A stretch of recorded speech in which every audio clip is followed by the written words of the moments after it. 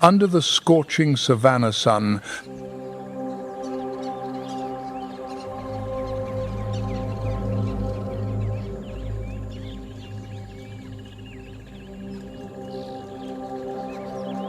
the rhinoceros stands like nature's armored vehicle.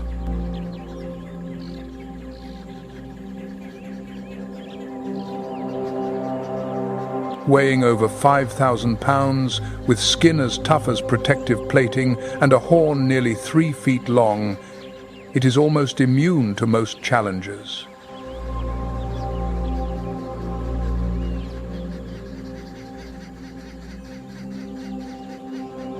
But its arsenal is not just visual.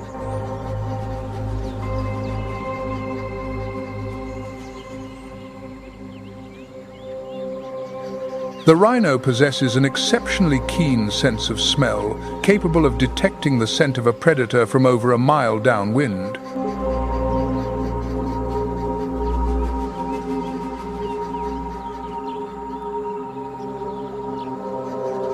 Its nose acts as an early warning system, often giving it enough time to prepare for a confrontation or simply to slip away before the enemy is even aware.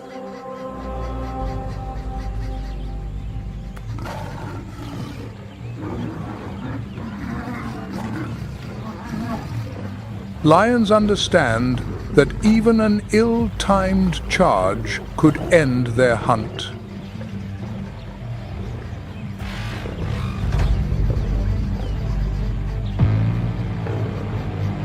So they rarely take the risk unless the opportunity is unmistakable.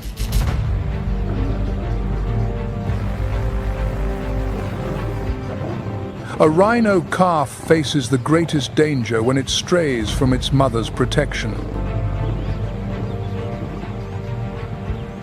Just a few slow steps or a moment of confusion can give a pride of lions the opening to close in quickly.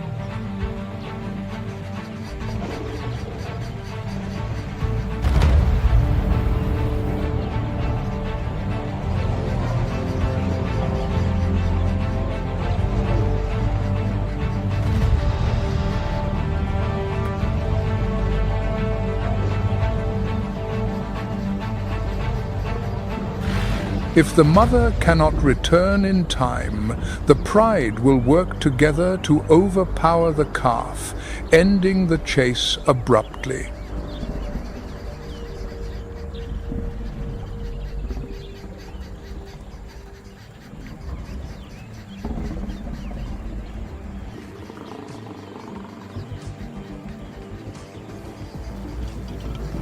However, hunts like these are extremely rare.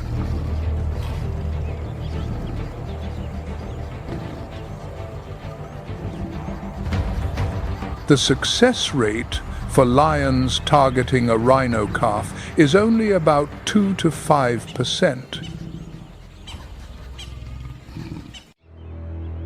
Amidst the dense canopy of the tropical forest, the southern bald eagle Haliaeetus leucocephalus emerges as a symbol of power and freedom.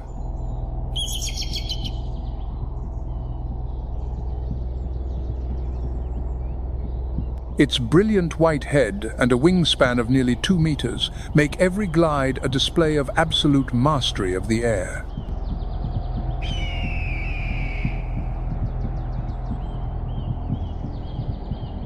They build their nests in tall trees like oaks or palms. Enormous structures, weighing hundreds of pounds, used for many consecutive years, a testament to their endurance.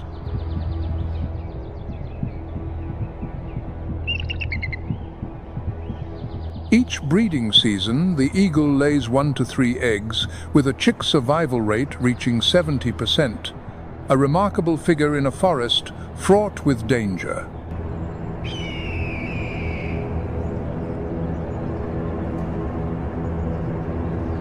Their diet consists mainly of fish, making up to 90% of their intake, but they will not hesitate to hunt small birds, mammals, or even scavenge on carrion in times of scarcity. As darkness falls, the distinctive call of the barred owl Strix varia echoes through the forest, a declaration of its sovereignty. They fly in silence, their bright eyes piercing the gloom, masters of the night forest. A diet rich in rodents and small birds helps to control prey populations, especially during the breeding season when nutritional demands are high. Each species, from the daytime predators to the masters of the night, helps to weave the intricate, balanced, and enchanting tapestry of the tropical forest ecosystem. And that is why protecting nature is not just a duty, it is a matter of our own survival.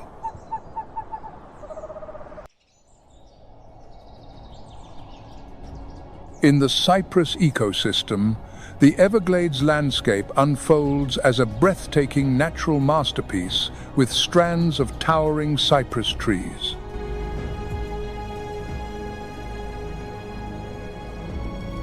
Dome cypresses grow in clusters with the tallest trees at the center and progressively smaller ones towards the edge, creating a distinctive domed shape.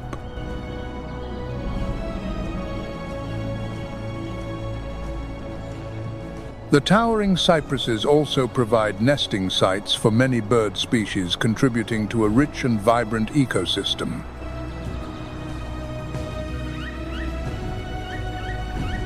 Amidst the vast swamps and slow-moving waters of the cypress ecosystem, the river otter has found its ideal home.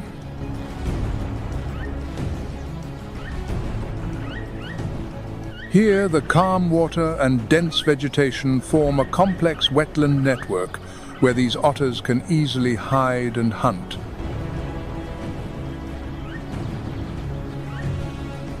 As semi-aquatic animals, river otters are formidable underwater hunters.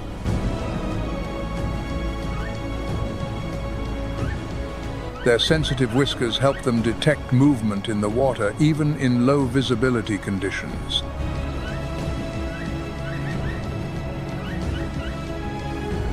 They can swim at speeds of 6 to 7 miles per hour and dive to depths of up to 65 feet to catch their prey.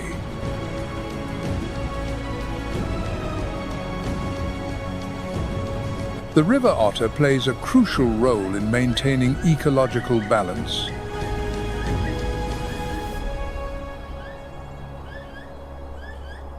A 2024 study revealed that they can reduce smaller predatory fish populations by up to 30%.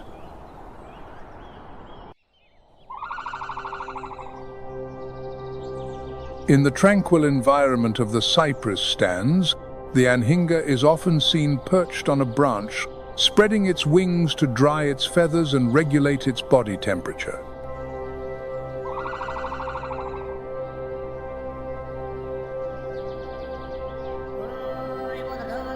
They are formidable underwater hunters, distinguished by their long, sharp beaks, which they use to spear and catch fish with precision.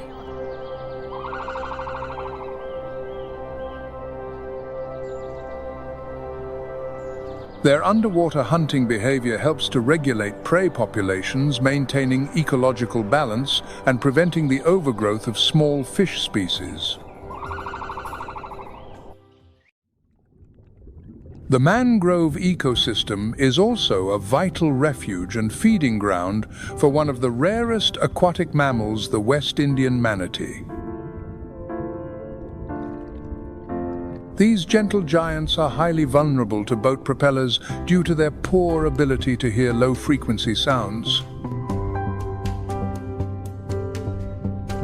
Weighing up to 1,200 pounds, they spend up to 8 hours a day grazing on seagrass and other aquatic plants, consuming up to 100 pounds of vegetation daily. In the coastal lowlands of the Everglades, a clear boundary between fresh and salt water does not exist. During the rainy season, fresh water flows south from the Everglades. When storms arrive, seawater surges inland, bringing with it the salt of the ocean. This ecosystem acts as a natural barrier, shielding the Everglades from storms while sustaining life for many species dependent on the delicate balance of land, water, and wind.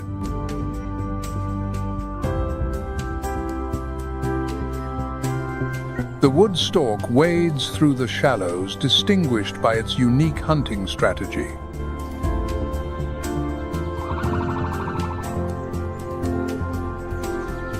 Its long, sensitive beak is an incredibly effective hunting tool.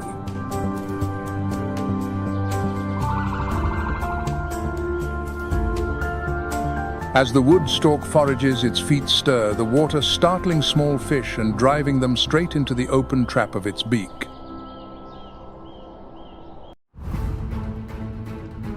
Beneath the clear waters of the coastal lowlands, the sandbar shark moves with grace.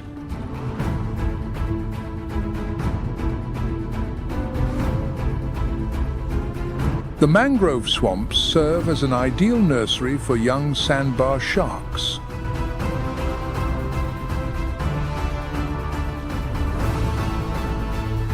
Salt water from the Florida Bay flows inland, meeting freshwater currents from the north, creating a vast brackish zone that stretches for over 800 square miles.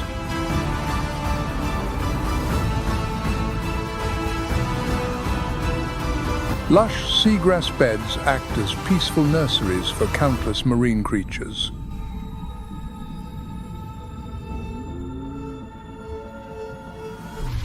This ecosystem stands as a bulwark, protecting the inland areas from the full force of the sea. In Florida's coastal waters, the short-finned pilot whale dives deep into the darkness, descending to nearly 2,000 feet, where squid, its primary food source, await.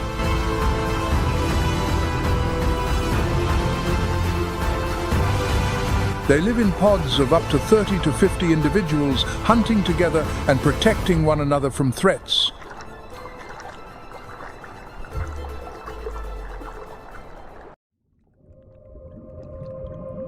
The brackish waters and bays of Florida are a stage for the impressive hunting tactics of the Atlantic bottlenose dolphin.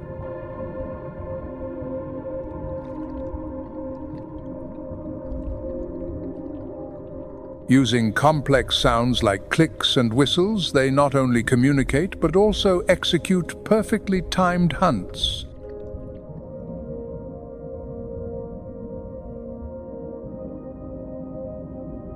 A common strategy is circle feeding, where dolphins form a vortex around their prey, herding them into a tight ball, making them easier to catch.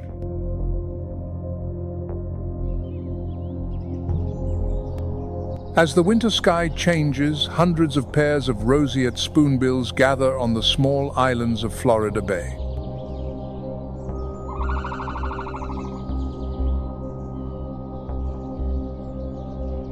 Their nests perched high above become cradles for new life.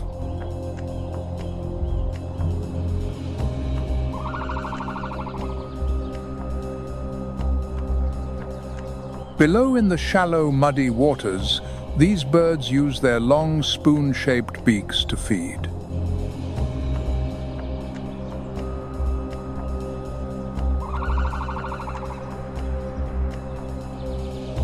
This unique feeding technique helps them catch prey and maintain balance in the food web.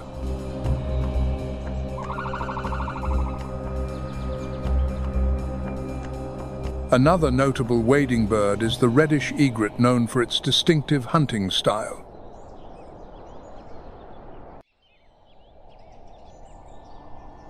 The Everglades, a vast network of rivers and wetlands, nurtures a diverse ecosystem.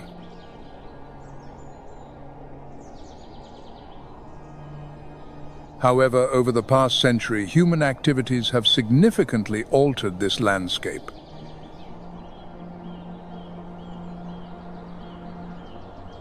In the early 20th century, Canals and levees were built to drain the wetlands, converting them into agricultural land and urban areas.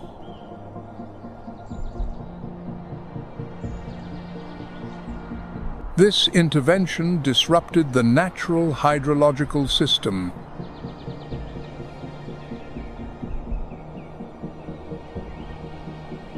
Today, only about 50% of the original wetlands remain.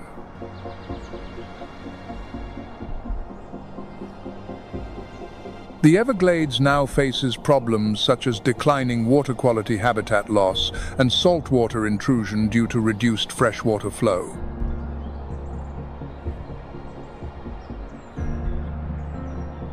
The amount of freshwater flowing into the Everglades has decreased by approximately 70% since human intervention began.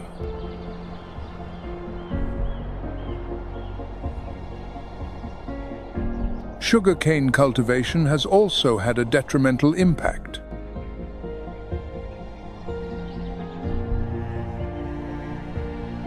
Chemicals from fertilizers and pesticides run off into the water channels, causing eutrophication, which leads to excessive algal growth.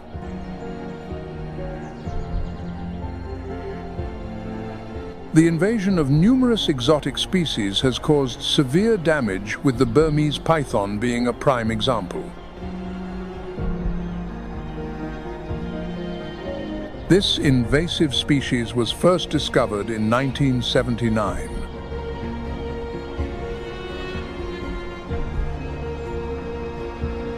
Human activities have also contributed to climate change, shaking the very foundations of the Everglades National Park's ecosystem.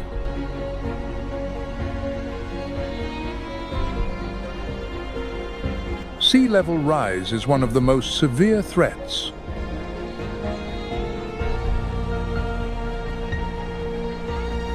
The sea level along the Florida coast has risen by 0.08 to 0.12 inches per year over the past decade.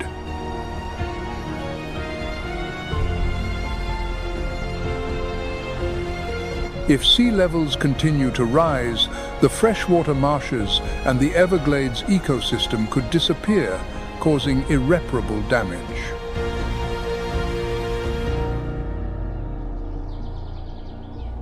A 2023 study indicates that if sea levels rise between 1.5 to 5 feet by the end of this century, about 60% of the Everglades mangrove forests could be permanently submerged.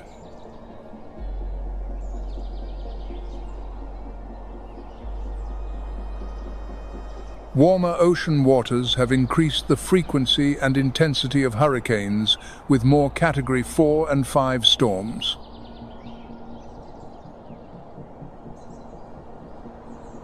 A NOAA report from 2023 shows that the number of severe storms has increased by 25% over the last 30 years.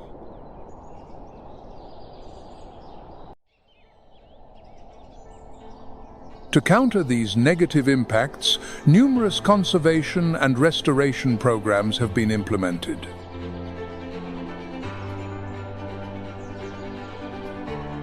The comprehensive Everglades Restoration Plan (SERP), launched in 2000, is a monumental undertaking. With a total estimated cost of $10.5 billion, the plan includes over 68 sub-projects designed to restore the ecosystem.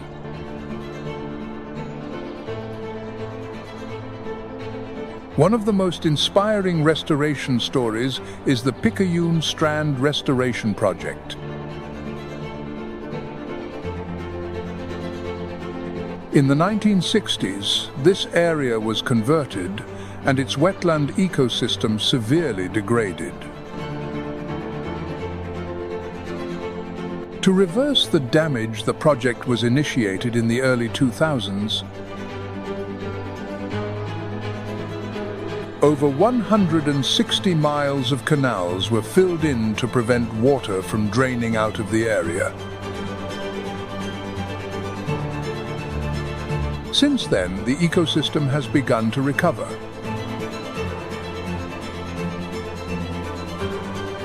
These efforts have restored over 55,000 acres of wetlands, bringing hope for a vibrant and balanced ecosystem.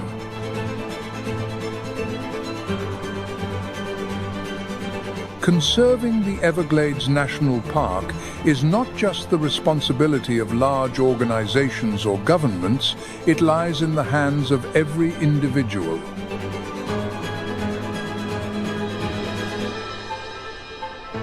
Taking action today is the key to creating a future for generations to come so that this magical land can continue to tell its story.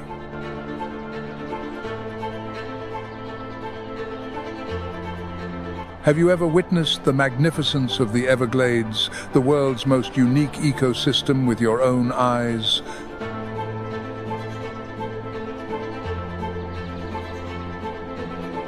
If you have experienced those moments, do not hesitate to share your feelings and stories in the comments below.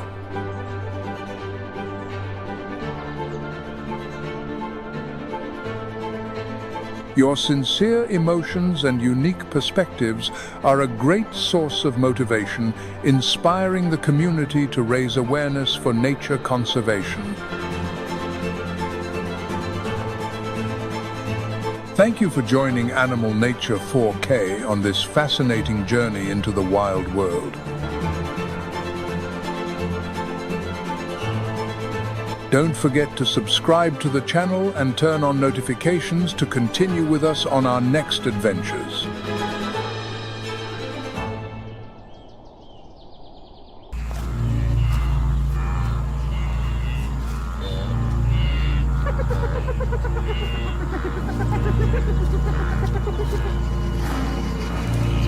The river is dwindling where the lost herds are wallowing.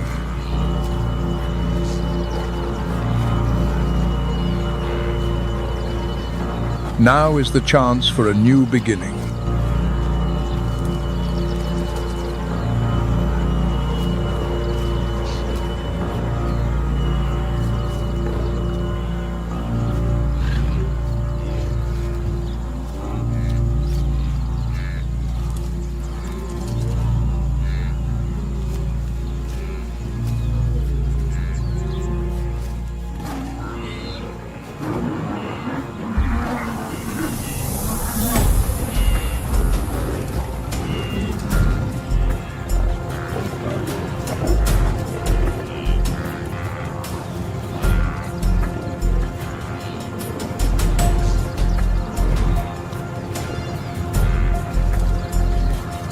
The concentration of the herds gives the buffalo an advantage.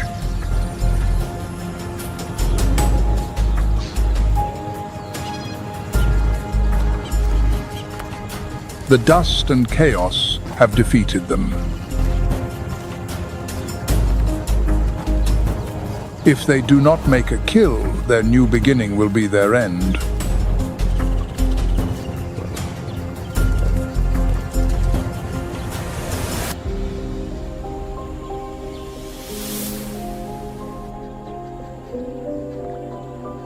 On the African Savannah, there are encounters that define the very essence of wildlife.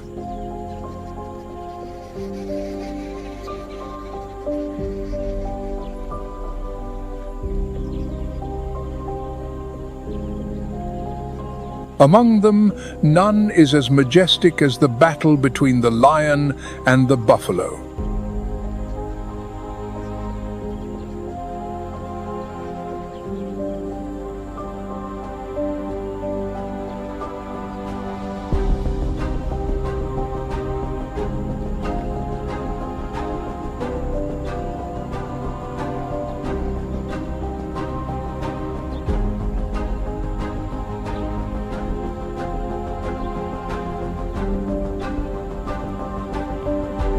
On one side, the most iconic predator of the continent, a ruthless strategist who reigns at the top of the food chain.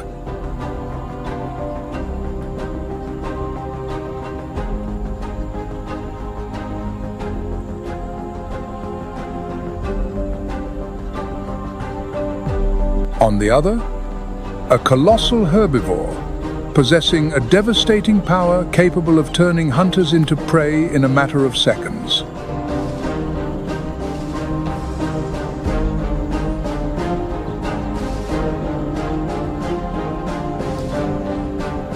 It is a duel between cunning and endurance, between coordination and brutality.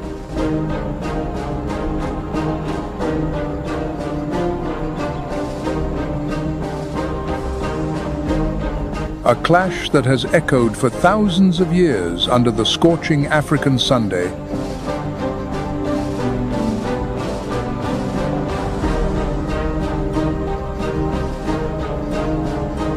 The lion, par excellence, is a master of group organization. Unlike other solitary big cats, it bets on the unity of the pride to face colossal adversaries.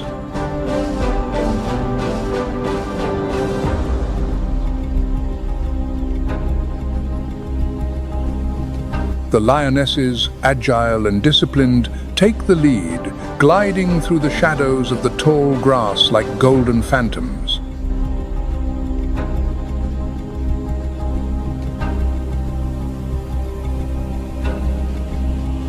Their fixed, silent gaze reveals the concentration of those who carry the fate of the pride.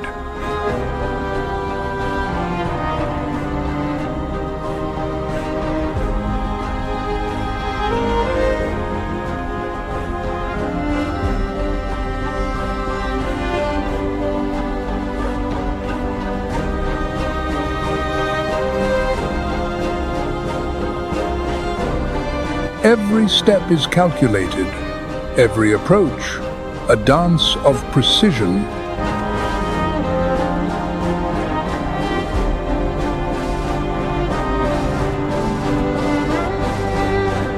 The objective is clear: to take down a Cape buffalo, an opponent that can weigh over 2,000 pounds, protected by dense muscles and curved horns. But attacking a buffalo is not like hunting a zebra or a gazelle. It is a risk that can be paid dearly. When the lions reveal themselves, the savannah transforms into a battlefield. The heavy thud of the buffalo's hooves shakes the ground. The herd, far from dispersing, reacts like a trained army. They surround the young, line up, and lower their heads in unison, turning into living walls.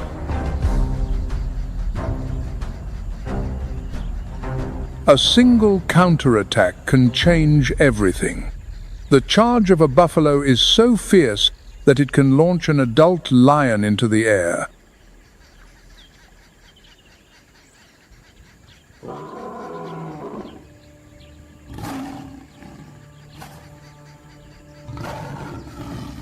The African savannah is known for its herbivorous giants, but it is the predators that shape the true balance of this ecosystem.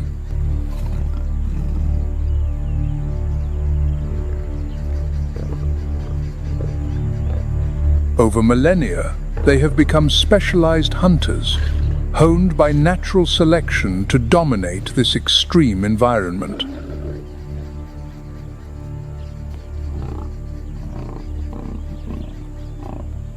The lion is the embodiment of majesty and collective power.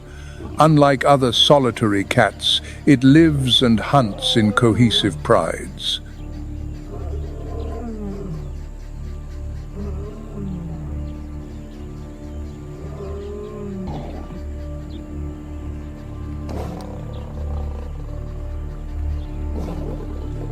The lionesses are the main hunters, coordinating silent attacks, approaching in a crescent, and selecting their target with precision.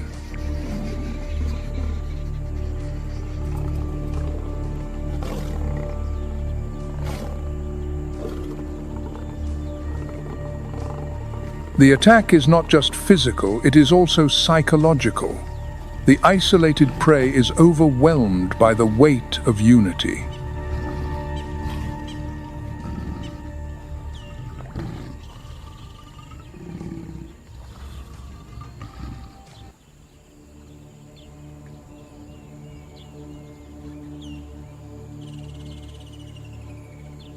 The leopard is the master of camouflage. With its coat of black rosettes, it disappears in the shadows of the trees or among the grass.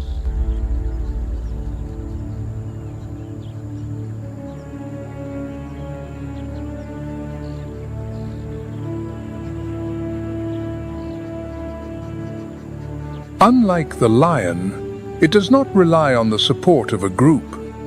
It trusts in its patience and individual strength.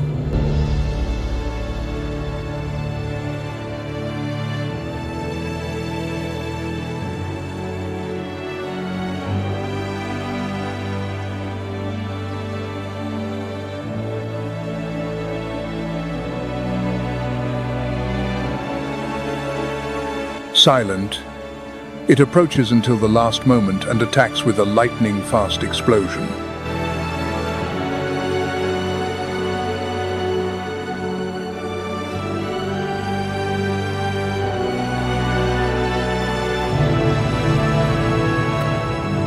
Its trademark is the ability to drag prey 3 times its own weight to the high treetops, safe from competitors.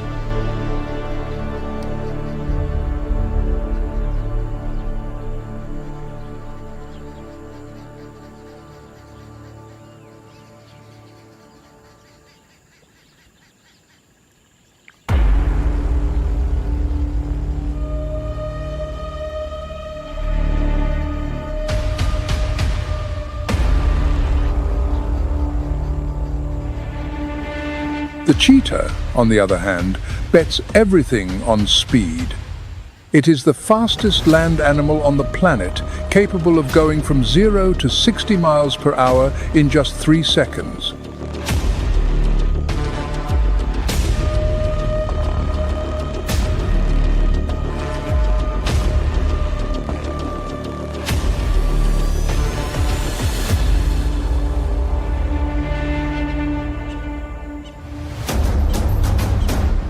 Its body is made for running. Light muscles, a flexible spine, large lungs. But this specialization has a price.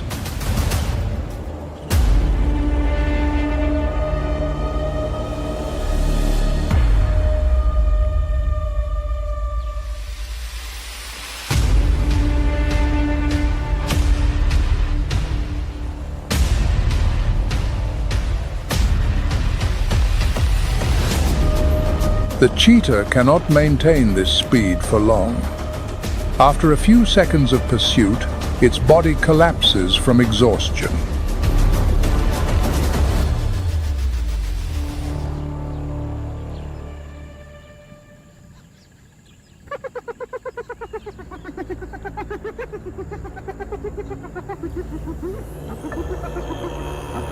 The spotted hyena, often seen as an opportunist, is one of the most effective hunters on the savannah.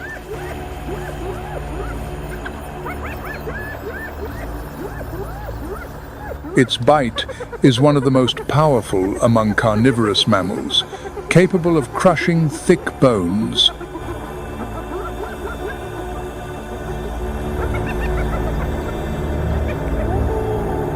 In addition, it is a highly social animal. It lives in organized clans that can exceed 80 individuals.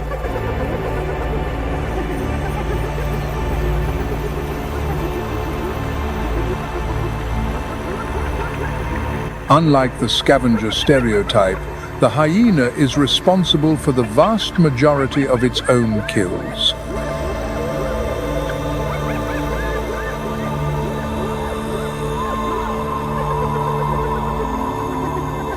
They cooperate in groups, surrounding their prey and exhausting it.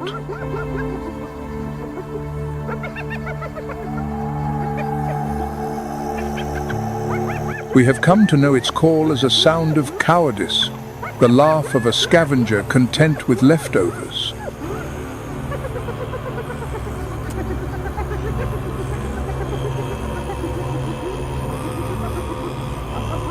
But this is perhaps the savannah's greatest deception. Watch them hunt. There is no hesitation here. only relentless, coordinated power.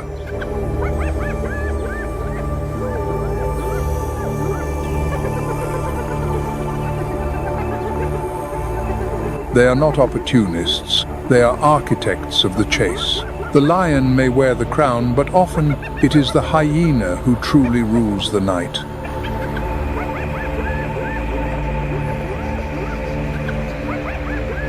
Studies show that over 70% of a hyena's diet comes from its own kills.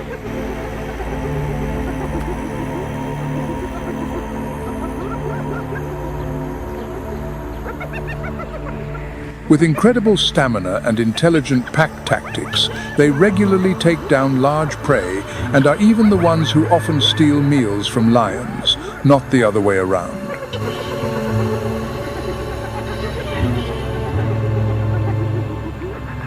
Their laughter is not a sign of cowardice, but the call of a misunderstood hunter.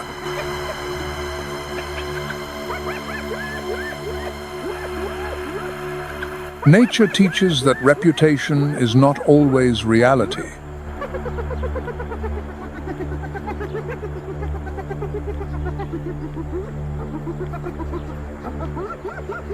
Sometimes, those who are considered the lowliest possess the most respectable strength and intelligence.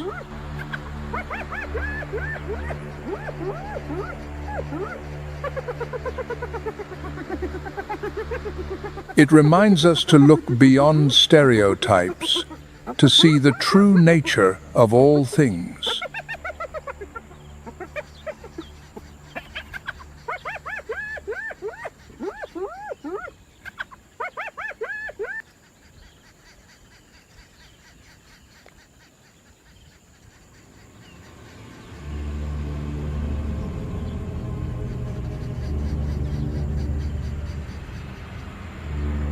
These four predators are proof that there is not just one way to hunt or survive on the savannah.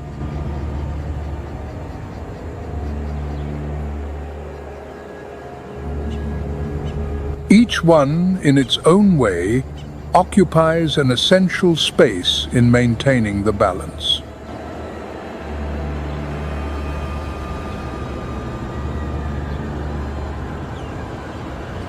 If the predators dominate the stage with their majesty, it is the herbivores that are the true foundation of the African savannah.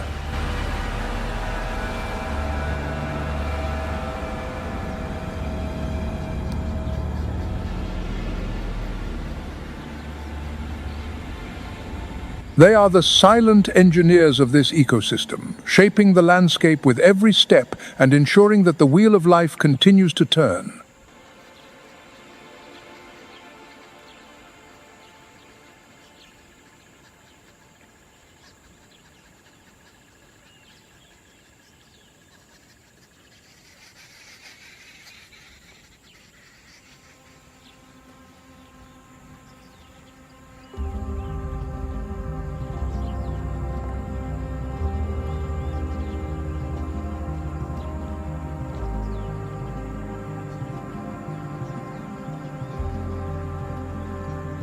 Millions of wildebeest, zebras, gazelles and oryxes cross the plains each year, cutting invisible paths in the vegetation.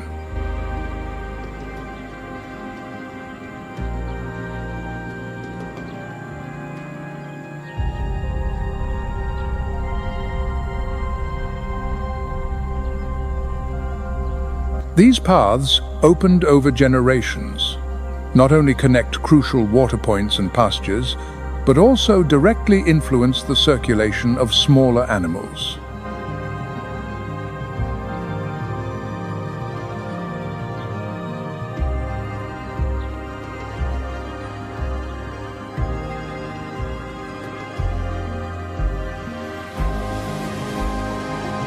Where the herbivores pass, the grass does not grow excessively, maintaining a balance between open areas and denser sections.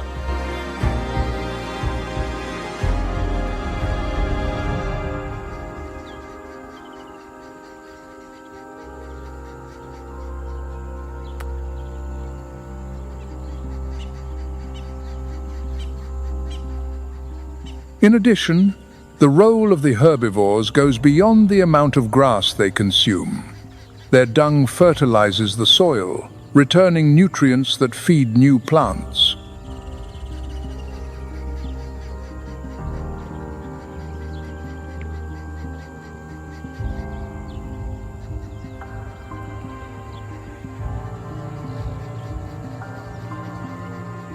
Each species performs a distinct function.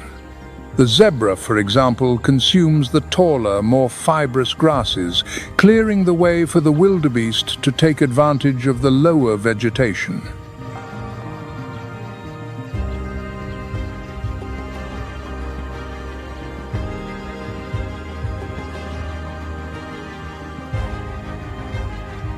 Shortly after, the gazelles feed on the most tender shoots, closing a perfect cycle of use.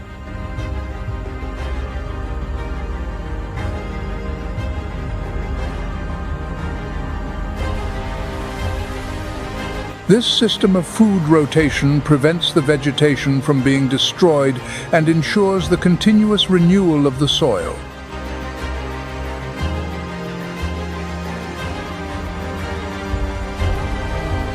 But being a herbivore does not just mean grazing peacefully.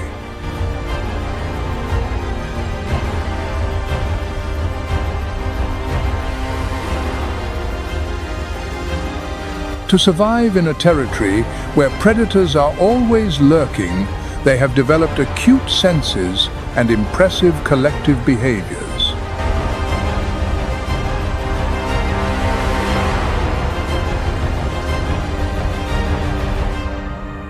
The whole herd organizes itself into defensive formations, keeping the young in the center while the adults watch over the perimeter.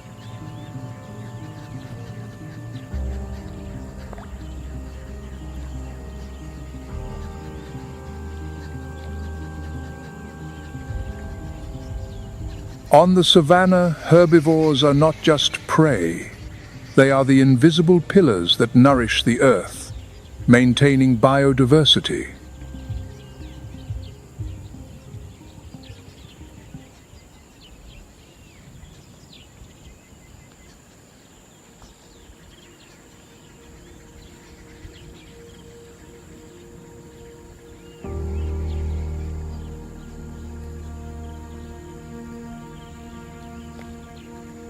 Few natural phenomena are as impressive as the great migration of the African savannah.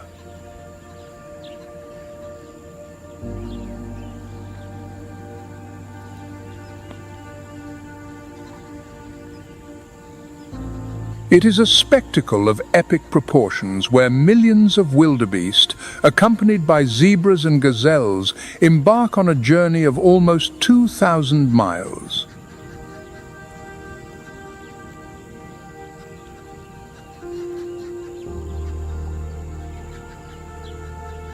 The migration is not just a displacement, it is the beating heart of the savannah, an eternal cycle that determines the life of countless species.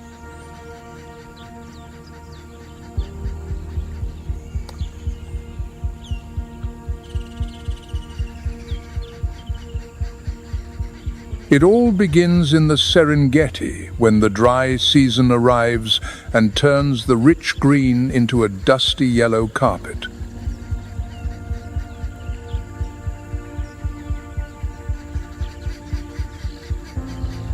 The grass no longer provides sustenance, and the waterholes evaporate under the relentless heat.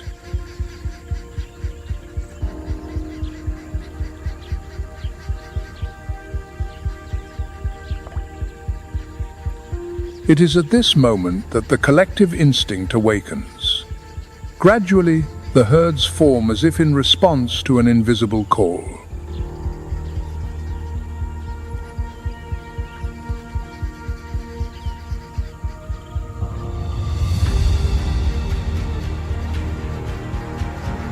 The march is a grueling test of endurance. Under the scorching sun, the animals walk for miles without rest.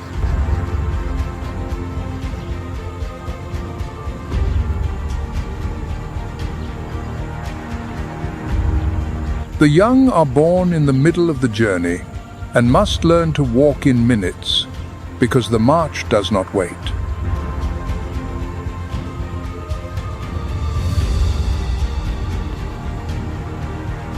The exhausted bodies follow in a block, like an endless wave of life moving towards the unknown.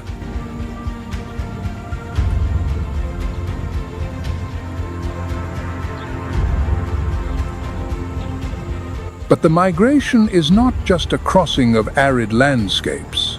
It is also an immersion into the territory of danger.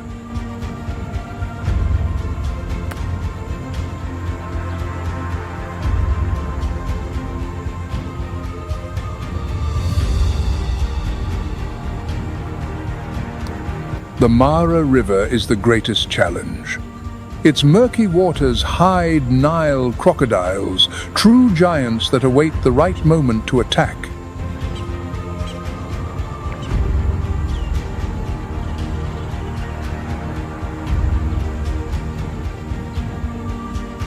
When the first heads of the wildebeest plunge into the current, chaos erupts.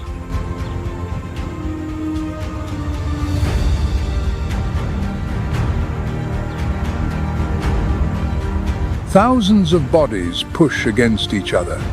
Many are swept away by the current, and many others fall to the sharp jaws that emerge from the river.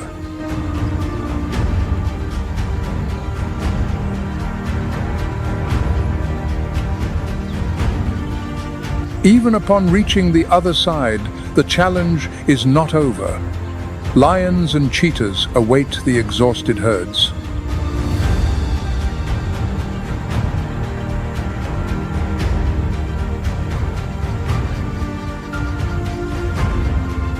However, unity is the greatest weapon of this journey.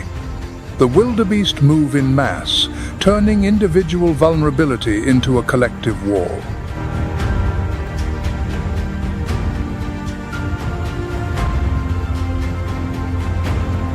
The zebras mix into the herds, contributing with their acute senses to detect predators and taking advantage of the numerical protection of the herd.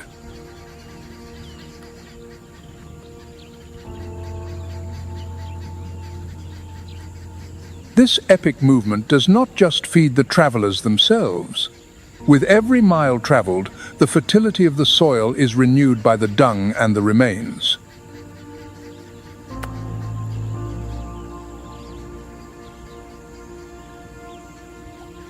The predators and scavengers thrive with the hunts that the march inevitably brings.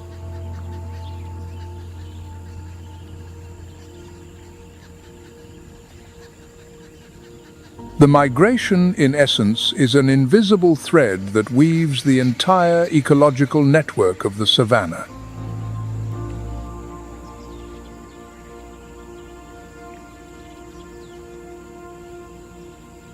As tragic as it may be, it never stops.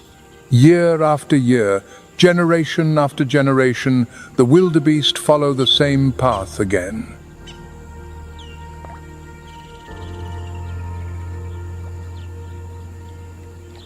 For many, it is a death sentence. For others, the opportunity to survive. But for the savannah, it is the guarantee of continuity.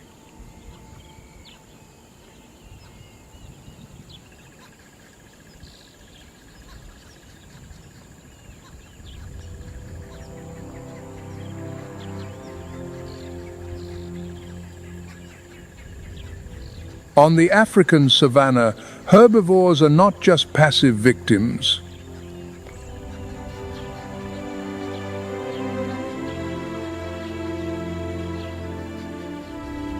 Faced with powerful predators, each species has developed over millennia a repertoire of skills and natural weapons.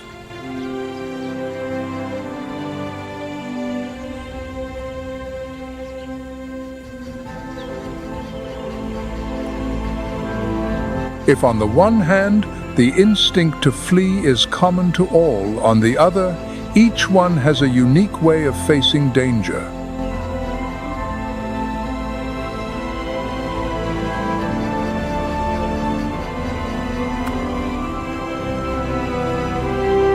The Thompson's gazelle is one of the most impressive examples of adaptation. Small and slender, it can reach speeds of up to 55 miles per hour.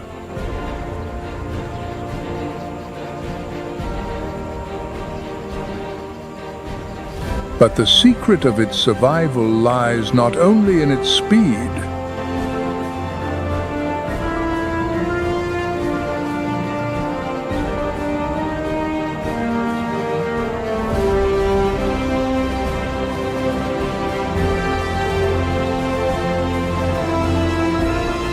Its zigzag running style disorients even the fastest hunters. A cheetah may reach a higher speed, but it loses energy trying to keep up.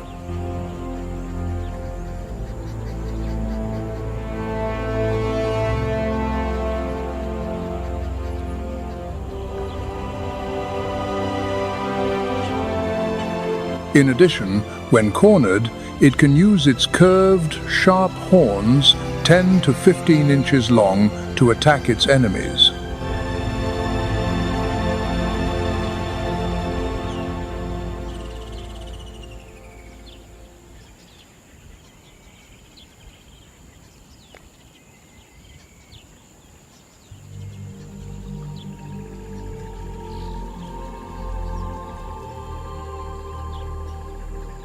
The zebra bets on more than one strategy. When fleeing, it can reach 40 miles per hour, but what really makes it dangerous are its kicks.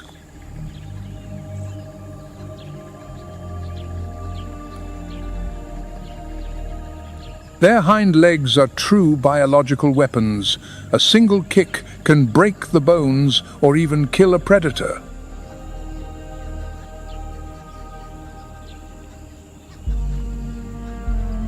The zebra has also developed sophisticated collective defenses. When they perceive danger, the adults gather in a circle, placing the young in the center.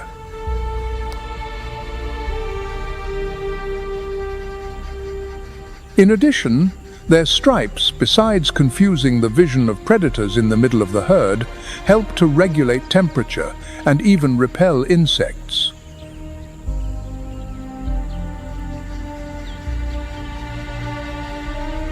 The zebra's stripes, a visual puzzle.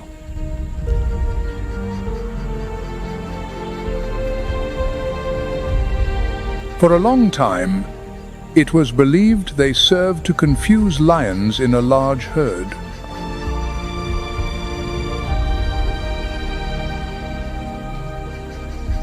But the real enemy these stripes are aimed at is much smaller, the blood-sucking fly.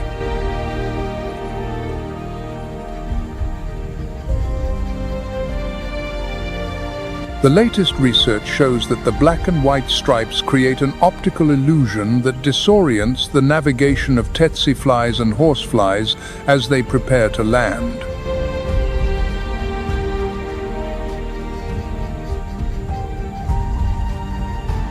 This armor is not against a pounce, but against thousands of disease-carrying bites.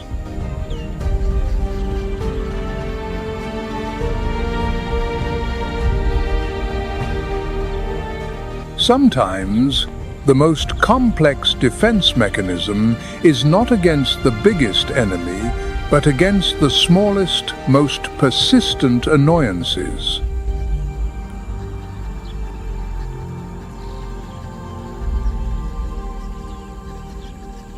It shows that nature always has sophisticated solutions for problems we do not even see.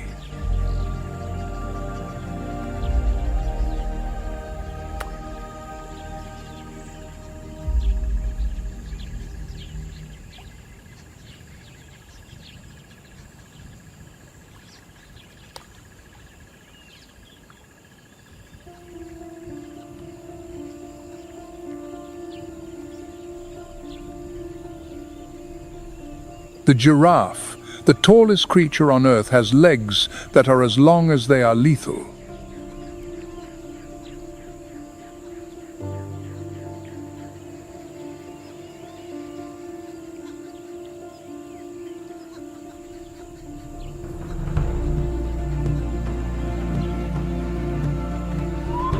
At almost 6 feet long, they are capable of delivering kicks that reach 2,000 pounds of force. In a single kick, it can seriously injure or kill a lion.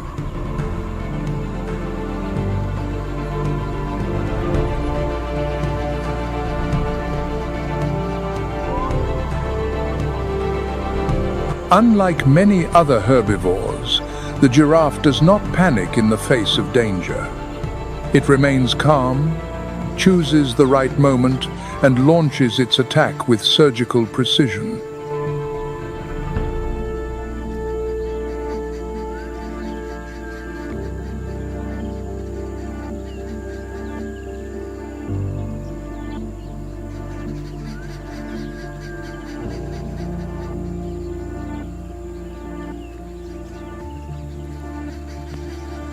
Its height is also a strategic advantage.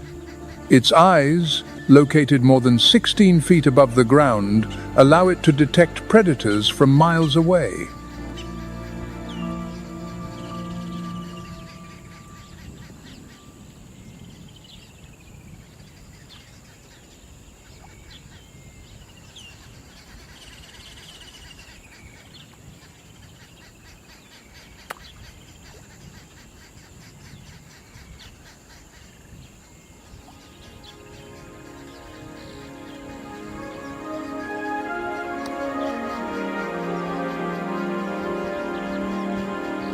The warthog, despite its clumsy appearance, is a master of reaction.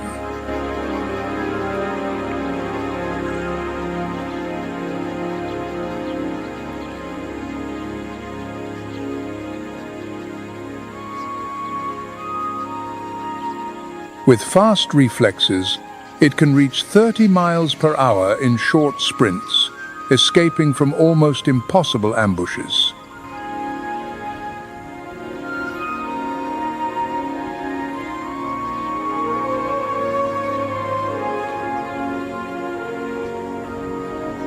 But its most fearsome weapon is its curved, razor-sharp tusks.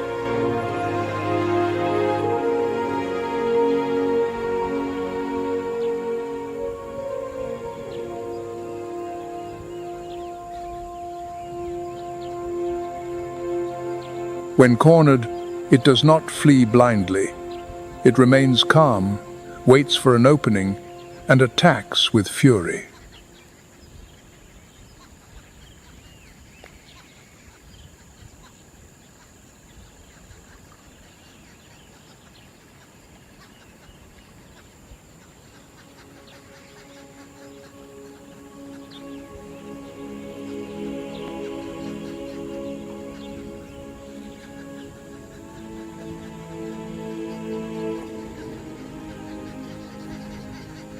The oryx, also known as the scimitar-horned oryx, probably carries the most impressive weapons among the herbivores.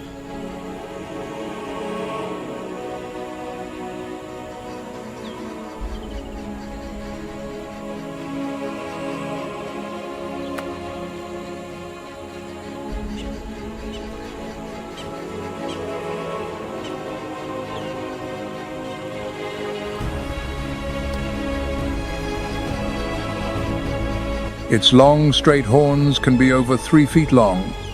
They look like swords forged for the battlefield.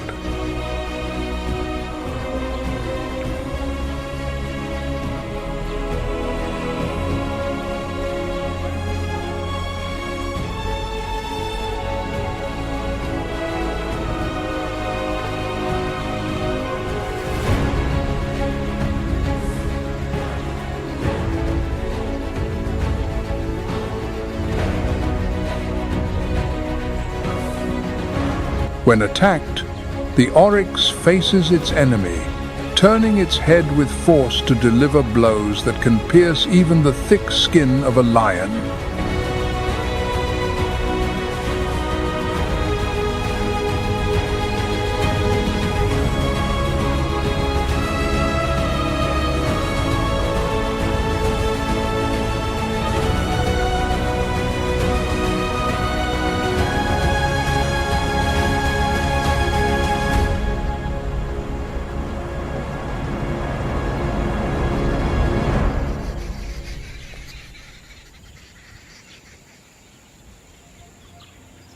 The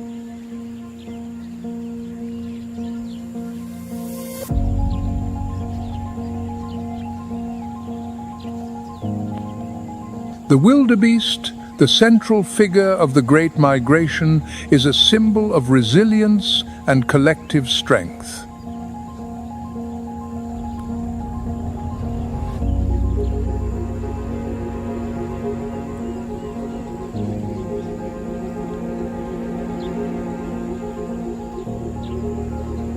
An adult can weigh up to 600 pounds and possesses curved horns that act as natural scythes.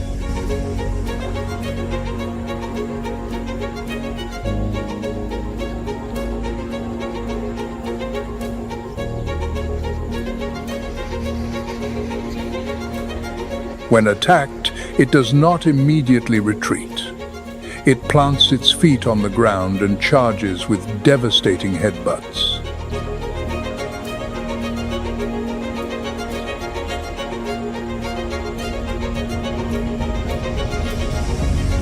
The wildebeest also trusts in the power of the herd.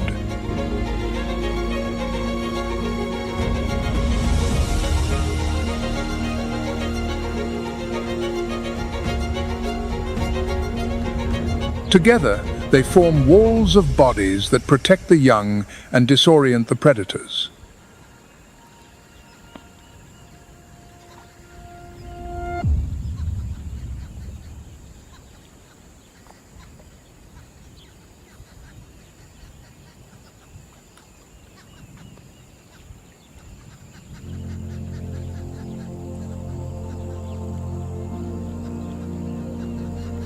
The Cape buffalo, finally, is the giant that makes even the most daring hunters tremble.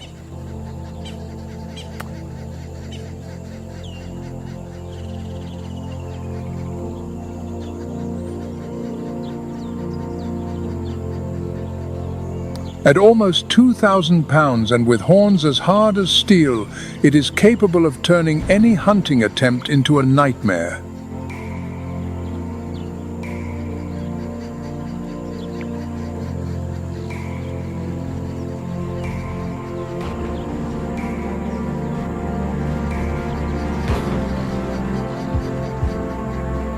When provoked, it does not retreat. It advances. Its charges can break ribs and send predators flying.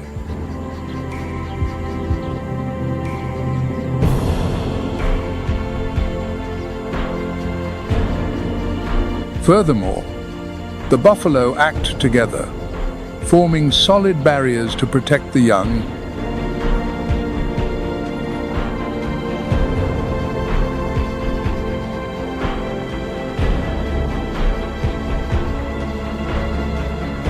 On the African Savannah, each herbivore carries a unique arsenal.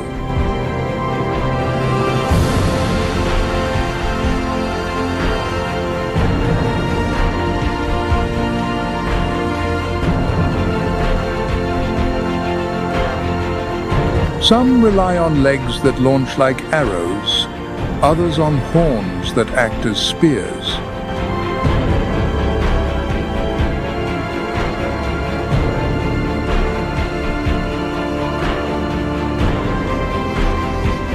The defensive strategies not only ensure individual survival, but also shape the relationship between hunter and hunted.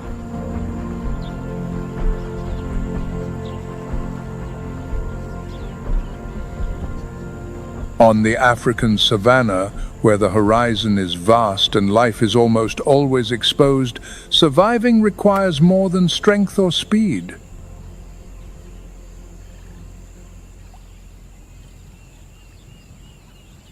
Many species have found their greatest weapon in camouflage and evasion.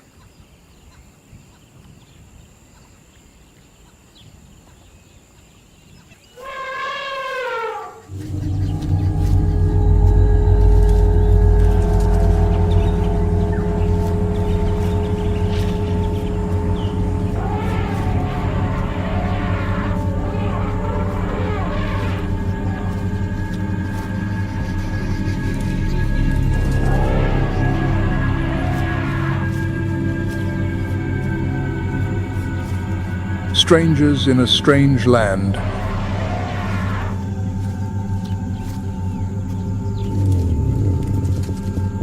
Life will not get any easier.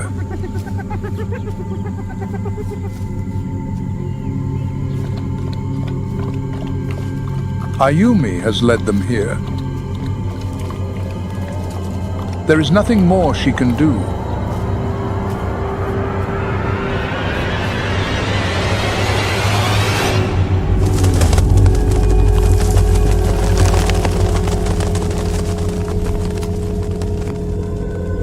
Unless the whole pride gets behind her.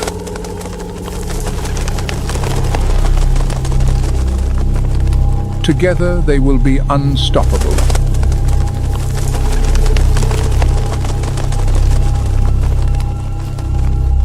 No more childish chases.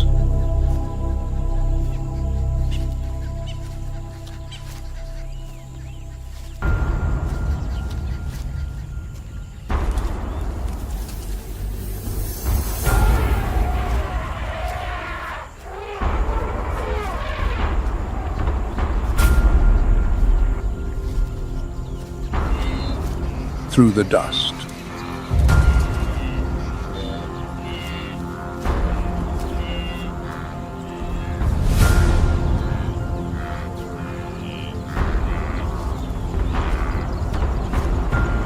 Turn chaos into your strength.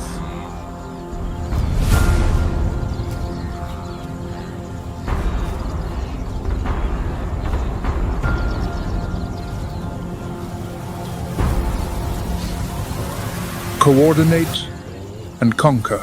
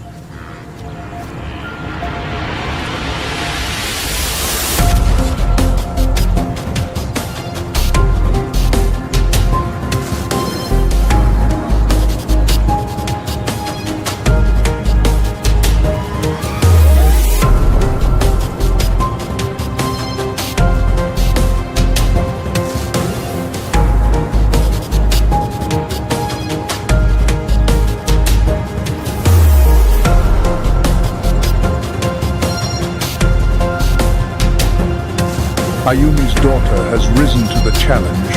A young queen is in the making.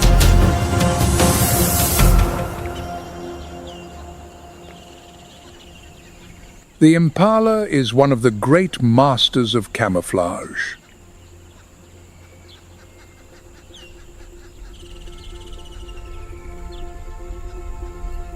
Its tawny coat blends perfectly with the dry grass in the dry season and with the lush vegetation in the rainy season.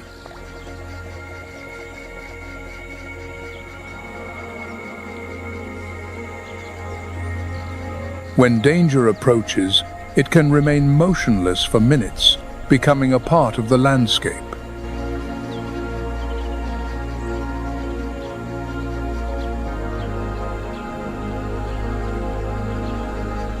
If discovered, they rely on spectacular leaps that can be up to 30 feet long, disorienting the hunters and breaking the rhythm of the chase.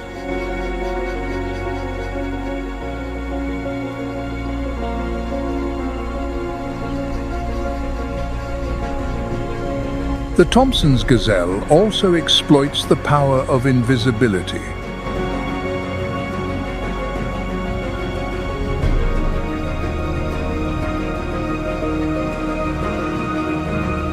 Its pale color blends with the golden plains, making it difficult to distinguish from a distance.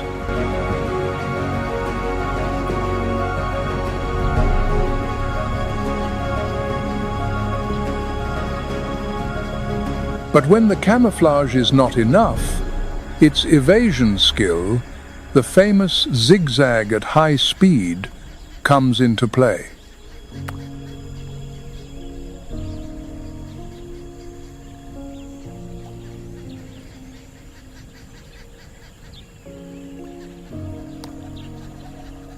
The secret of the gazelle is not to be faster, but to be unpredictable.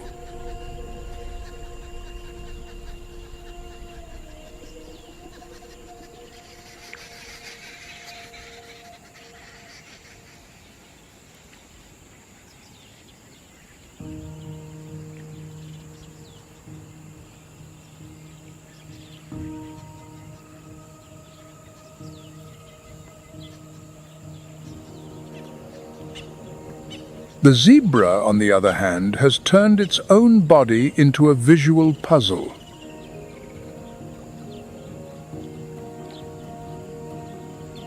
Its black and white stripes, which may seem striking to the human eye, create confusion in the middle of the herd.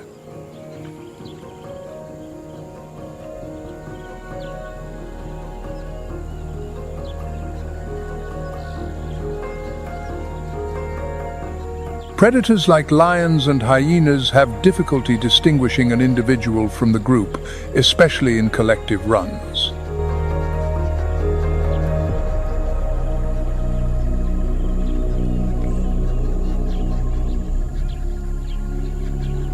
This visual effect is known as disruptive camouflage. The prey does not disappear, but it confuses the perception of its enemy.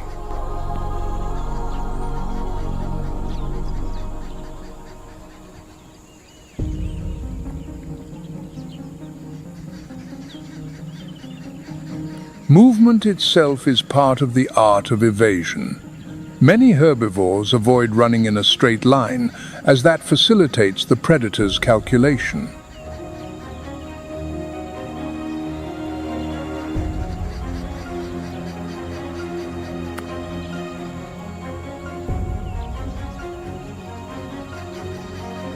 Instead, they jump, change direction, and create chaotic trajectories.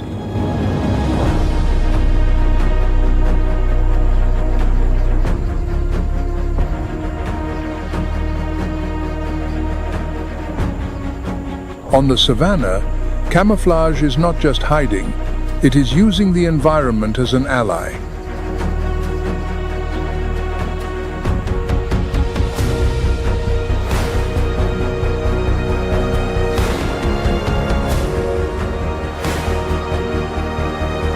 It is deceiving the enemy's gaze and gaining precious seconds in an unequal duel.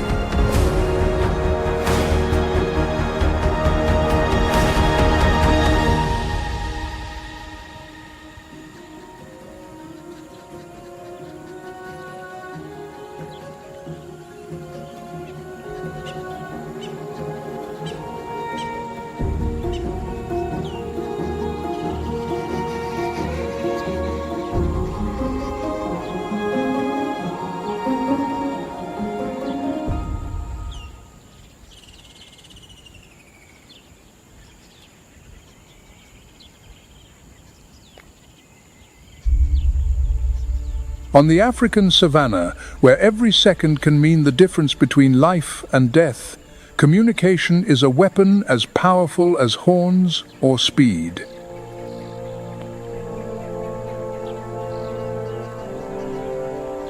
Many herbivores have developed sophisticated alarm systems, capable of turning a simple sound or gesture into a collective survival signal.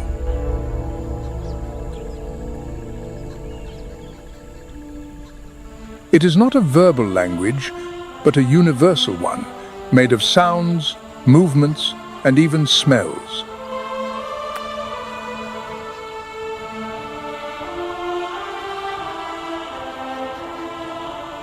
The impala is perhaps the most notable example.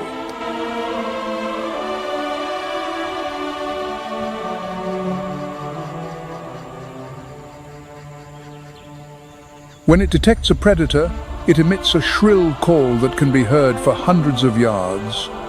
This sound acts as an alarm siren.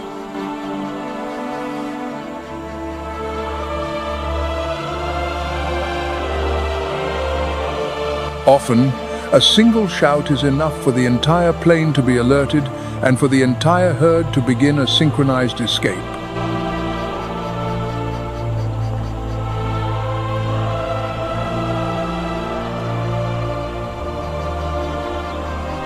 In addition, the impala uses high leaps known as stotting, which, besides making the pursuit difficult, are a clear visual warning.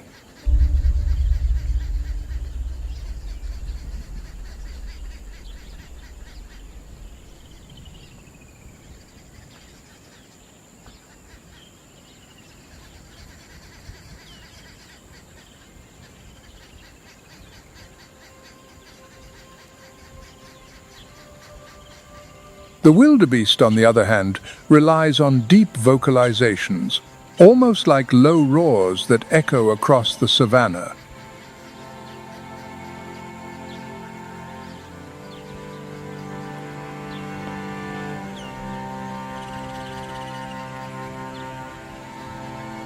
When they emit these sounds, they not only organize the collective movement of the herd, but also signal the threat.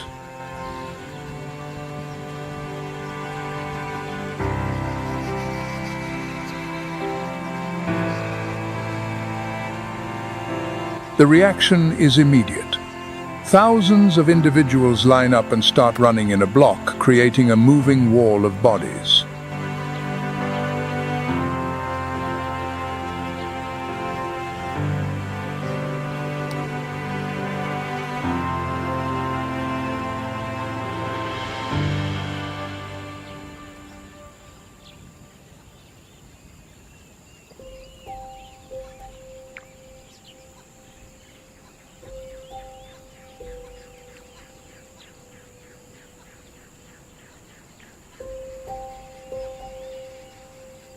Even the warthog participates in this symphony of survival.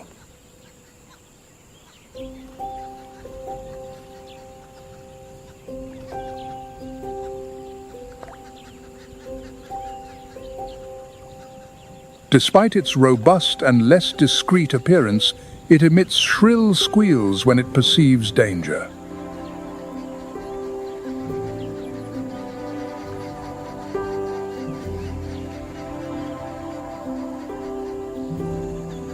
But it is not just the large mammals that take on the role of sentinels.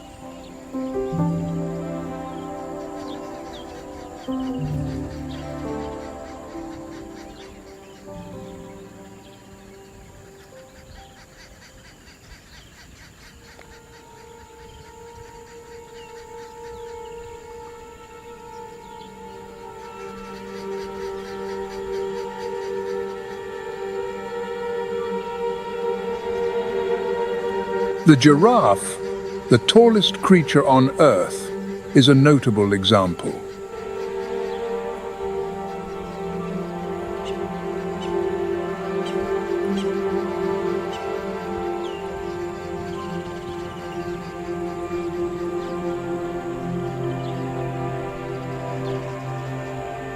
Although its height allows it to detect predators from miles away, its young are an easy target for lions and hyenas.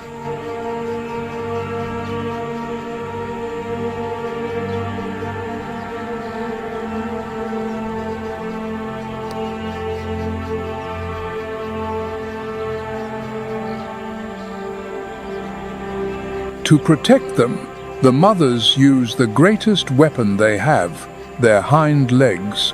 A single kick can kill a predator in seconds.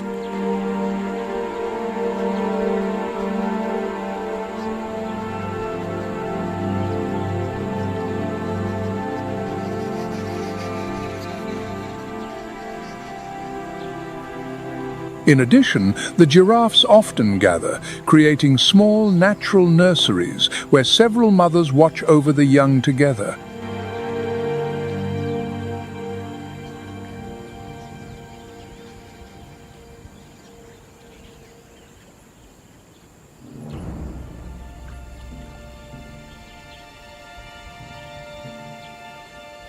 The hippopotamus, although it spends most of its time submerged in water, is no less protective.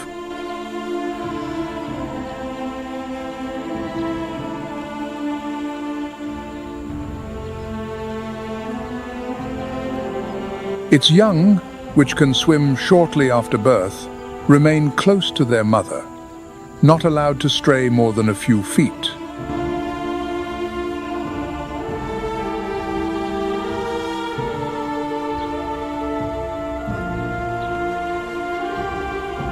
The eyes and nostrils, located on the top of the head, ensure constant vigilance even when almost the entire body is hidden underwater.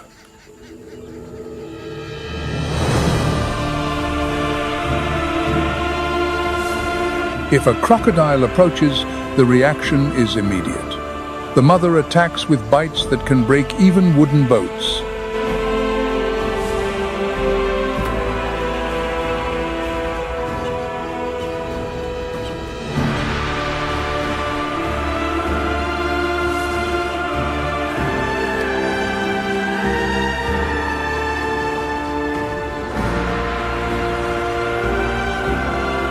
In groups, the hippos form a true wall of water around their young, preventing any approach.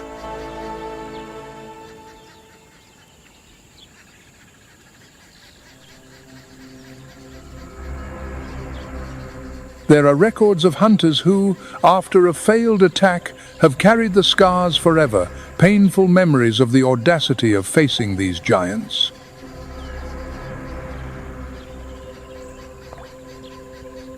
For a lion, a serious injury is not just pain, it is a death sentence.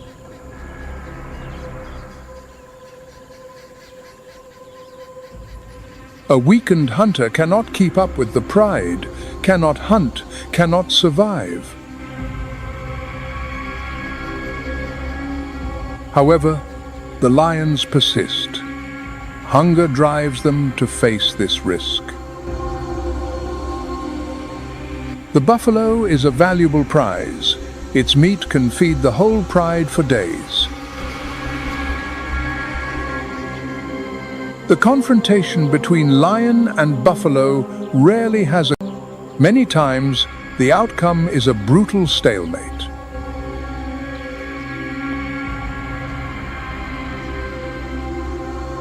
The lion, wounded, the buffalo marked, but both still standing.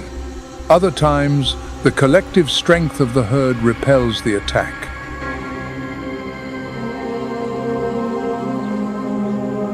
But there are moments when the feline strategy triumphs, when unity and patience lead to a perfect ambush.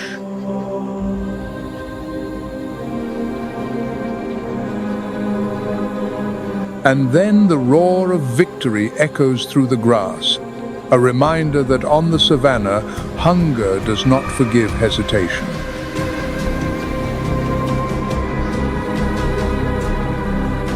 This duel is not just a battle between species. It symbolizes the essence of the savannah, a place where strength does not guarantee victory and cunning does not ensure success.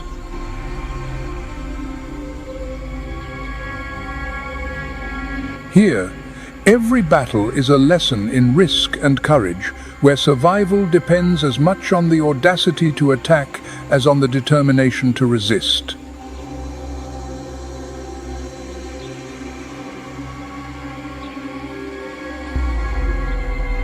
The lion may be the king, but in front of the buffalo, even the king must bow to the unpredictability of nature.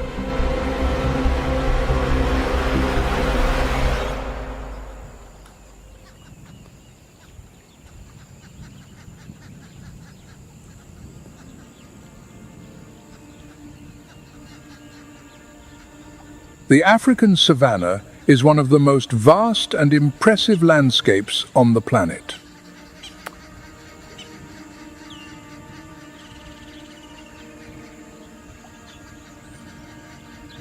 It stretches like a golden carpet from Kenya to Botswana, an endless sea of tall grass that dances to the rhythm of the wind.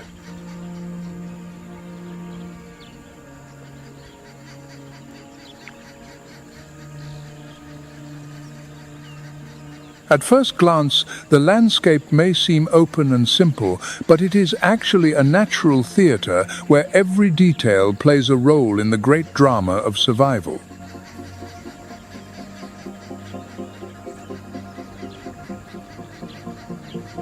Here there are no backstages or curtains. Every creature is always exposed, always in sight.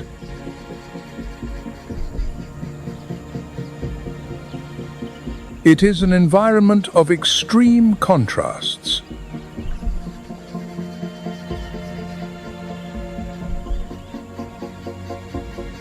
During the day, the sun shines like a furnace in the sky, heating the earth until it turns into cracked patches of dry clay.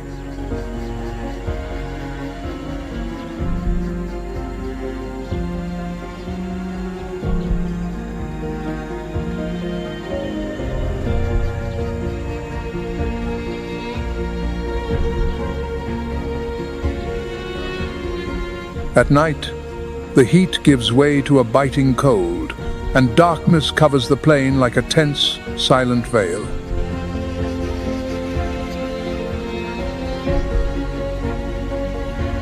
The gently moving grass hides patient hunters, golden phantoms awaiting the precise moment to strike.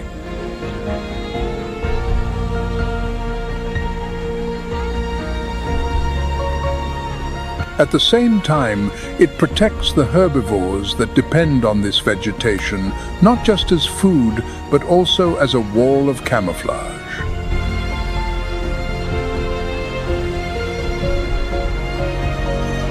The vastness of the savannah creates an illusion. It seems infinite, but it is also a trap. For the animals that live there is no real refuge.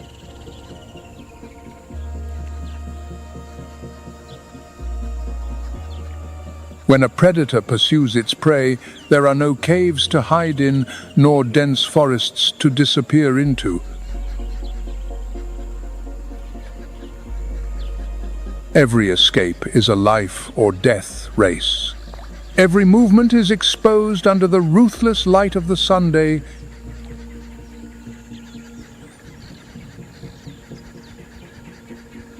On this open stage, the strong have nowhere to hide, and the weak are always the first to fall.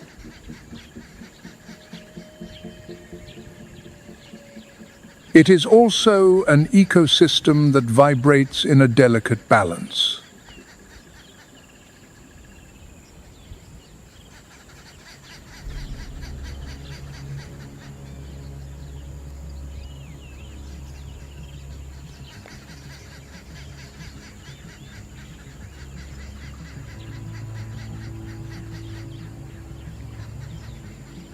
Herds of wildebeest, zebras, and antelopes cross the plains in search of pastures.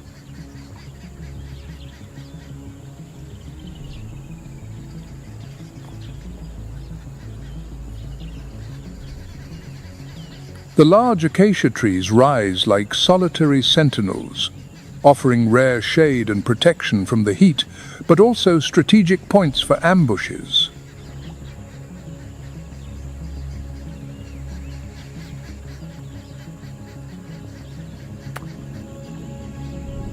The open horizon, which seems calm, is actually a strategic chessboard where predators and prey play an endless game.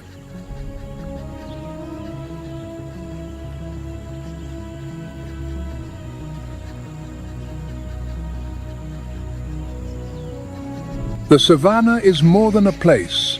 It is a stage where life unfolds in its most raw and intense form, where every dawn brings new battles.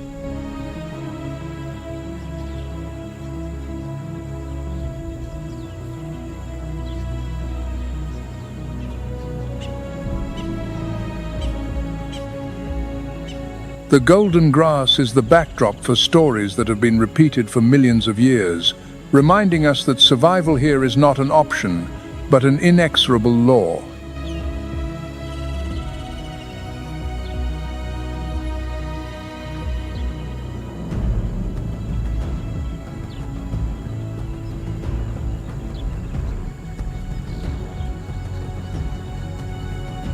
On the African Savannah, time is not just the passing of days and nights. Here, life is governed by two dominant rhythms, the rainy season and the dry season.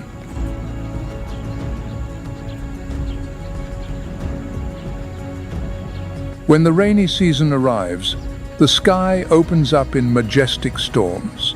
Lightning streaks across the horizon and the arid earth absorbs every drop of water as if it were liquid gold.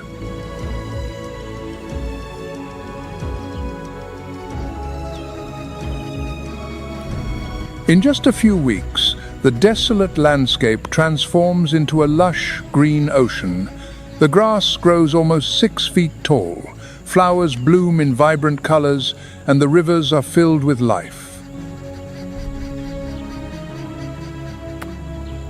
The herds of wildebeest, zebras, and antelopes spread out across the plains, feasting.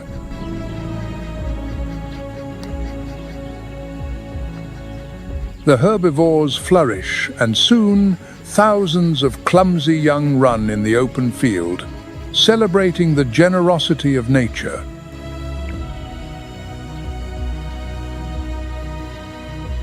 But this same abundance awakens the predators.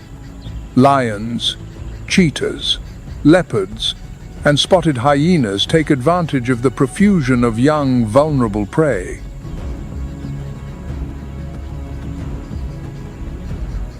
The tall grass provides the perfect camouflage for the ambush, and every step of the herbivores is watched by keen eyes.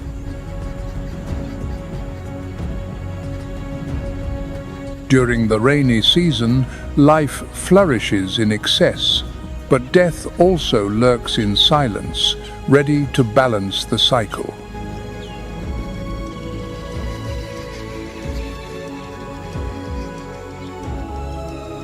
Then, almost without warning, the cycle reverses.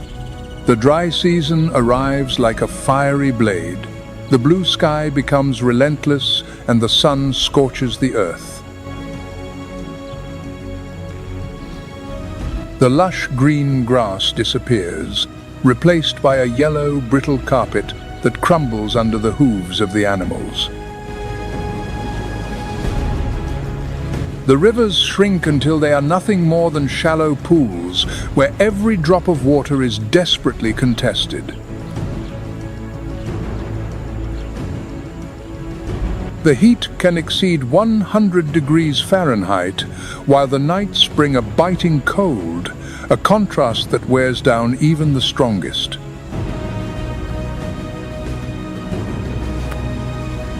In the dry season, survival becomes a test of endurance. The herds are forced to travel long distances in search of water and food, facing exhaustion and the constant threat of predators. It is the period in which natural selection shows its harshest face. Only those who can endure the long journey have a chance of seeing the rain return. The cycle of the seasons is the heart of the savannah. It dictates every behavior, every adaptation, and every strategy of hunting or escape.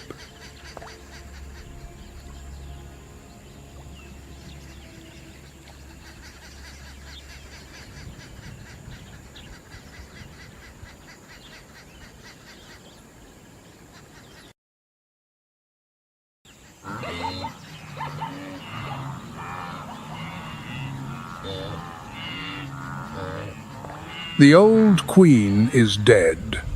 Now the greatest hunter takes the throne.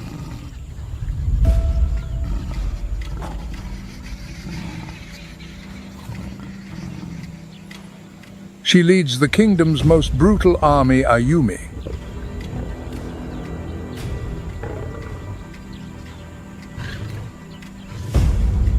But the kingdom will test the new queen.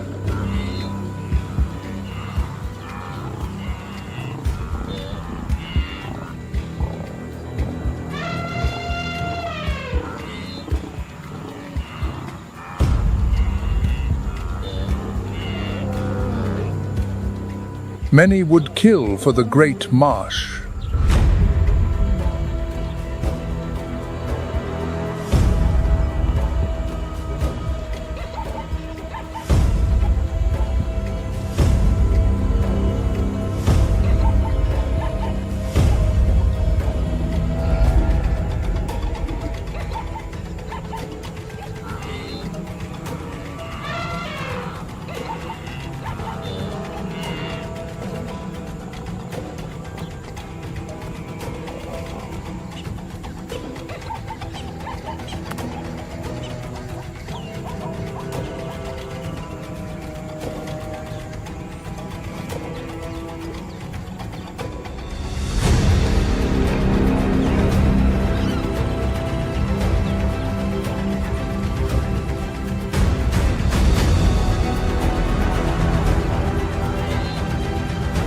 Ayumi's daughters have a direct line to the throne. She must turn them into warriors.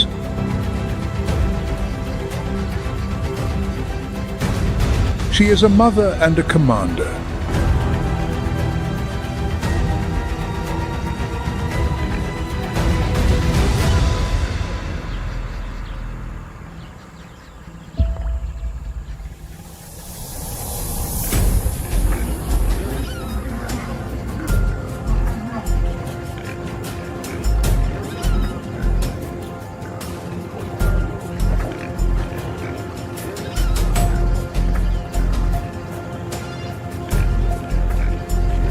Your daughter shows much promise.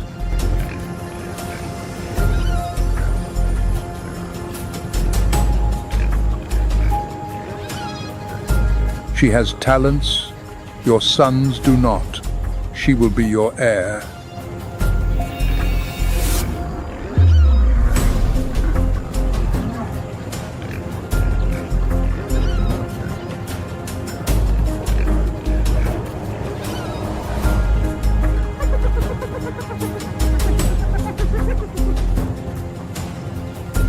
But leadership is not just about killing. Ayumi the provider must keep this unruly gang together and appease her brutal king Sakamai.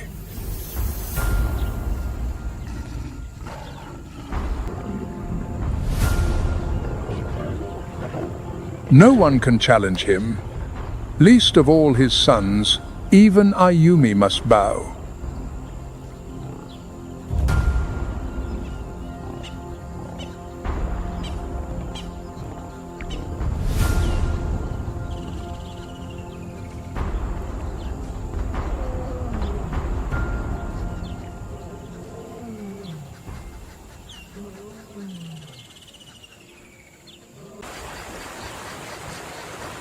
Hidden in the ochre-tinted waters of the Guelta d'Arque, the last crocodiles of Enadi breathe slowly and wait. They are not large nor fierce, but they are living proof of a Sahara that was once green.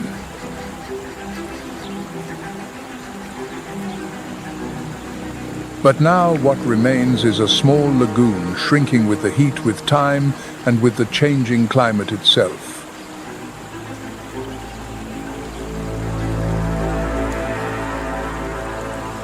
The air temperature exceeds 113 degrees Fahrenheit, while the average annual rainfall is a mere 2 inches.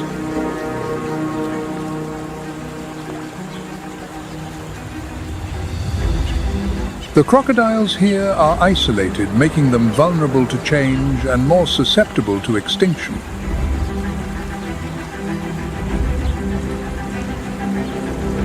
And they are not alone. Dozens of other species are adjusting their rhythms of life to survive amidst the aridity and the heat.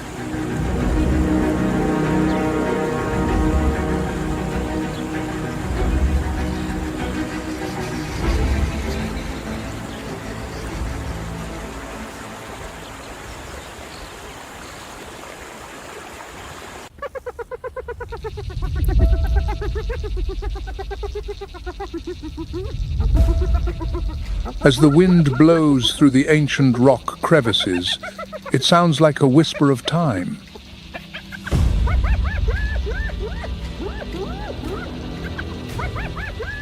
Beneath that apparent stillness, a shadow begins to move. It is the striped hyena.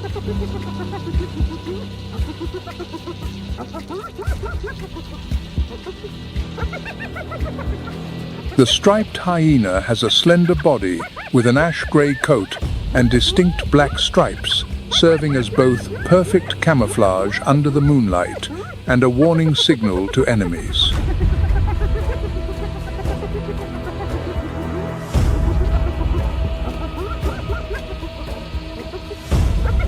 The mane on its back can be erected, making its body appear up to 40% larger, creating a formidable impression in situations of threat or competition.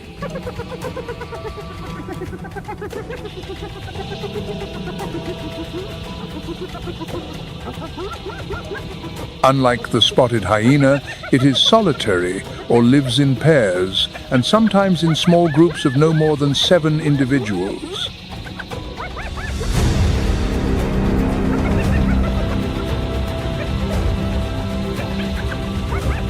The striped hyena is an adaptable and opportunistic species. It can follow the faintest trail of blood, find an unfortunate carcass, and crush bone, claw, and skin with its powerful jaws.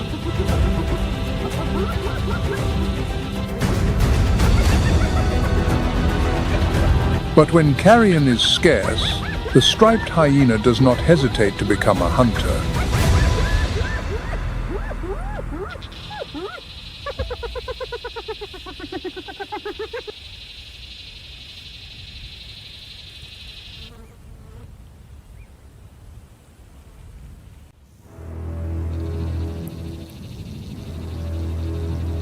Following in the footsteps of the creature known as the thief of the night, a snake with a peculiar pair of horns on its head appears burying itself beneath the scorching sand.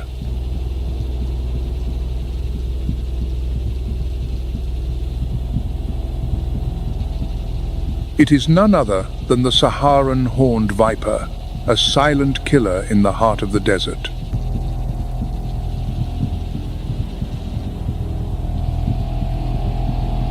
With a modest length of only 12 to 24 inches, the Saharan horned viper possesses a compact but extremely agile and deadly body.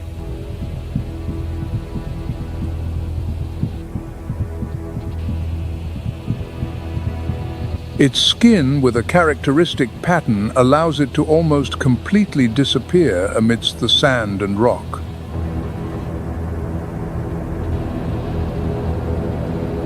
The most prominent feature is the 2 small horns above its eyes, which help reduce direct sunlight and make it look like an inanimate part of the environment.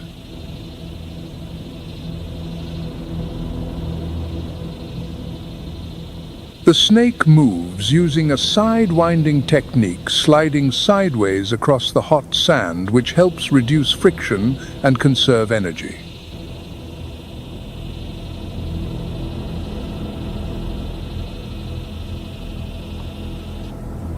It is a natural ambusher, burying itself under the sand and waiting for prey to come near to launch a lightning-fast strike.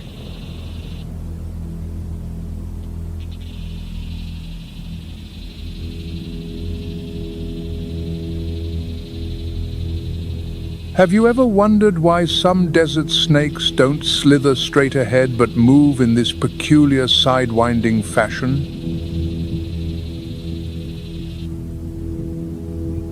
This is not a dance, but a masterpiece of physics and survival. When sidewinding, the snake has only 2 points of its body in contact with the scorching hot sand at any given moment. This minimizes the risk of being burned on the desert surface, which can reach up to 158 degrees Fahrenheit. At the same time, this technique creates an effective thrust on the loose sand, allowing it to move quickly without slipping. It is like a master skier, but on a sea of sand. Sometimes the straightest path is not the most effective. To overcome the harshest challenges, we must learn to move differently, to adapt, and to find unexpected ways forward. Like the desert snake, sometimes we must sidewind through our difficulties, instead of confronting them head-on, only to realize that flexibility is the ultimate strength.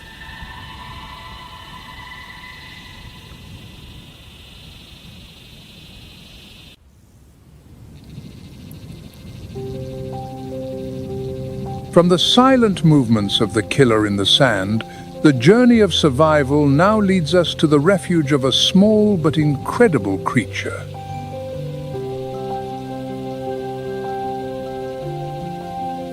It is the rock hyrax, an animal with a surprisingly close relationship to the elephant.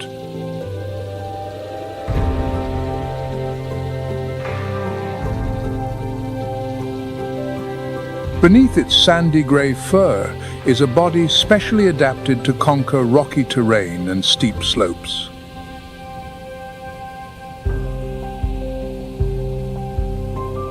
Its soft feet are covered with a sticky, rubber-like padding, allowing it to grip firmly onto near-vertical surfaces.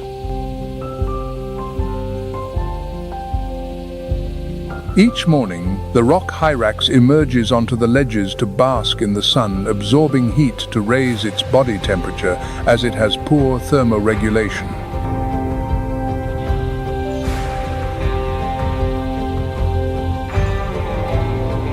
Each individual rarely strays more than 164 feet from its shelter, and there is always a sentinel on high, vigilant for predators from the sky like eagles or from the ground like the caracal.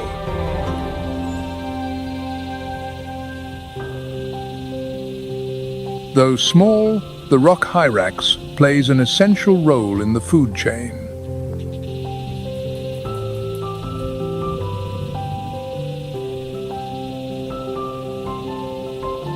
It is a crucial prey for many predators and actively contributes to the decomposition and regeneration of vegetation.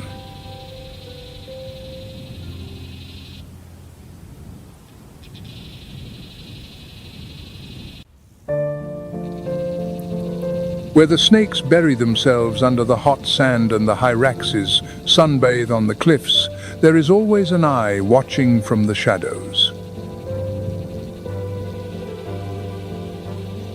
It is the caracal, a formidable predator with a compact and agile body.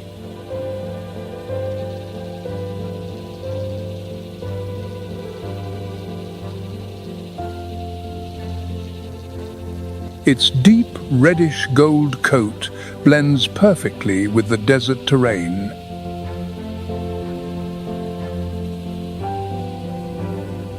But what truly defines this species are its erect ears tipped with long black tufts like ancient palms, forming one of the most sophisticated biological directional systems in the cat family.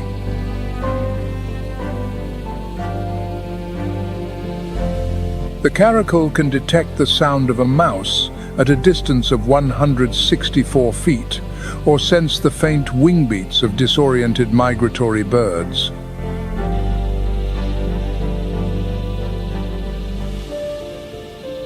When the moment comes, it leaps up to 10 feet into the air, then brings down its prey with a direct bite to the throat or the nape of the neck, paralyzing it instantly.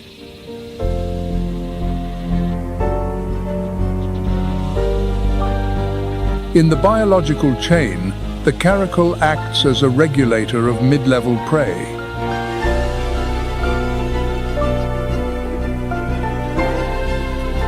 It controls the overgrowth of rodent populations and maintains the balance of hyrax and granivorous bird populations.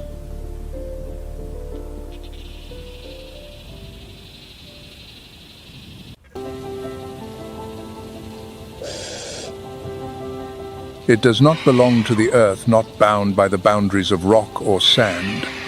It observes every movement in silence from a height of nearly 1,600 feet.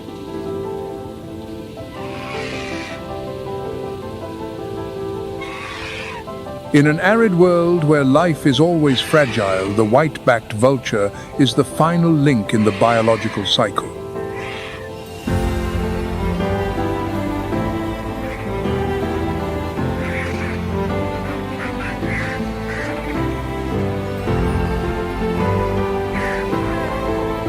Its eyes can spot a small carcass from a distance of over 2 miles.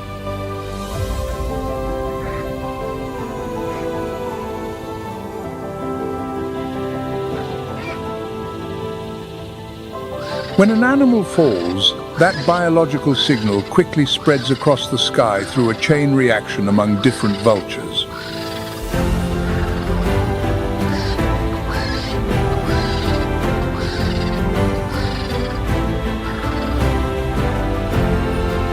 In just a few minutes from a single point of death on the ground, the sky fills with wings.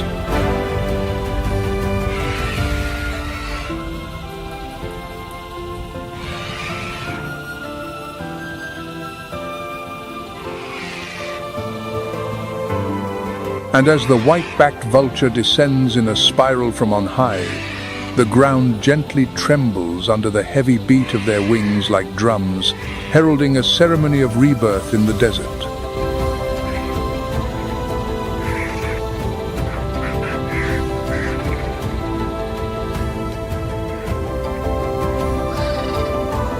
The digestive system of the white-backed vulture is extremely acidic, allowing it to digest infected tissues without contracting diseases.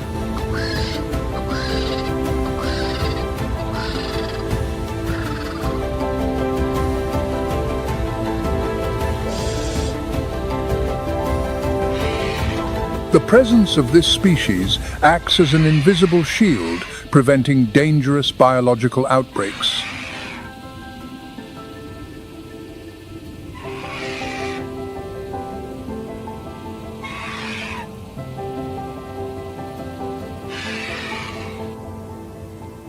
And as the last wings of the white-backed vultures disappear behind the edge of the red rock, a smaller, whiter silhouette with black-tipped wings like brushstrokes glides gently through the remaining layers of hot air.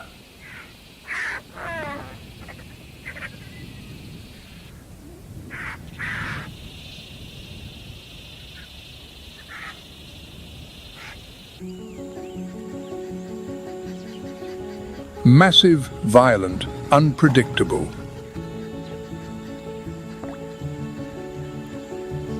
All hail the king. The Great Marsh, Ayumi's legacy.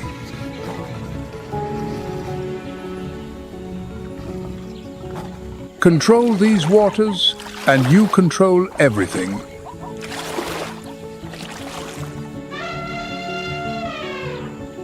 Many want to take it from you, Ayumi. To keep it, you had better build your pride.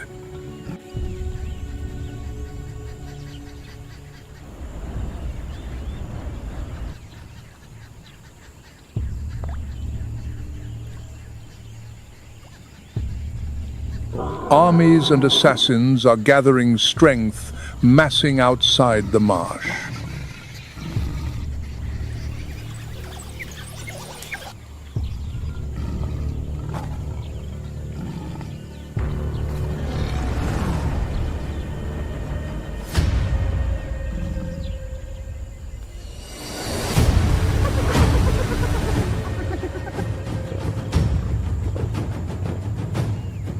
Only the king can stop these threats.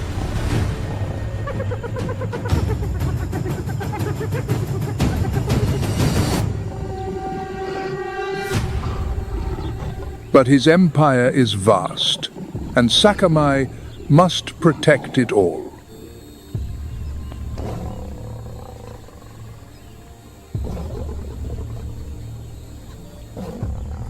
While he guards the south with his brother, the north is left vulnerable.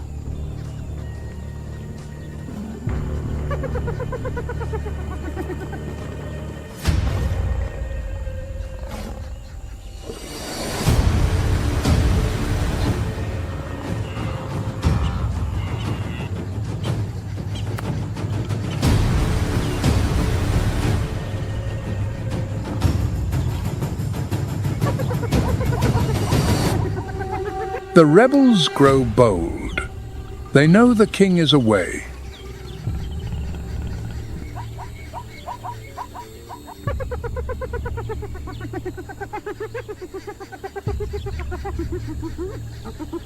Hyenas infect the kingdom like a plague.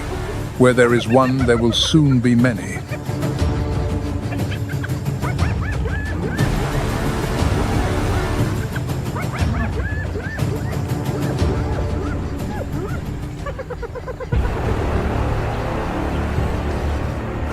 War is coming.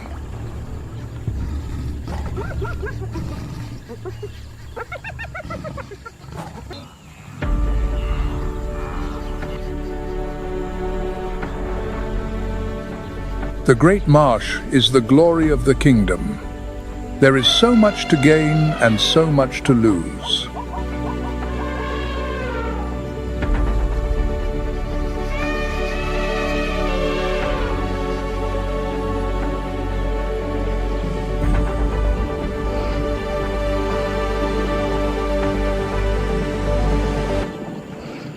Let them play a little longer. They know nothing of the game to come.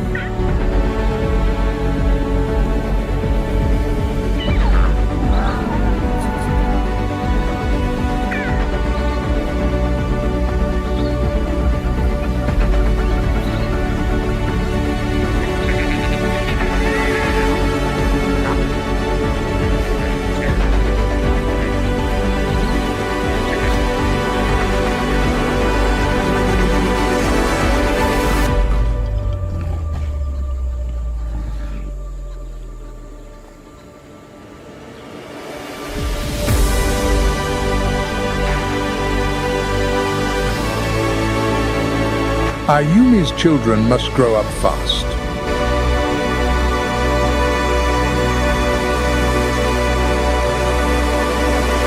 Soon they will have to fight for their marsh.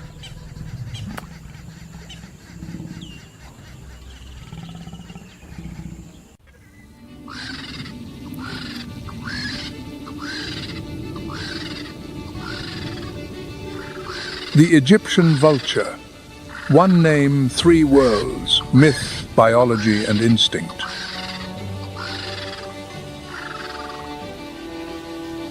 A descendant of an ancient evolutionary line of Old World vultures, the Egyptian vulture carries in its genes the instincts of species that existed more than 500,000 years ago.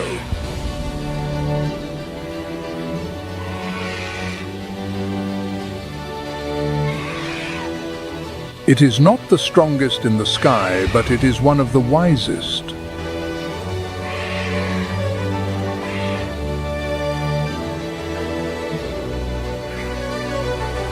The Egyptian vulture often waits until the larger vultures have begun their feast.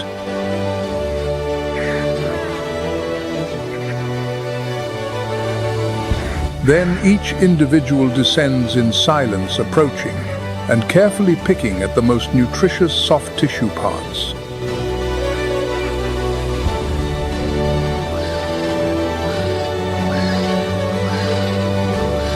It is no coincidence that the ancient Egyptians depicted it on stone walls, worshipping it as a symbol of Ma'at, order and truth.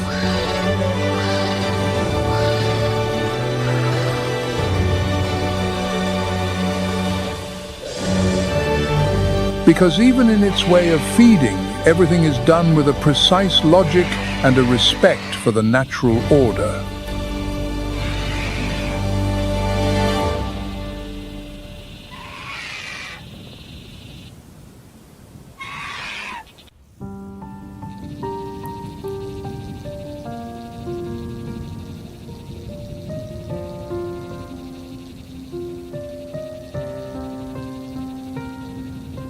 Following the giant sandstone massifs deeper into the heart of Enedi, a completely different world is revealed.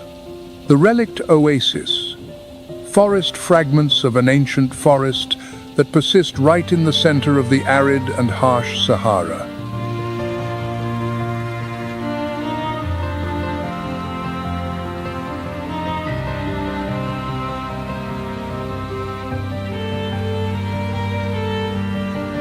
In the current climatic context, the isolated presence of forests in the middle of the desert is an extremely rare ecological phenomenon.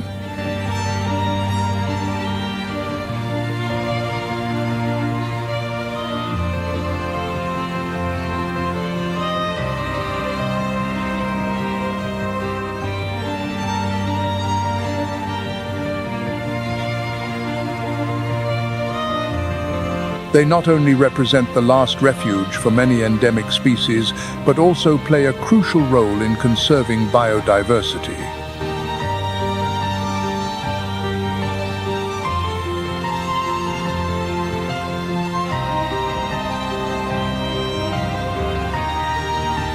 One of the most prominent features of this ecosystem is the Bachikele Gorge, known locally as Bashi.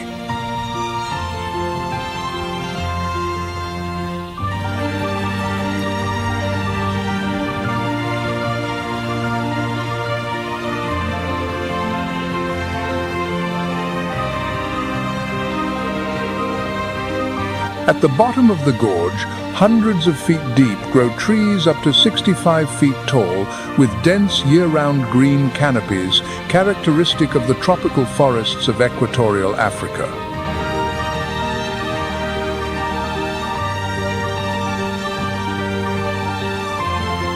The Bachikele Gorge possesses a unique microclimate thanks to its vertical cliffs that provide constant shade and ancient underground springs.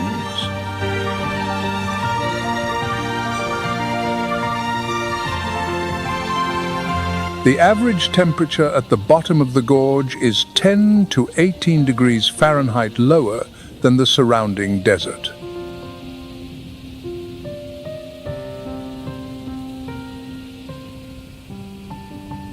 The Bidyat believe that the spirits of their ancestors still live in those waters and will continue to protect their descendants from thirst and from getting lost.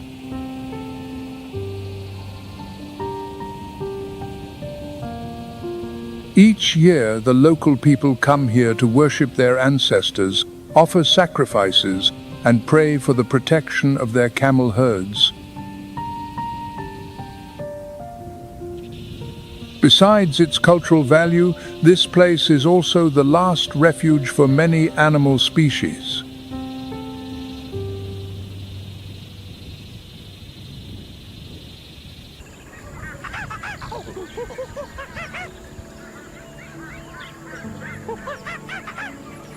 On the arid ancestral rock and amidst the ruins of the still existing forest, there is a species that does not hide or camouflage.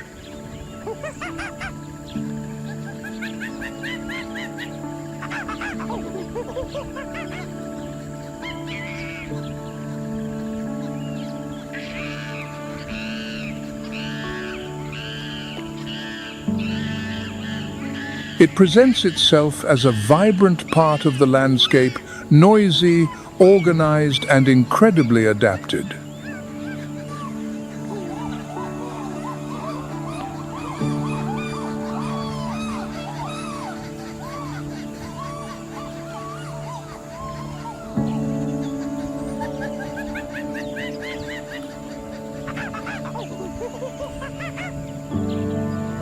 Amidst the vertical rock corridors on the banks of underground streams and cool microhabitats, groups of olive baboons gather in troops.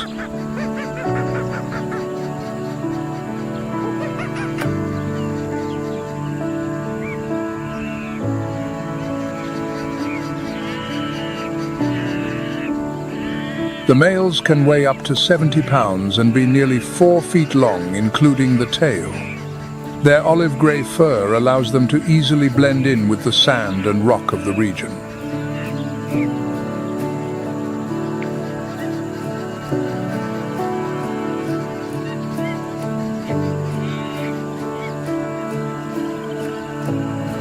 They live in large groups called troops without a fixed dominant leader, but with a flexible social system based on hierarchy, kinship, and experience.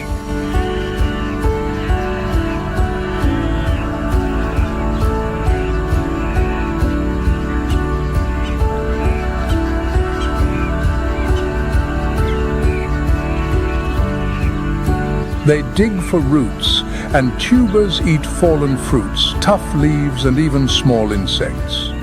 When conditions permit, they also hunt.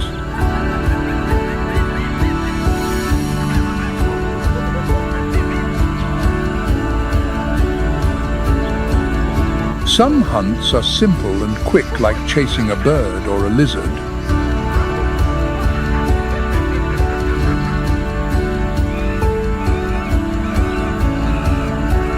But when food is severely scarce, they cooperate to hunt larger prey.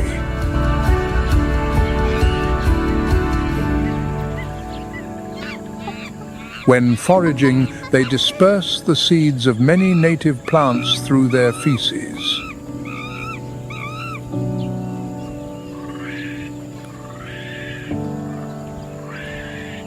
Each step, each movement is not just a search for food, but also opens up the possibility of survival for an entire micro-ecosystem.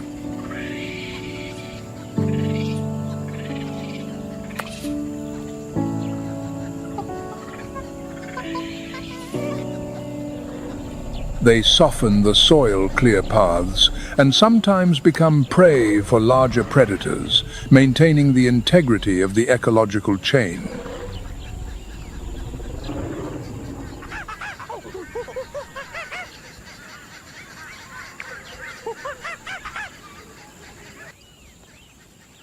Distant roars echo on the wind. Rivals stalk the hills and forests to the north.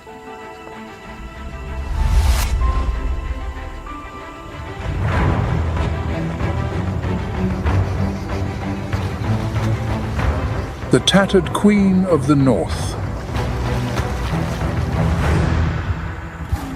She leads a small but ambitious pride.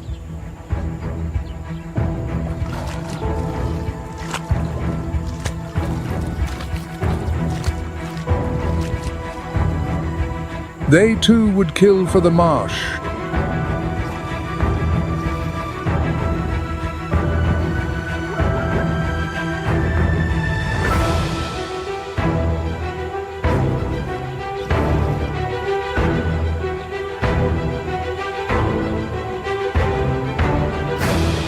They terrorize and plunder all who cross their path. The kingdom pits enemy against enemy on all fronts.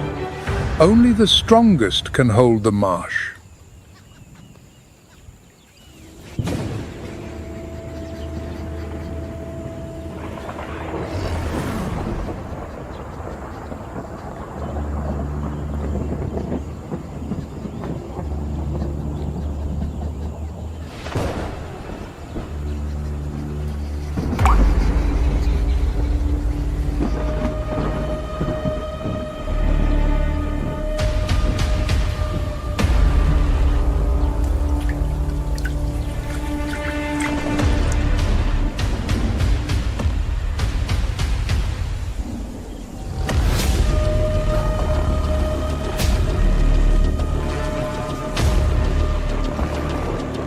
Ayumi needs more soldiers.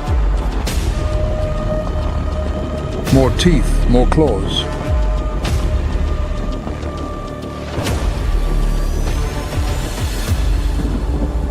It is time to mate. This is Sakamai's sacred rite. Do not get too close. Your father knows no mercy.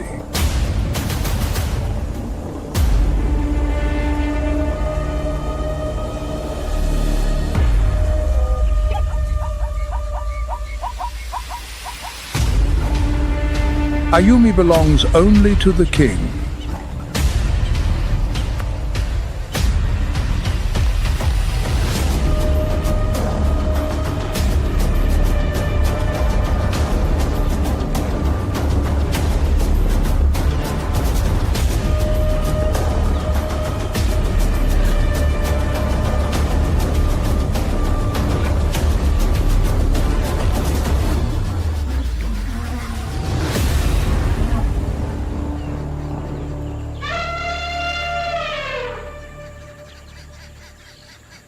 Sakamai gives no second chances.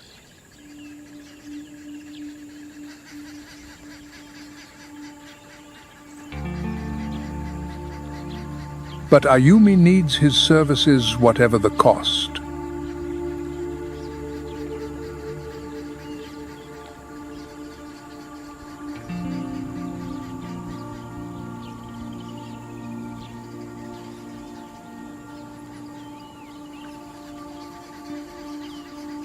Just keep him away from the pride.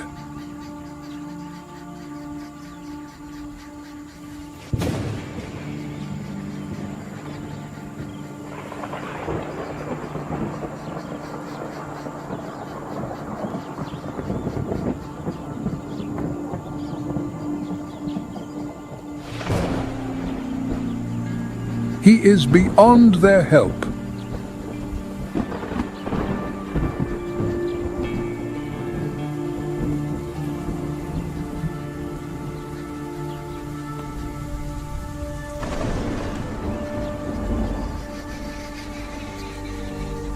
Sleep well, little prince.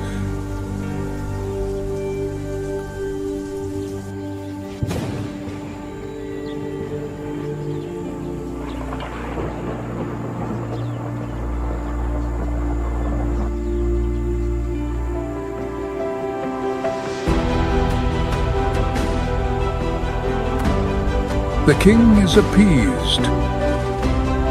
His duty is done.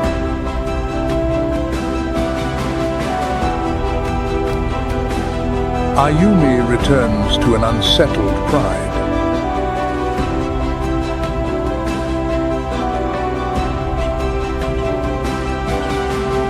Never leave them again.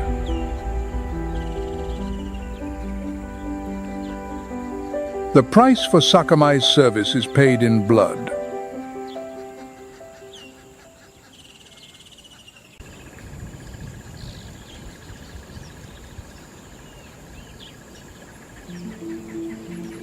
When the shadow of the olive baboon disappears among the low bushes, it gives way to another silhouette that appears in silence.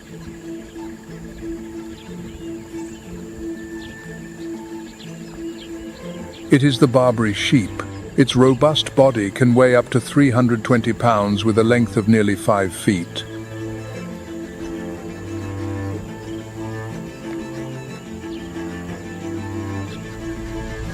Its sandy-colored coat with brown tones allows it to camouflage, acting as a suit of armor against the scorching heat and the watchful eyes of predators.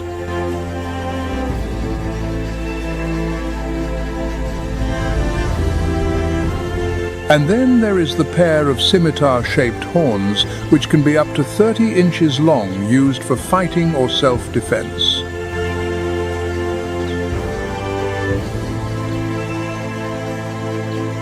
When the Barbary sheep moves, it breaks up the surface soil, allowing water to penetrate deeper.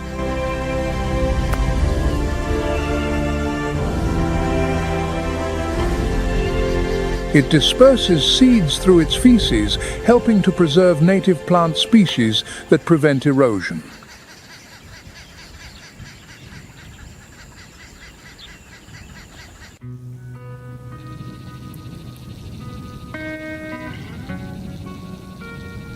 In the arid Sahara Desert, where the sun scorches every grain of sand, there still exist freshwater oases known locally as geltas.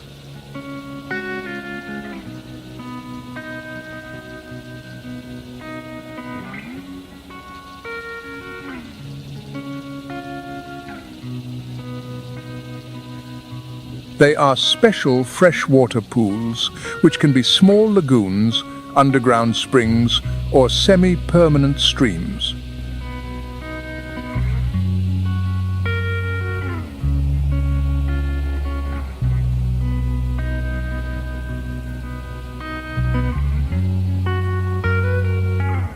The most iconic and famous of the geltas of the Anedi Plateau in Chad is the Guelta d'Arche.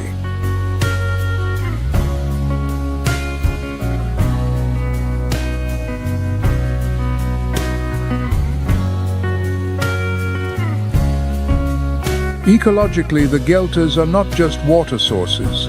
They are biological nodes that connect flora and fauna that seem impossible to exist in the Sahara.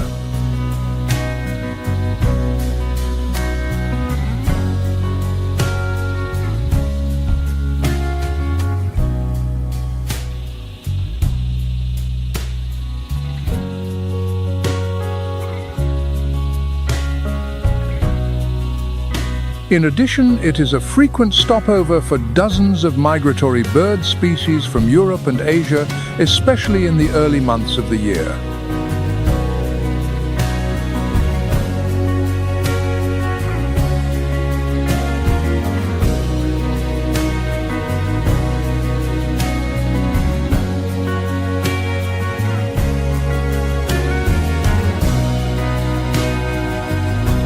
An ancient legend tells that if someone accidentally finds a pearl at the bottom of the gelta, an extremely rare phenomenon, that person has been blessed by the ancestors.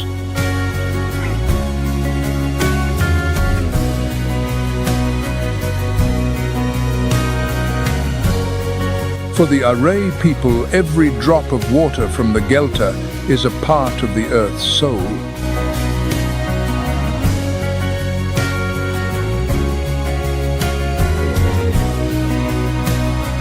Many believe that dreams can be guided if one sleeps near the gelta on a full moon night.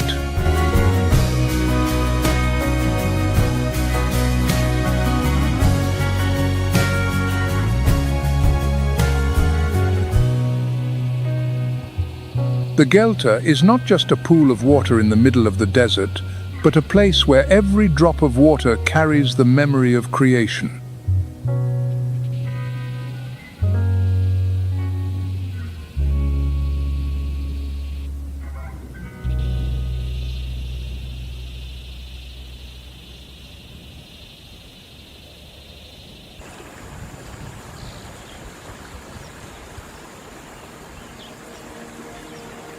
And it is here that an extraordinary aquatic community has continued to exist in silence for millennia.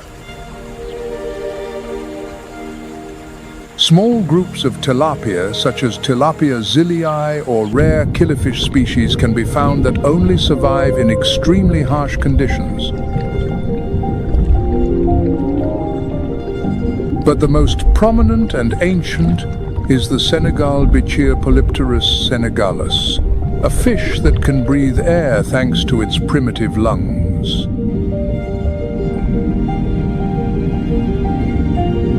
They are not just the last residents of the Guelta, but also witnesses of a distant, wetter era, carrying within them the memory of the ancient rivers that once flowed through the Sahara.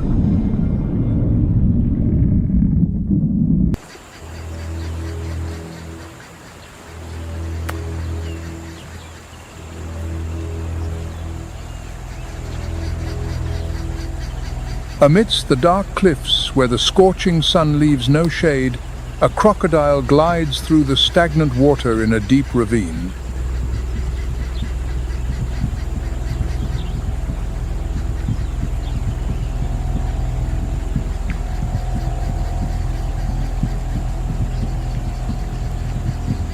There are no rivers here, no trace of forests and no wet grasslands, but miraculously they are still present and exist with an incredible tenacity.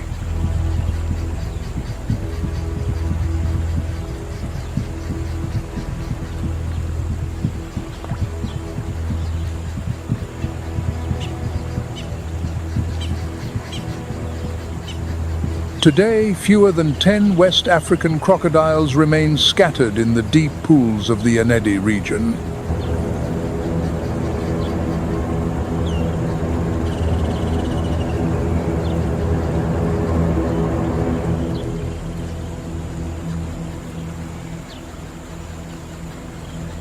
What is left is not just a population, but the last relic of an evolutionary branch that once covered the entire continent.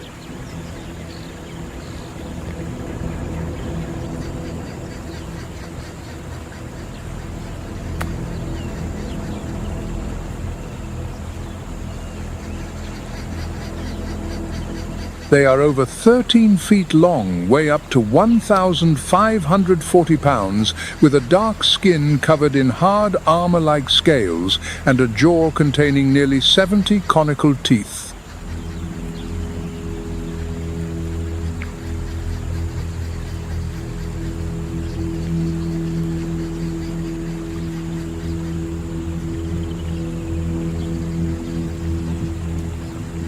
But the most fearsome thing is not its strength, but the way it waits.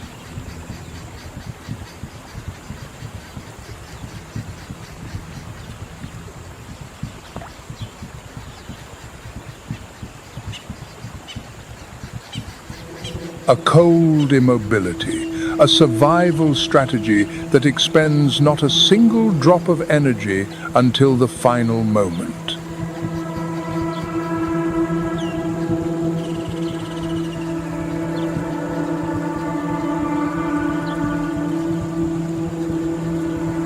In the Delta where food is scarce, the West African crocodile maintains its own biological order.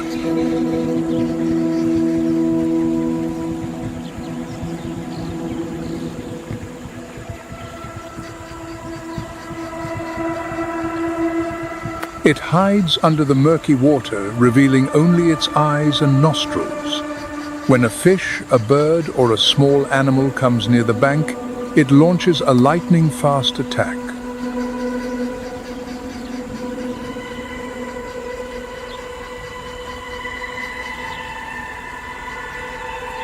Everything happens in a single snap and a death roll, paralyzing the prey in seconds.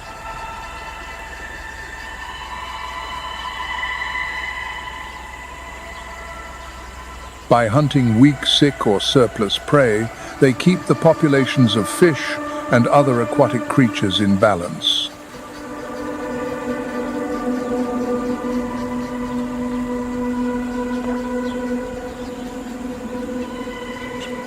Their feces nourish the microorganisms at the bottom, supporting a closed material cycle in the Delta's ecosystem.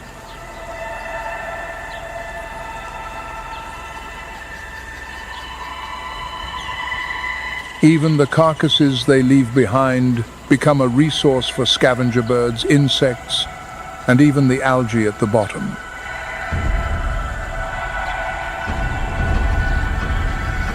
However, what makes this crocodile population so precious is not just its ecological role or its evolutionary morphology, but its isolation.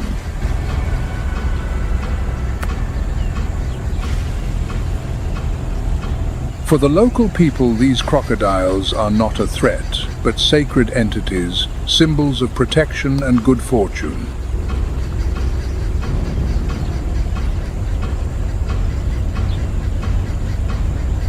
For centuries, the inhabitants of Enedi have believed that the crocodiles are the spirits of the water, a sign of an underground life that still beats beneath the desert.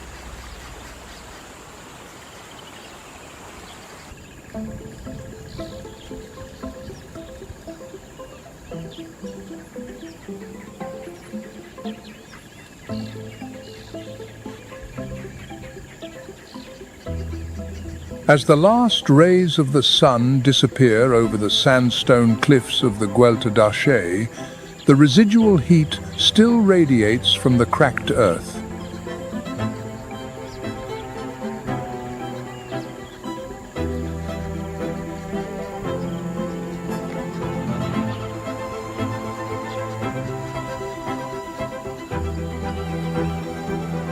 Farther south, where the savanna only revives during the rainy season and then sinks back into sleep under a layer of red dust, a slow rhythm of life turns into silence.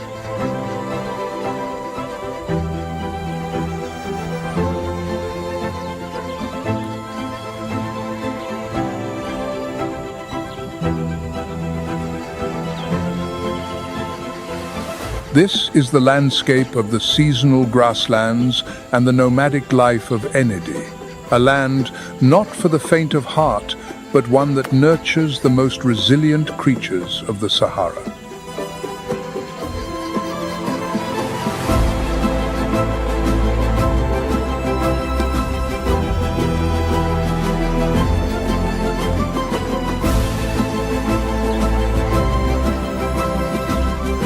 On an arid and barren land, wild creatures appear and disappear under the sun like mirages.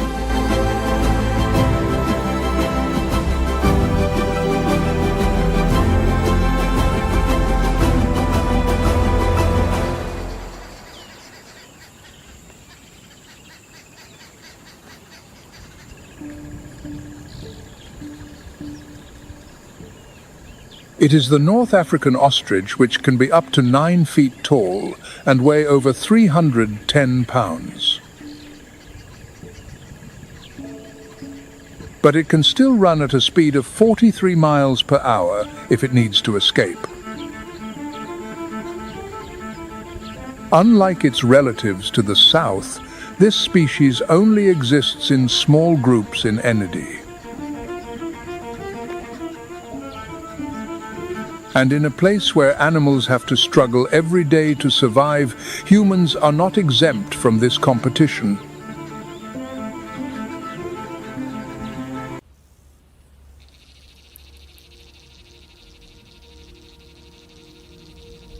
The Bidyat, a nomadic community scattered across this barren land, understand better than anyone the precariousness of nature.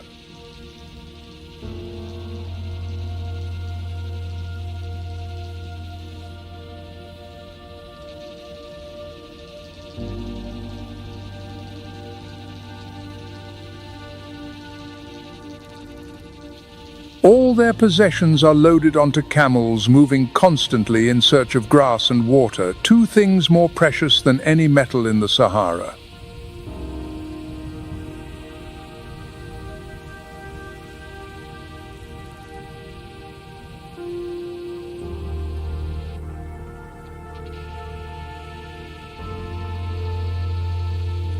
In the collective memory, the ancestors of the Bidyat were warriors on horseback, returning from battle with animals captured from the enemy, a way to show strength and status.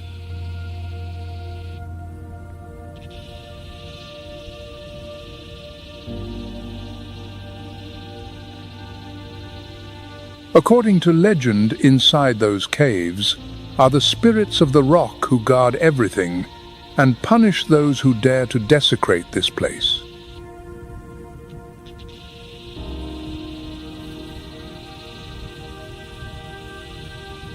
Along the red dust corridors and the seasonal grasslands, the silhouette of a creature both familiar and mysterious appears.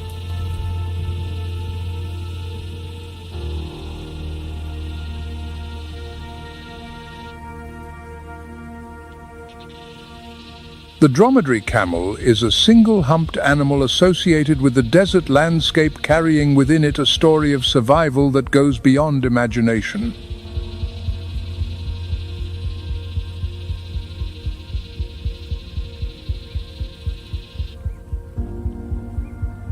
This journey began millions of years ago, when the ancestors of the genus Camelus left North America, crossed the icy Beringia, passed through the Eurasian steppes, and evolved into the one-humped species.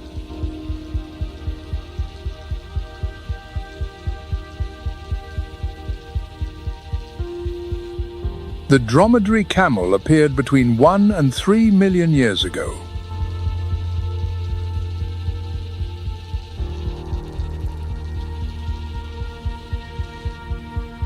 Domesticated by humans on the Arabian Peninsula more than 4,000 years ago, it has followed trade caravans for thousands of miles across the Sahara Desert.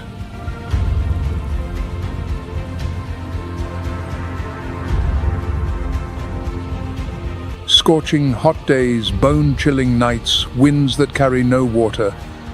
The dromedary camel does not just survive, it is adapted to dominate.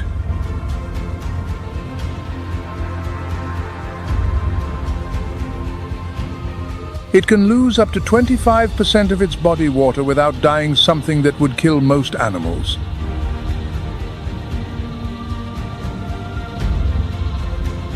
Its oval red blood cells allow blood to circulate easily even when the body is dehydrated.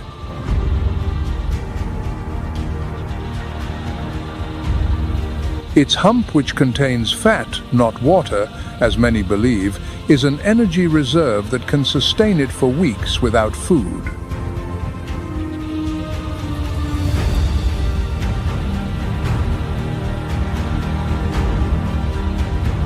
But its real talent lies in migration.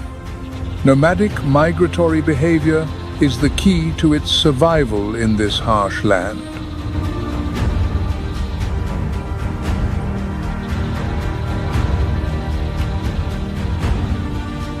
Each dromedary camel herd led by a dominant male travels over 30 miles a day.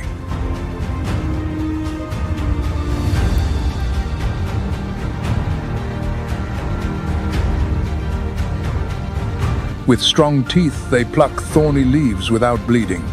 Its three-chambered stomach digests poisonous plants that other animals avoid.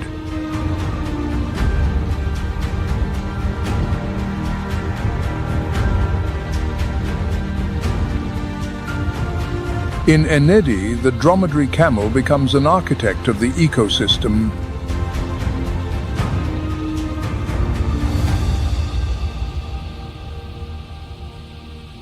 With its migration, it disperses seeds through its feces. With its selective grazing, it avoids damaging plant roots.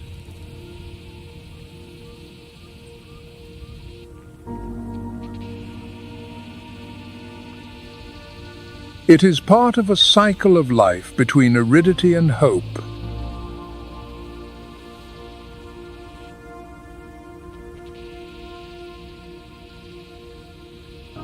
However, the dromedary camel no longer exists in a completely wild state.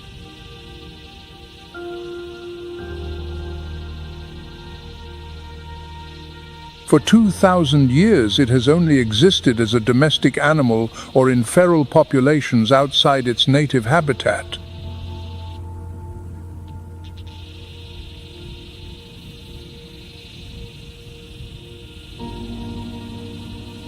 This paradox raises a great question to survive. Did the dromedary camel have to become more a part of humanity than of nature?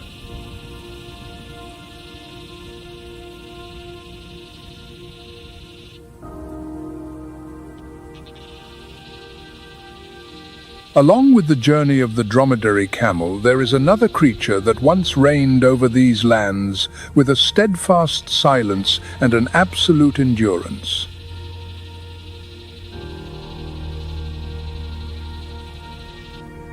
They call it the spirit of the desert.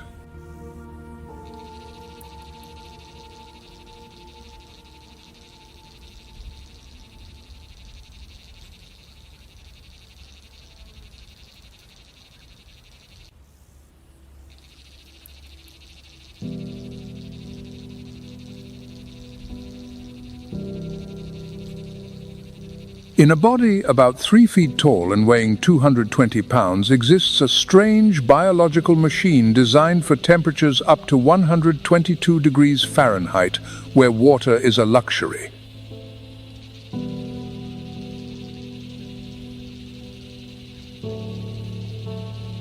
Its cream-white coat acts as a natural heat-reflecting mirror, reducing the absorption of the sun's rays.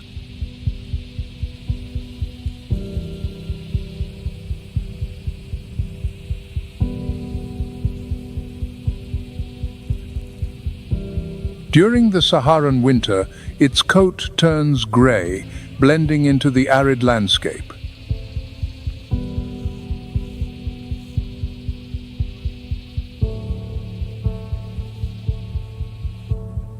It can live for months without drinking a single drop of water.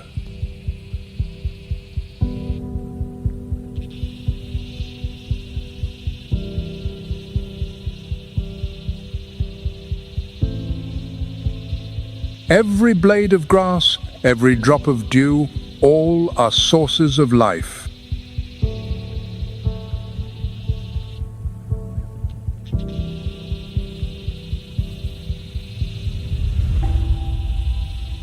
A stomach divided into compartments, kidneys highly efficient at retaining water, and restricted sweat glands.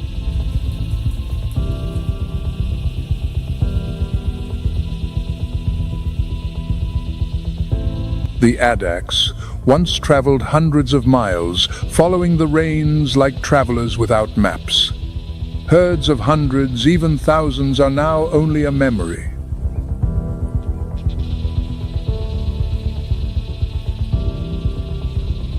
Currently, only small groups of 5 to 15 individuals remain gliding in silence like ghosts in a sea of sand.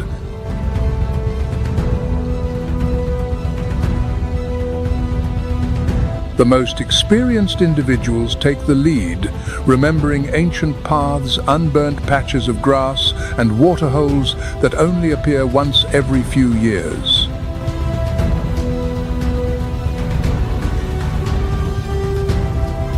It chooses a strategy of hiding, waiting, avoiding conflict. During the day, it digs burrows in the sand to escape the scorching Sunday.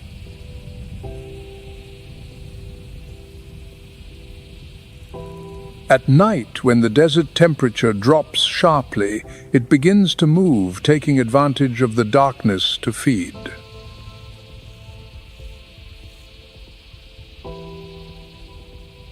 There was a time when it was thought that the addax had disappeared from nature, but no.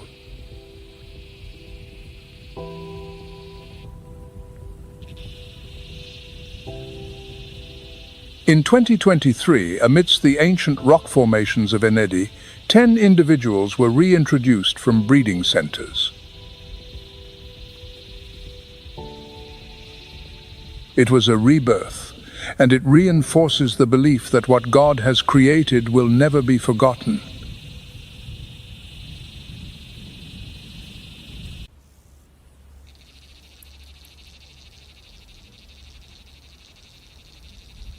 The footsteps of the addax fade away, and the journey brings us to the smallest fox on the planet.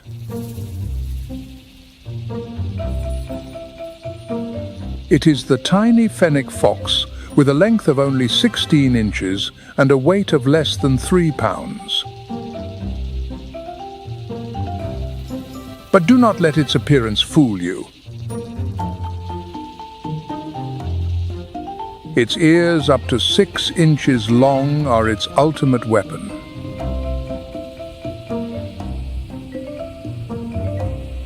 They not only help to dissipate heat, but also act as a biological radar capable of picking up the sounds of mice, insects, or lizards moving under the sand. It does not stalk like a cat, nor does it need the speed of a canid.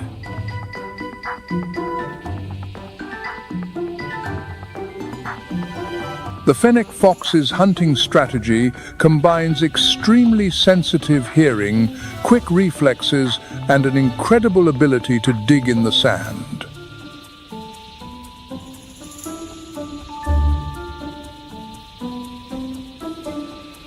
It does not need to drink water. It gets its moisture directly from its prey and from fruits.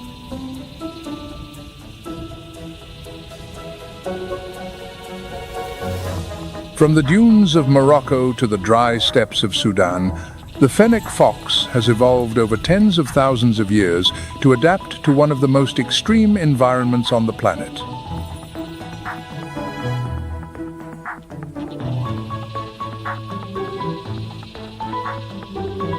On that journey, it plays a fundamental role in controlling the populations of rodents and insects, and in turn, it is the natural prey of predators like jackals, hyenas, or large owls.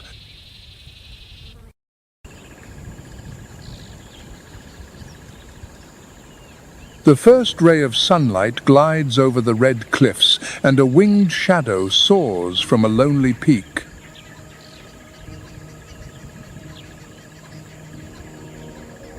The tawny eagle, the lord of the aerial silence in the land of the rock desert.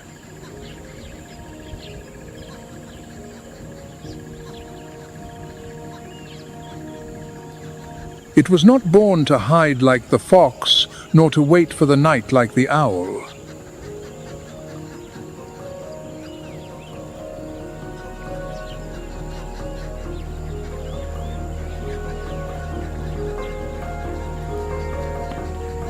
The tawny eagle is the daylight with deadly precision, with a wingspan of up to 6.5 feet, a robust body of nearly 7 pounds, and a vision capable of detecting the movement of a small lizard from hundreds of feet away.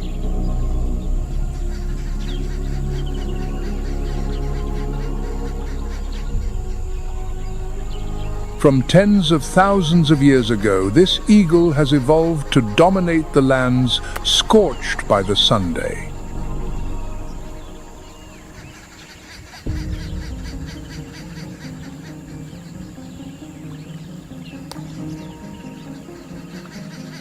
Sometimes it dives from a height of 330 feet, swooping fast and catching its prey, a hare, a snake, a terrestrial bird, or even a newborn gazelle just taking its first steps.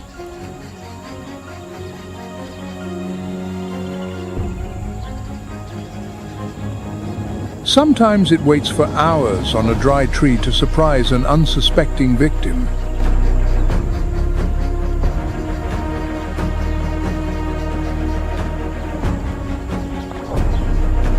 The behavior of the tawny eagle changes with the seasons. When the rains come and the grass turns green again, the young are born.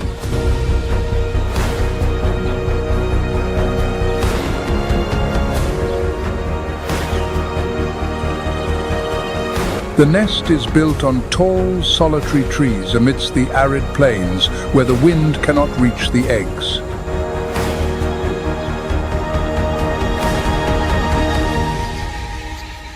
During the long dry season, it flies further, sometimes hundreds of miles a day, in search of the last patches of life.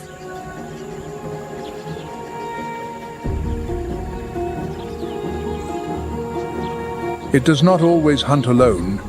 A mature pair can coordinate to take down larger prey, attacking from two directions to corner the target in a place with no escape.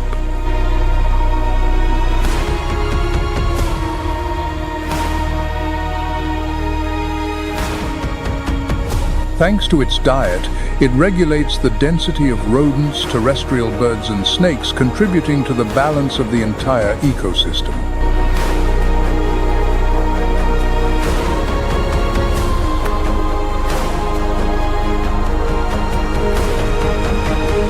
And when it eats carrion, it not only sustains its own life, but also cleans the environment and prevents disease outbreaks.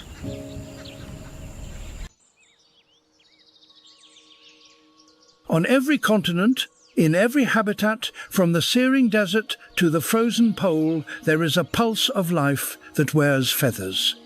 They are the birds, and in their story we find the story of life itself.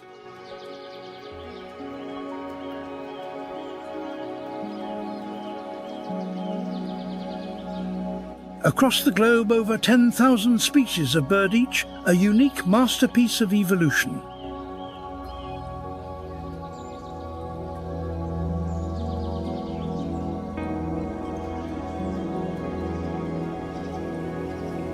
Their vibrant plumage is not merely for flight. It is a living spectacle, a tool to captivate a mate.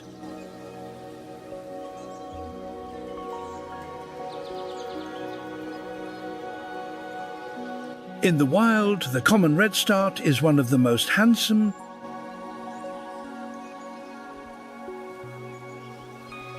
a member of the flycatcher family. They can be found across Europe and Africa.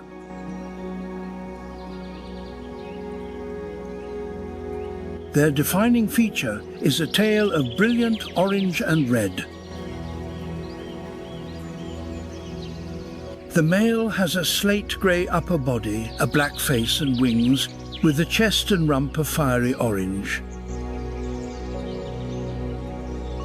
Measuring just under 5 inches in length, they feed mainly on insects and other invertebrates. When winter arrives, they migrate from Europe to the western regions of Africa, appearing in countries from Denmark to Egypt, Ghana and Morocco. Their nests are often built in tree cavities or stone walls at a height of around 20 feet.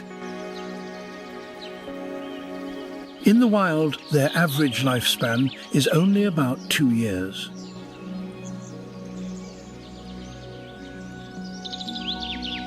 The European robin, one of the most celebrated songbirds,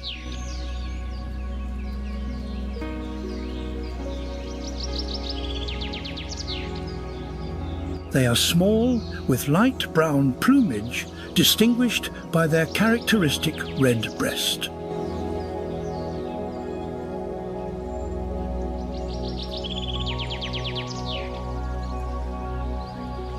This bird is common throughout Europe, especially Western Europe, and can also be seen in Asia and parts of Northwest Africa, inhabiting forests, gardens and urban areas.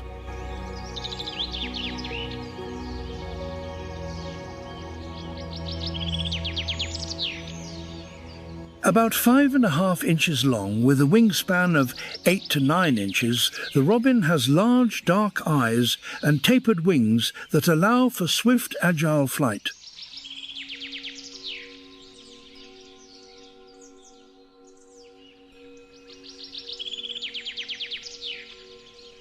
Their preferred diet consists of insects, spiders, and worms.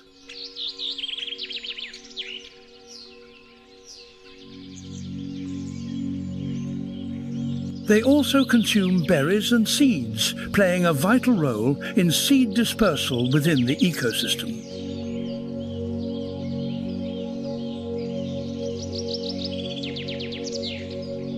In Lebanon and across the Arab world, the robin is an inspiration to poets and writers, a symbol of love and loyalty.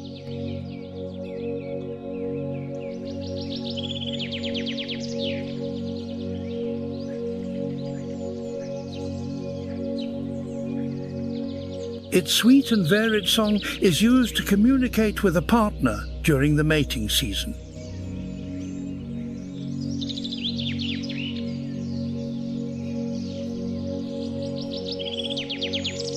Their calls echo through the countryside, in parks and near water sources.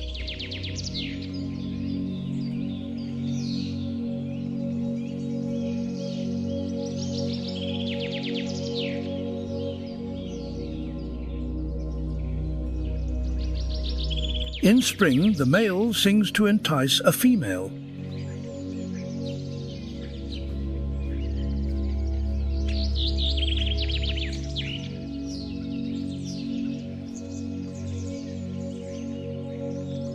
Together, they build a simple nest, adorned with twigs and dry leaves, and share the duty of incubating the eggs for about 12 days.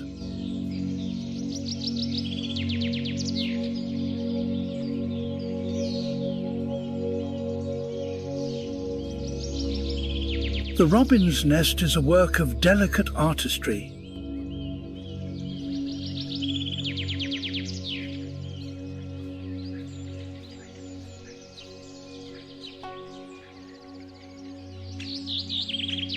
They select secure locations using leaves, twigs and other materials to create a sturdy and beautiful home.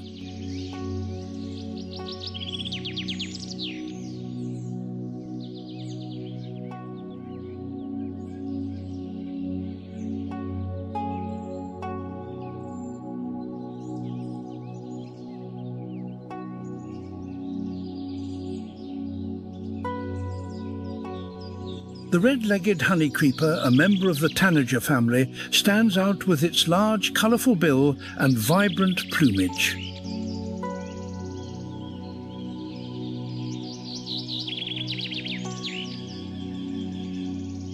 This bird inhabits Mexico, Trinidad, Cuba and Central and South America.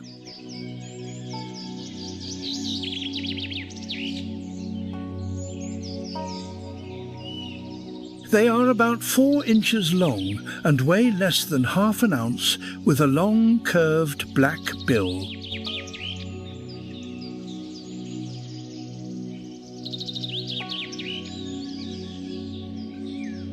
The male is a startling violet blue with a black tail, wings and throat and bright red legs.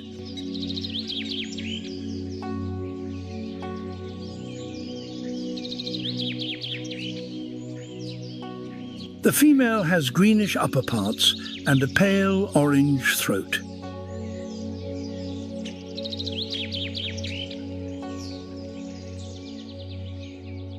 Their diet is varied, including fruits like berries and cherries, as well as insects, spiders, and occasionally small animals such as mice.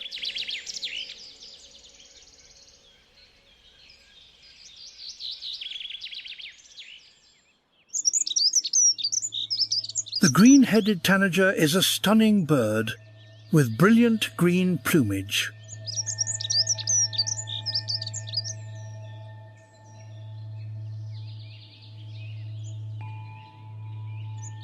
They inhabit tropical forests from South America to Central America.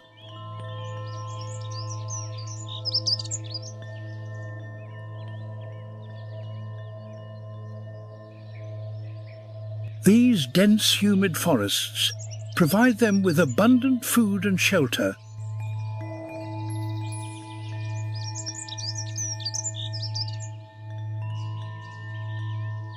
They feed on fruits, insects and nectar, thereby helping to pollinate flowers.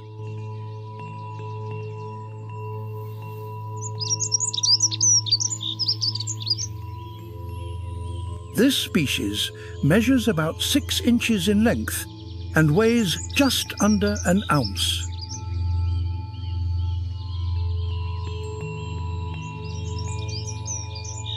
Both males and females are similar in appearance, with a magnificent green head.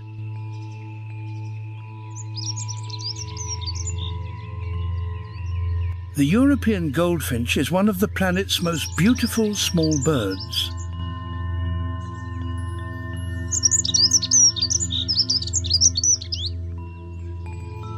Its deep red face is like a splash of paint against pristine white cheeks.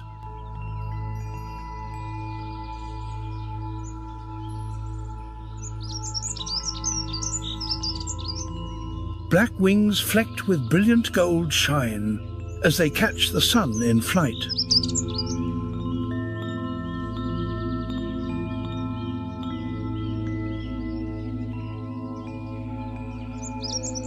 Its body is just 4 to 5 inches long, weighing a mere 1/3 to 2/3 of an ounce.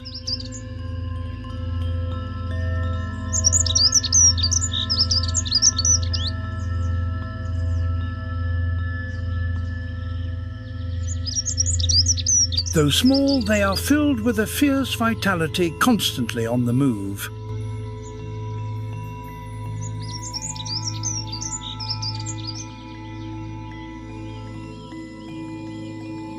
Their song is clear, delicate, and carries far through the trees.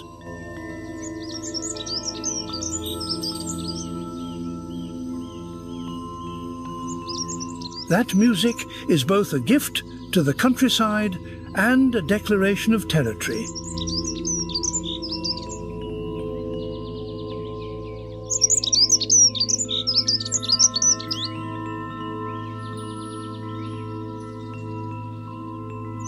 They often inhabit grasslands, forest edges, gardens and wetlands.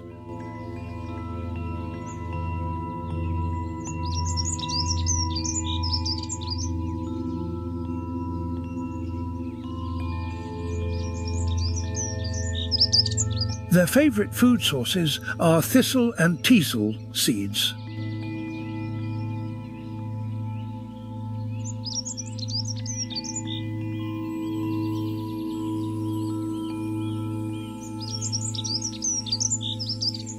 With their sharp beaks, they easily crack open tough seeds that many other species must abandon.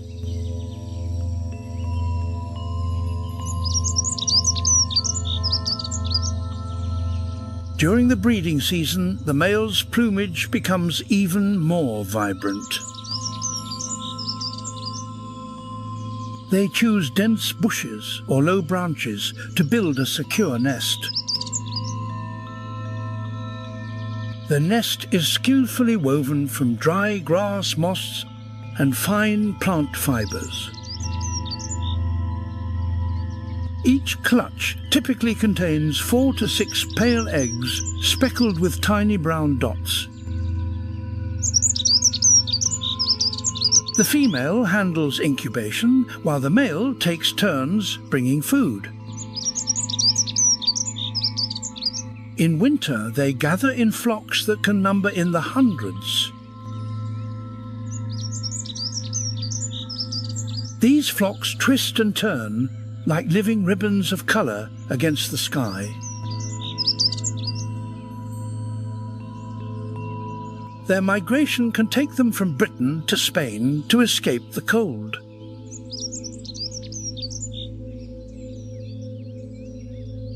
The arrival of the goldfinch brings the fields to life with a flash of brilliance.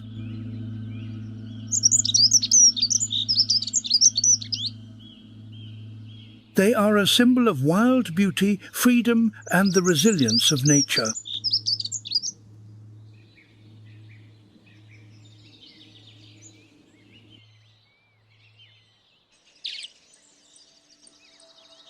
The bluethroat, also known as the northern nightingale, is a stunning songbird with a unique voice and striking appearance.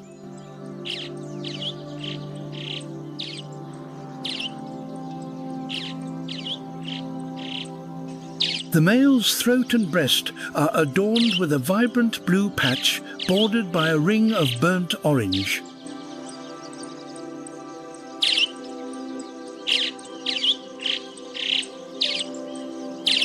Its back and wings are a greyish-brown, helping it blend skillfully among dry branches and fallen leaves.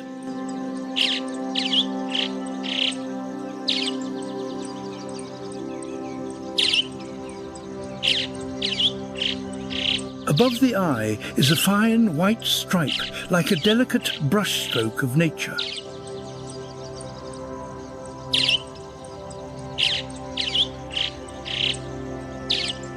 They are widely distributed across Europe and Asia, as well as northern Africa, but are absent from desert regions.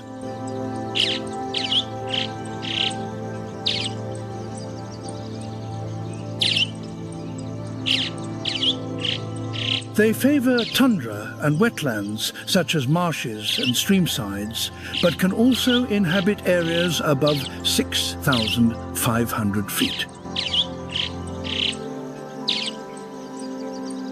Their diet consists mainly of insects like caterpillars, beetles, and dragonflies.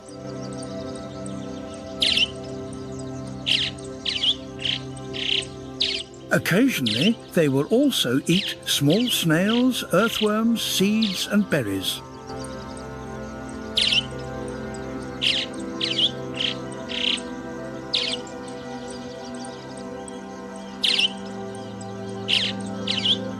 The male often chooses a low treetop or bush from which to sing, both to attract a mate and to defend his territory.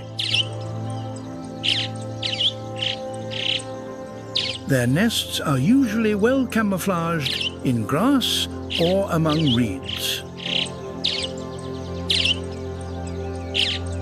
The female lays 4 to 7 pale blue eggs with brown spots.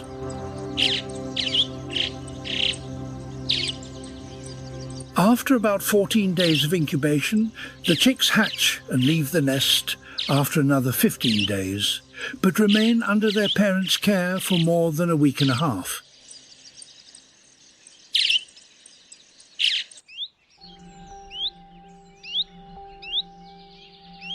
The northern cardinal, or redbird, is one of the most beautiful wild birds in the world, common in North America.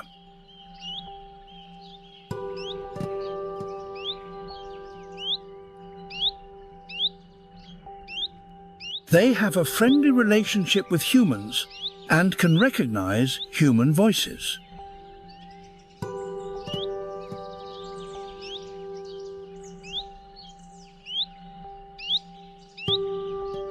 It is a shy and non-aggressive bird.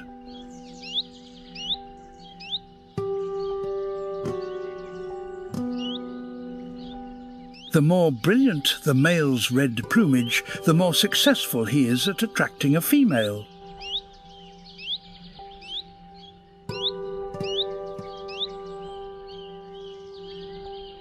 This bird is the state symbol for 7 US states, including Indiana and Ohio.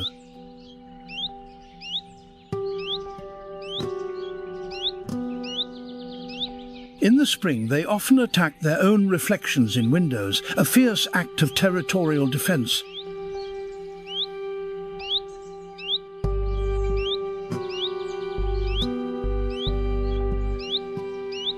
Northern cardinals do not migrate. They live year-round within their range, active during the day, especially in the morning and evening.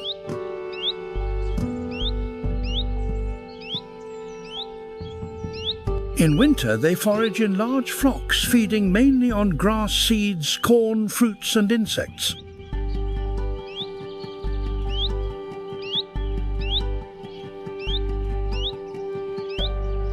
Their total population is currently around 100 million individuals, and they are classified as a species of least concern on the IUCN Red List.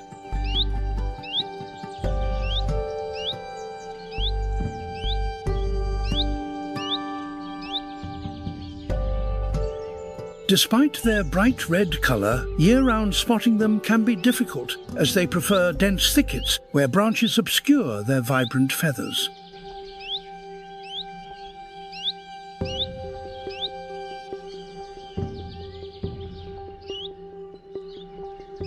The male brings seeds to his mate while she is incubating the eggs.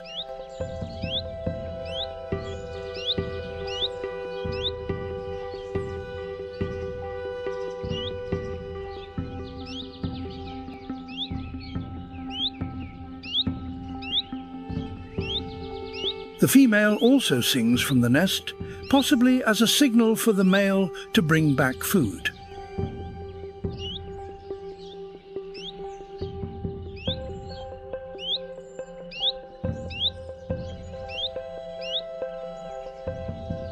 The golden-collared manakin, Manicus vitellinus, is one of Central America's most brilliant tropical birds.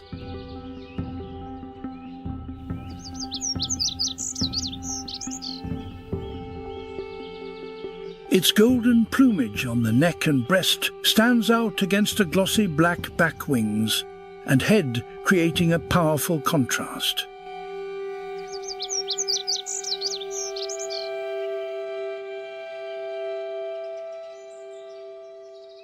Bright red legs add to its splendor amidst the green forest canopy.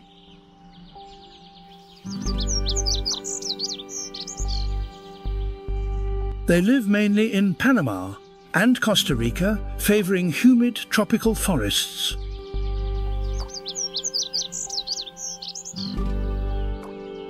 During the breeding season, the male's only role is to attract a mate. All responsibility for incubating the eggs and raising the young falls to the female.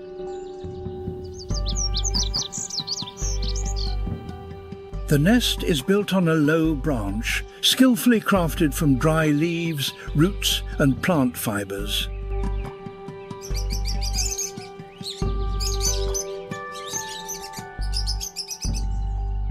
The black-breasted Manakin longtura bicolor, a small bird of the Estreldidae family, is easily recognized by its black mask that extends down to its breast in a prominent band.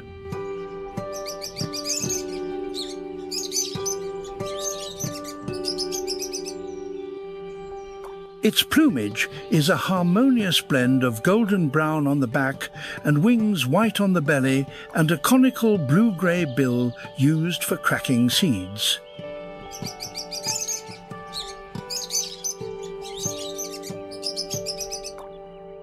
Its body is only about 4 inches long, weighing less than half an ounce, yet it is incredibly agile and active.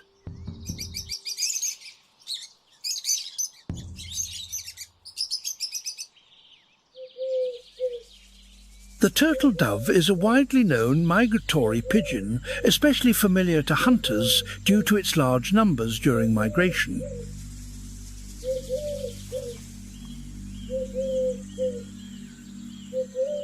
They have a characteristic purplish-brown colour with a black and white striped patch on the side of the neck.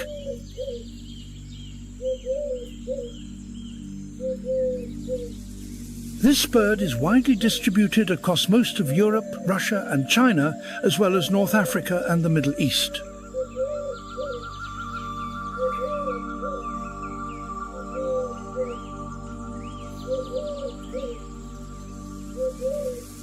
It prefers dry, sunny areas and generally avoids urban environments.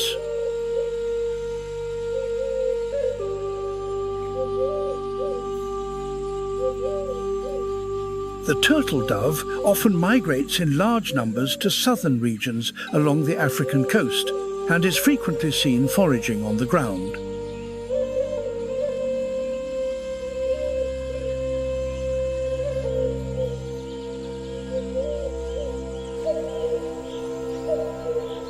The cuckoo is known as the master of deception in the bird kingdom.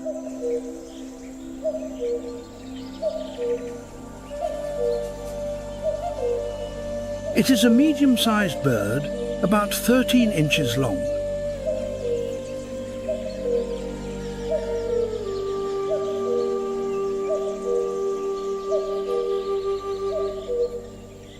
They migrate to Europe and Asia in the summer and to Africa in the winter, possessing a loud and very distinctive call.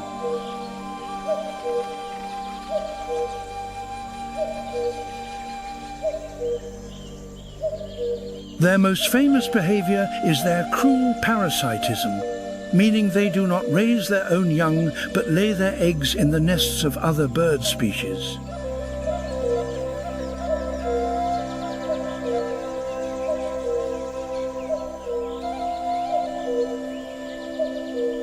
The cuckoo chick, after hatching, will push the host bird's eggs out of the nest so that it can be raised alone by the foster parents.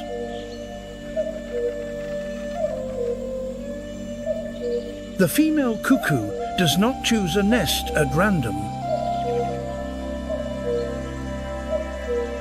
She observes carefully, selects a suitable nest, and quickly lays her egg in it when the owner is away. The cuckoo is a polygamous species, and its breeding season runs from April to September each year. Their diet consists mainly of insects, especially larvae and fruits. Some species also consume frogs and small mammals. The heron is a bird similar to a stork with 64 different species varying in size and colour.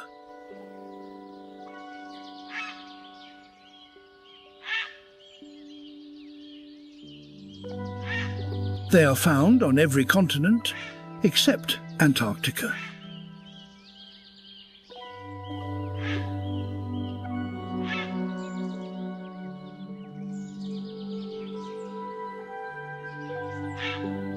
They prefer wetlands, marshes, and areas near rivers, ponds, and lakes.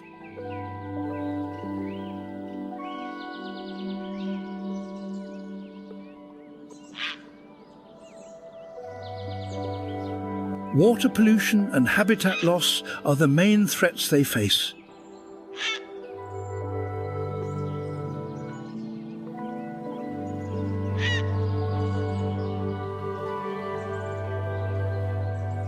The heron's diet is diverse, consisting mainly of fish, but also includes frogs, reptiles, insects, and rodents.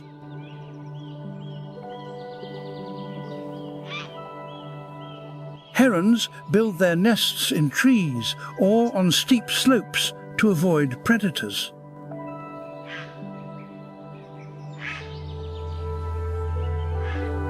Both the male and female participate in nest building, a task that can take several weeks. Each year the heron chooses a new mate. Their breeding season is in May, marked by the noisy calls of both adults and young.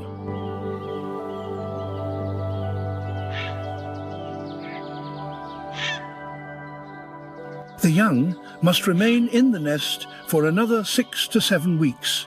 Both parents care for their offspring.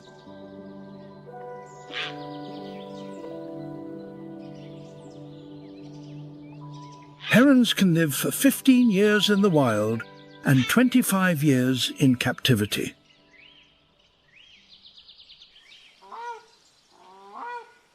The pelican is a large water bird.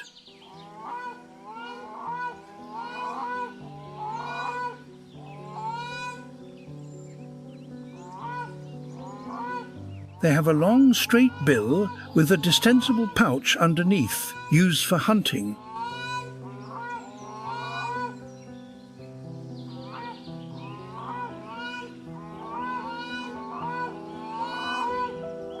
There are 8 surviving species of pelican on our planet, all of which are aquatic carnivores, feeding mainly on fish.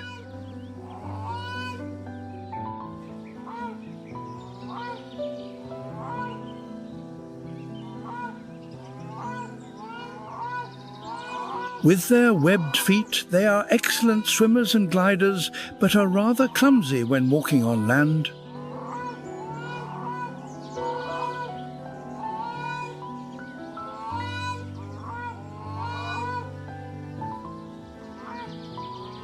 The pouch under the bill is not just for catching fish and draining water. It is also used in mating displays and for regulating body temperature.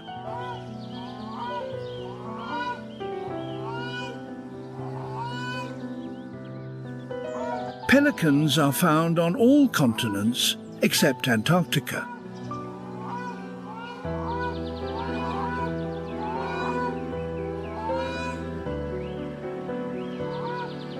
DNA studies have divided them into 3 main branches.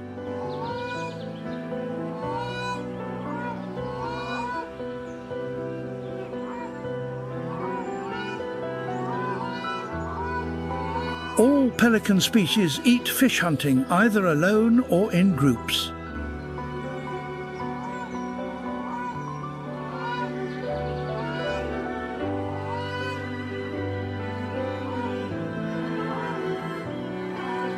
They scoop fish into their bills, then drain the water out before swallowing their prey.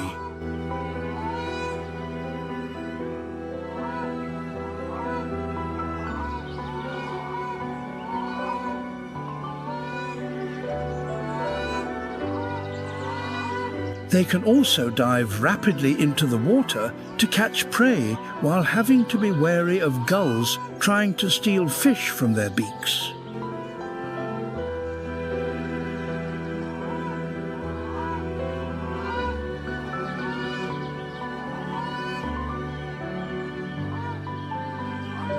Pelicans are social creatures nesting in colonies that can sometimes number in the thousands of pairs.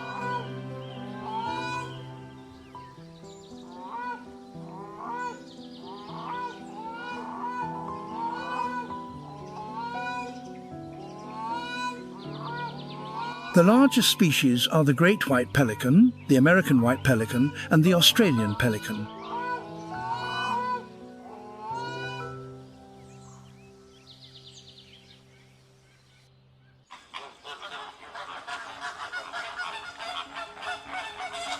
The flamingo is one of the most recognizable water birds in the world, with its pale pink plumage, long stick-like legs, and curved neck.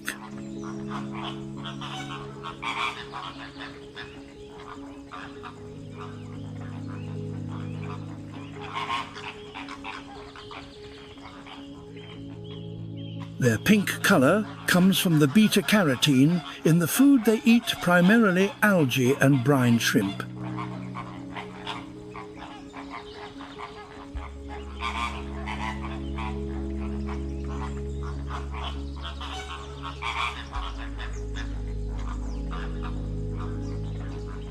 This beautiful bird can live from 20 to 30 years in the wild and sometimes forms flocks of thousands.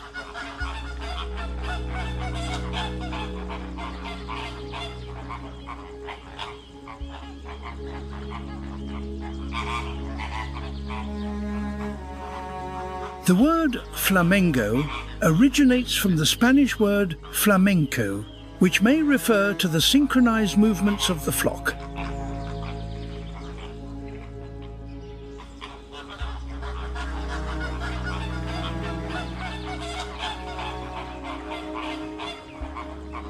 Flamingos live in tropical climates from Africa to the Americas, in habitats such as lakes, lagoons, and mangrove swamps.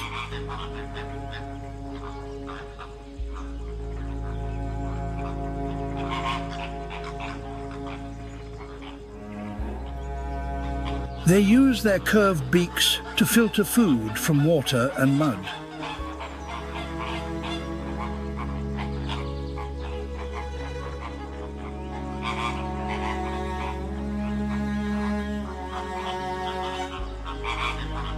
Their spiny tongue acts like a piston, helping to suck in water filled with food.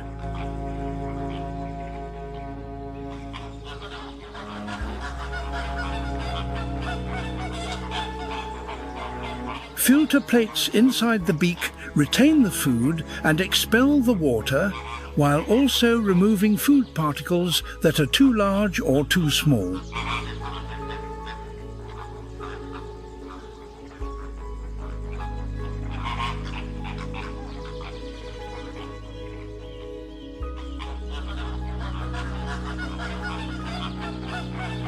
The white-capped waves endlessly crashed against the rocky shore.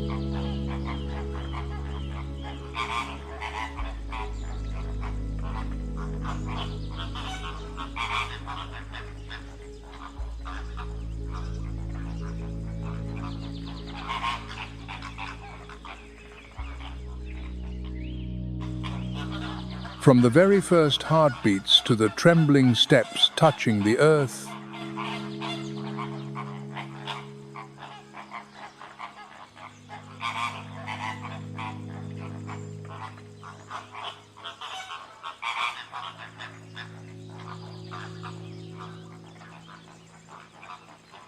their presence makes any land deep blue and mist.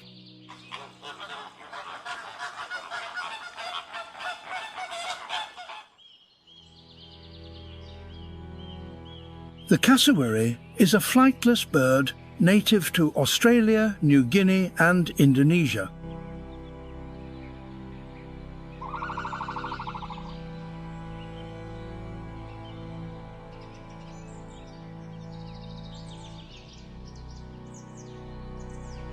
They are among the largest and most striking of all birds.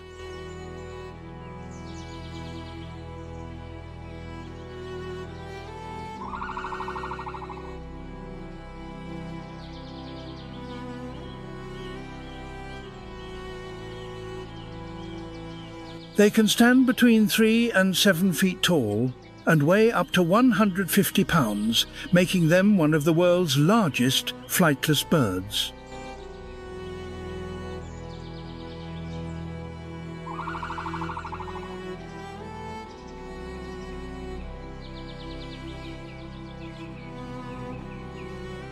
With powerful legs and sharp claws, they can run at speeds of up to 30 miles per hour for defense and attack.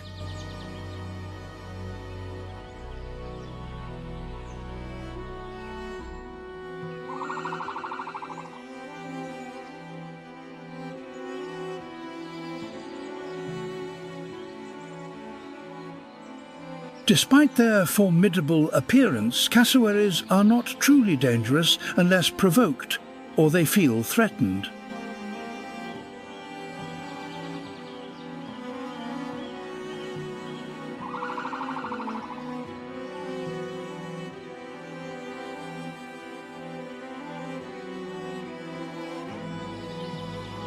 They are solitary birds, preferring to be alone rather than in flocks, and communicate with each other through both visual and auditory signals.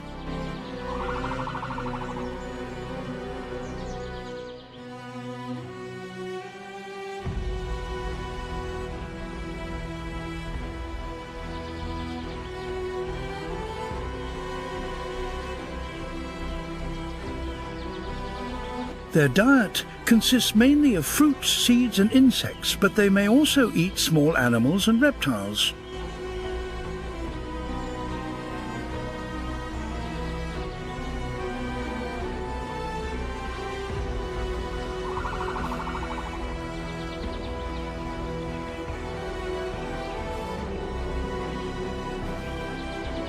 They breed in the winter and spring.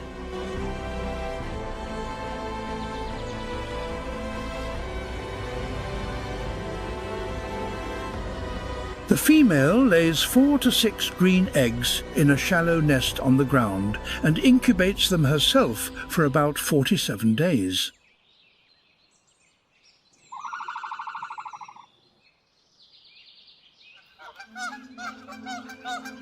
The great egret Ardea alba is a graceful water bird of the heron family, distinguished by its immaculate white plumage.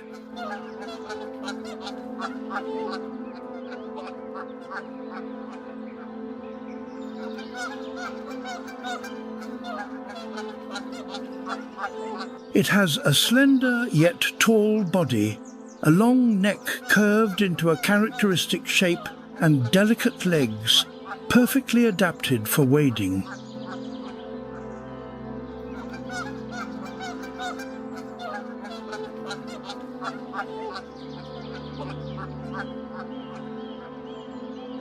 Its bill is straight sharp and a vibrant yellow, serving as a formidable weapon for hunting.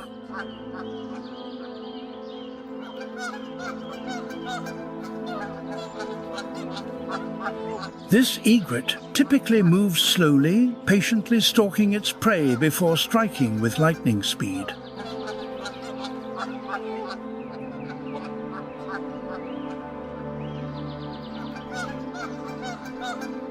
It prefers to live in marshes, lakes, rivers, canals, and coastal areas where food is abundant.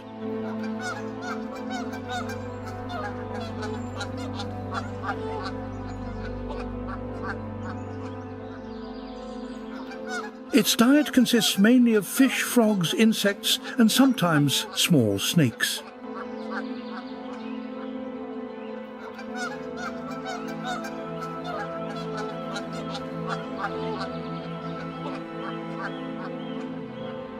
The white plumage makes it stand out against the green of the reeds, but it also reflects sunlight, blurring its outline when standing motionless while hunting.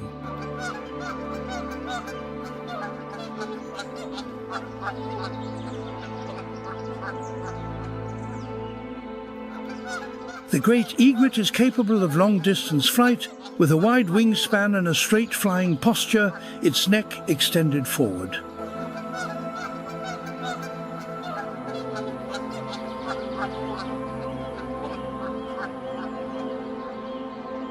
When foraging, they are often solitary, but may gather in groups where fish are plentiful.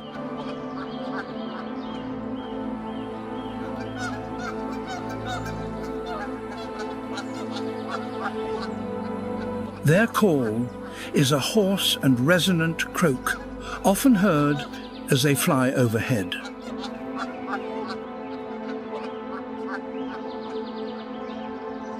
The species is distributed across all continents, particularly common in tropical and subtropical regions.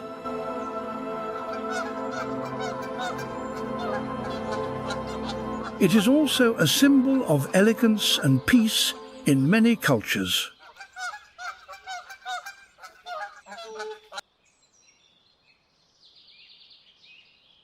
The African jacana appears as a graceful dancer of the waterways, affectionately known by some as the lily trotter.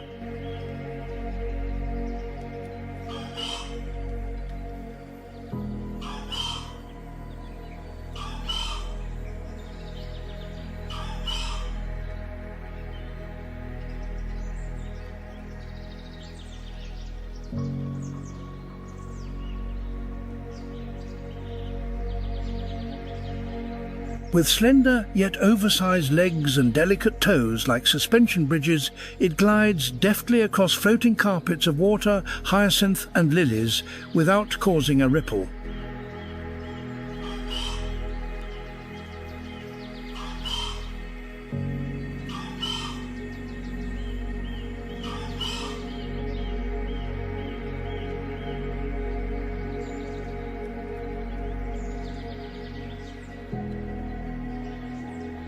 This is not just a captivating performance, but an evolutionary masterpiece, allowing the jacana to conquer shallow food-rich waters that few other species can reach.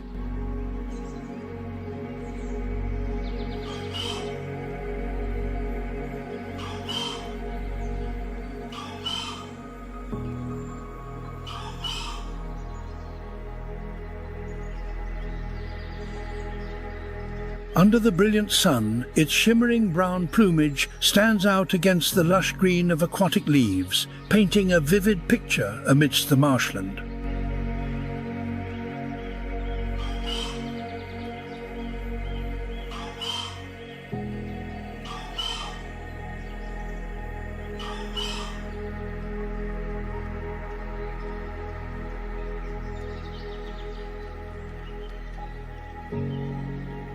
Each step is a delicate fusion of fragility and hidden strength, as if writing an epic of nature's wondrous adaptability.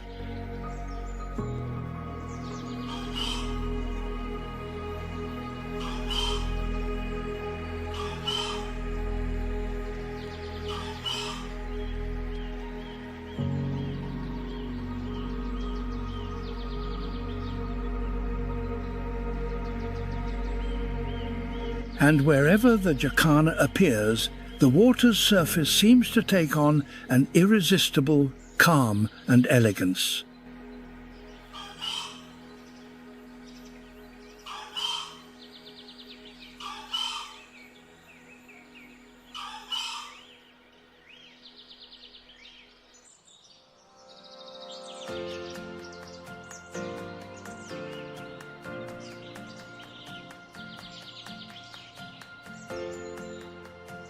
The white-capped waves endlessly crashed against the rocky shore, singing the eternal song of the ocean.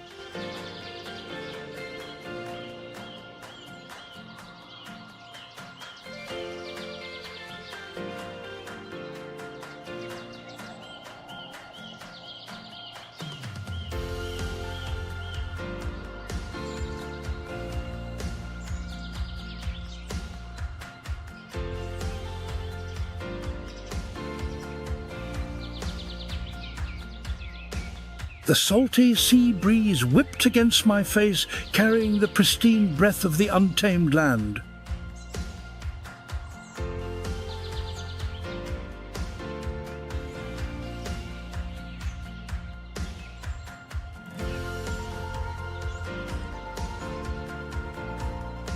Their presence makes any land deep blue and mysterious, like an unexplored world.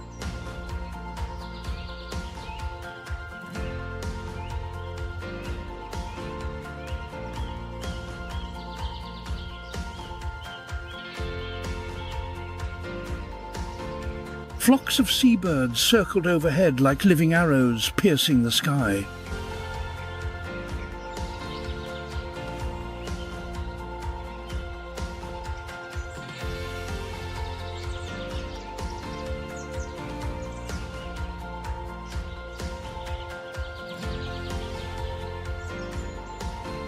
The deserted sandbank bore the footprints of lone travelers, then quickly washed away by the tide.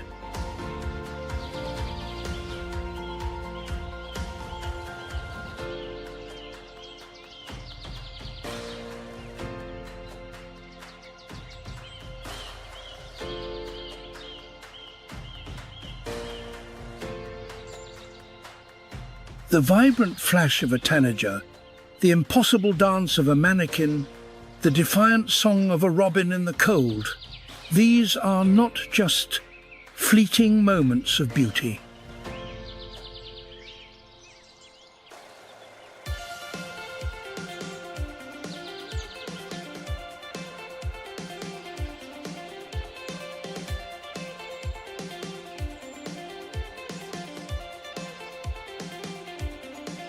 They are the vital signs of a healthy planet.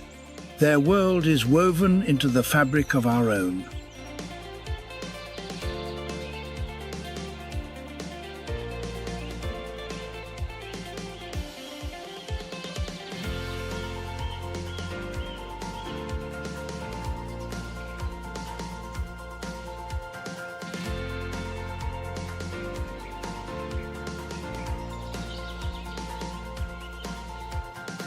And the great question that remains is whether we will continue to be worthy of their song.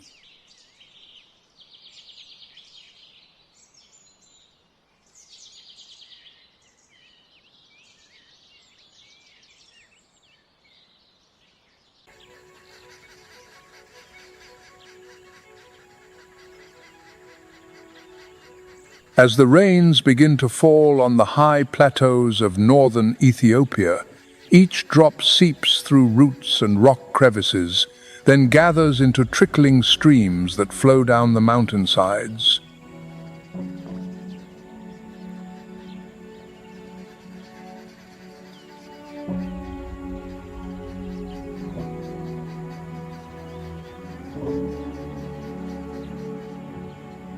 These seemingly insignificant streams, after a long journey, will merge to form one of Africa's most important and mysterious river branches.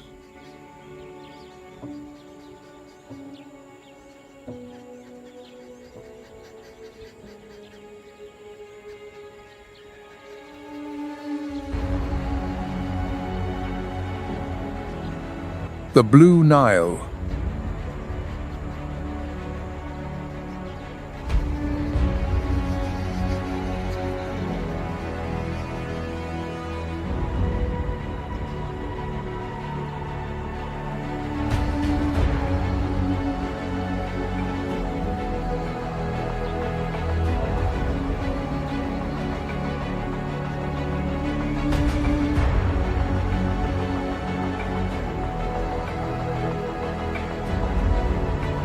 This river originates from Lake Tana, an ancient lake situated at an altitude of about 8,400 feet. It is the largest lake in Ethiopia and the hydrological heart of the East African Plateau.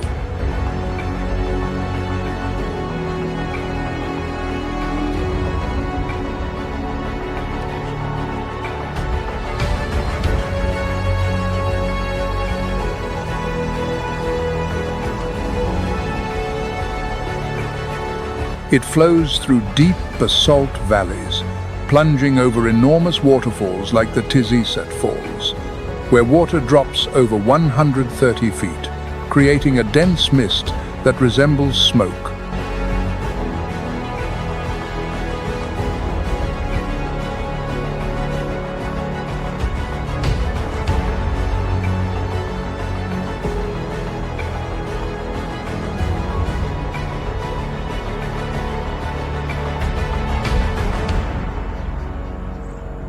During the rainy season from June to September, The Blue Nile contributes 85 to 86% of the total flow of the entire Nile system.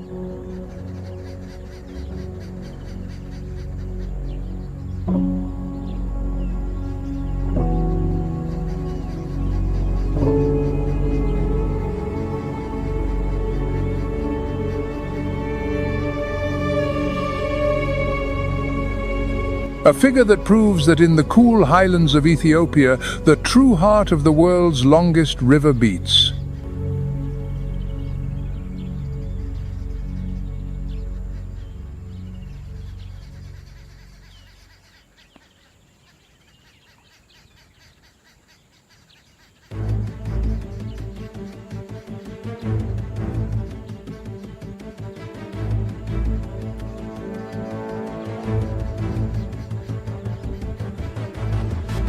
A roar echoes across the savannah. A pride of male lions charges from the bush, muscles tensed. The target is an old buffalo that has fallen behind.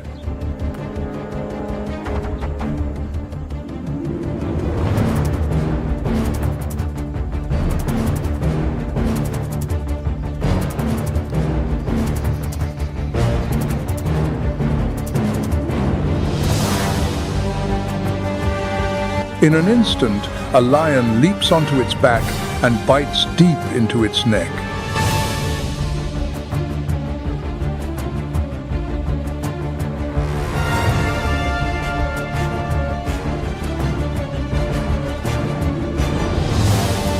But then the ground trembles. The herd returns. Dozens of bodies charge like a storm, horns lowered, eyes blazing red. Fate changes in an instant. The prey, seemingly condemned, rises like a tempest, crushing the hunter in the midst of the wild savannah.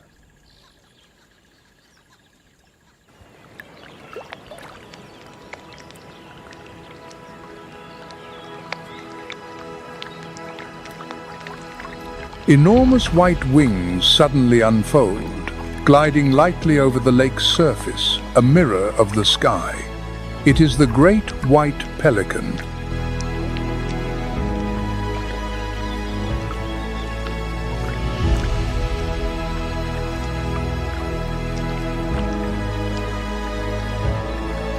An adult can measure up to 6 feet long, with a wingspan exceeding 12 feet, and weigh over 33 pounds.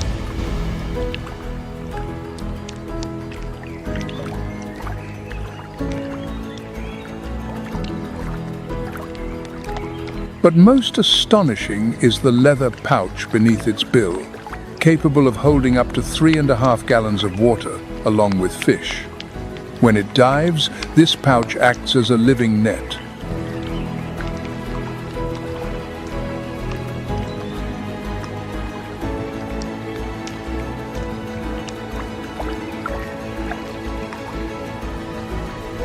The great white pelican's ability to fly is a marvel to many biologists.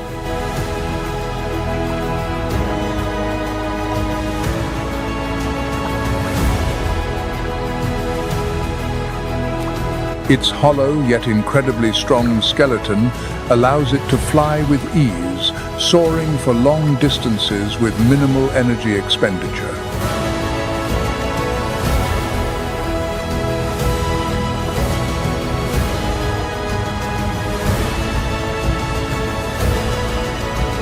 In many cultures, the image of a pelican piercing its own breast to feed its young with its blood is seen as a symbol of sacred sacrifice.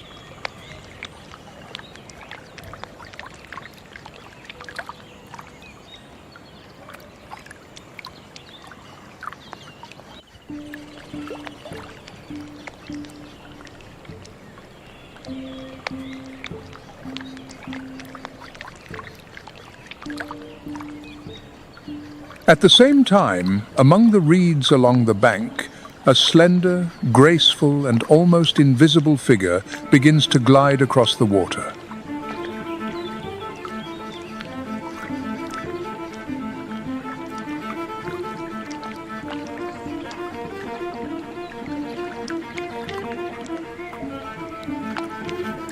It is the African darter, a bird with a snake-like neck and astonishing hunting precision.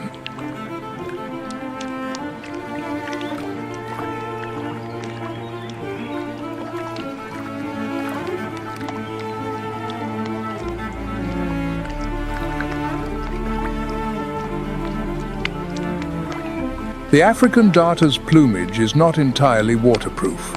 When it dives, its body does not float but sinks rapidly, allowing it to move near the lake bed and remain perfectly camouflaged.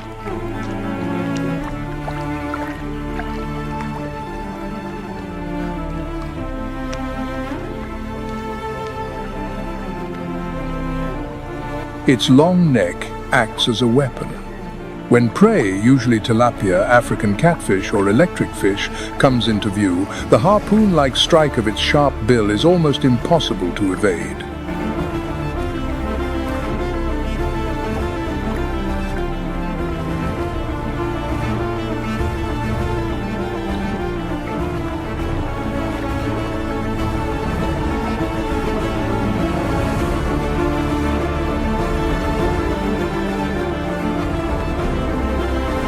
With this lightning speed, the African darter's hunting success rate can reach up to 68%.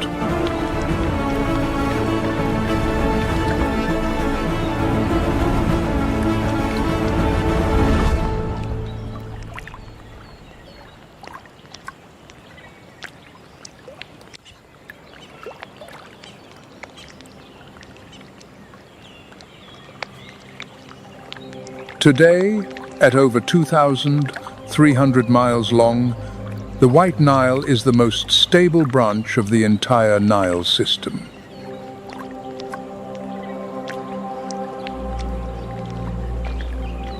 Its current meanders through flatlands, especially through the Sud, one of the world's largest inland wetlands.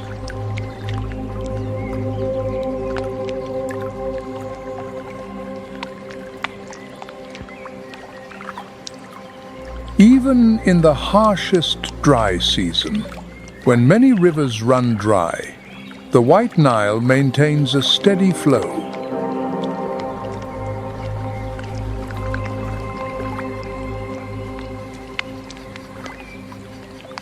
Beneath the murky water, the tigerfish, a predator with razor-sharp teeth, darts with lightning speed.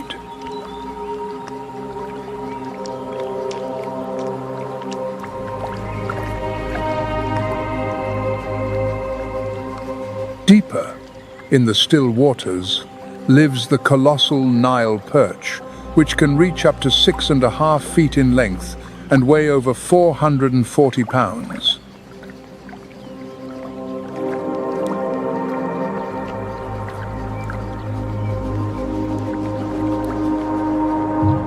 On the banks, where reeds and papyrus intertwine, the African clawless otter glides beneath decaying leaves.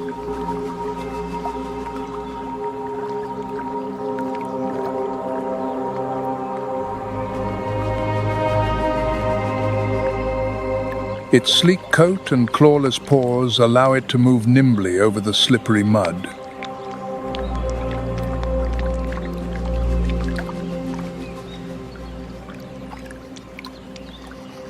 On the dry flats left by receding waters, a monitor lizard advances slowly, using its tongue to probe the air for scents.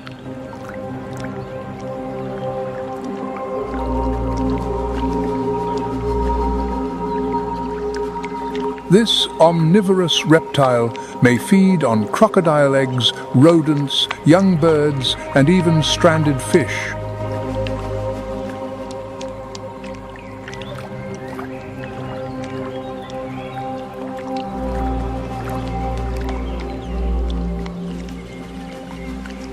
On the land, where dry leaves rustle, army ants begin their march. Over 20 million individuals move as a true biological wave, devouring everything in their path.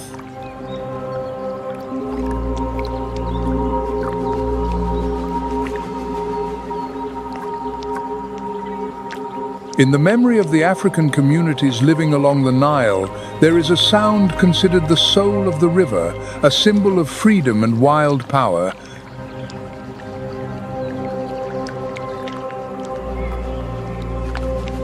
It is the lingering cry of the African fish eagle.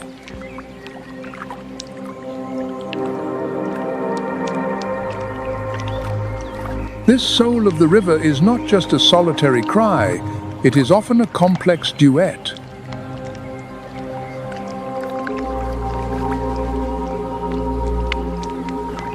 The male and female frequently perch near each other and call in response to strengthen their bond and assert their territorial claim.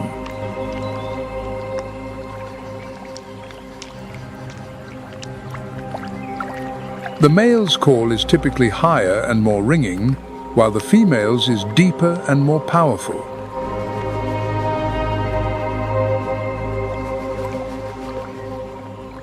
This acoustic performance echoes for miles across the water, creating an invisible sound barrier that informs all intruders who the true masters of these skies are.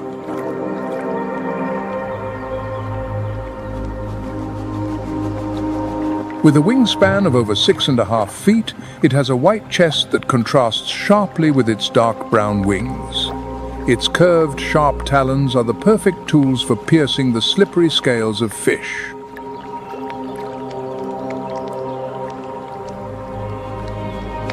Its primary food is fish. When one approaches the surface, the eagle dives like an arrow. Its talons snatch the prey in an instant.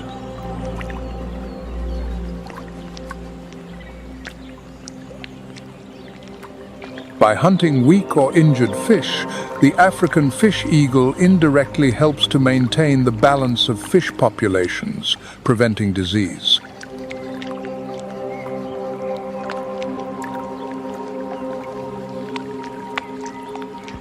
However, its diet is not limited to fish. When necessary, the African fish eagle scavenges on animal carcasses, washed ashore, or even steals prey from other birds.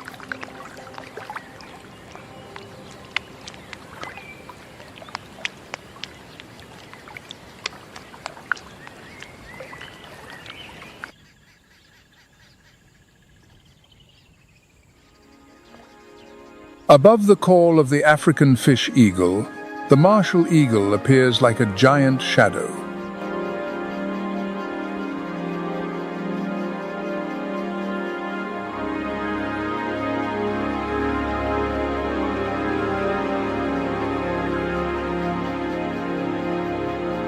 With a wingspan of 8.5 feet and vision that can scan over 3 miles, it tracks every small movement on the ground.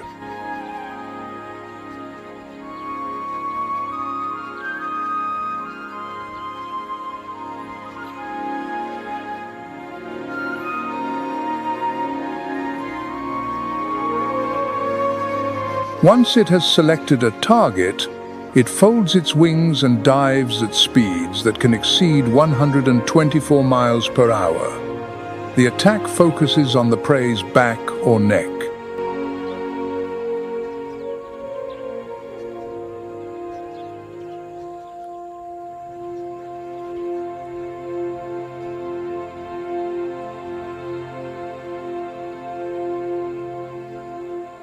Its talons, about 2.5 inches long, grip with extraordinary force, often breaking bones or instantly immobilizing the victim.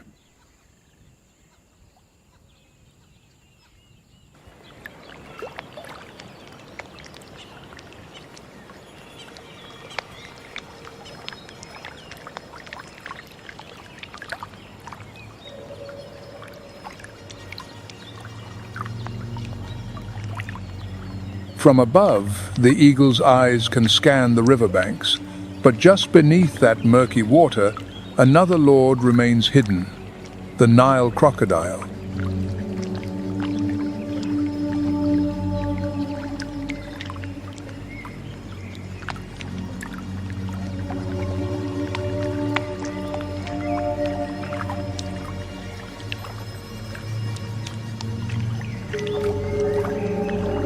Its ancestors appeared in the age of dinosaurs. Its form has remained almost unchanged for millions of years, as if time has stood still on its leathery skin and conical teeth.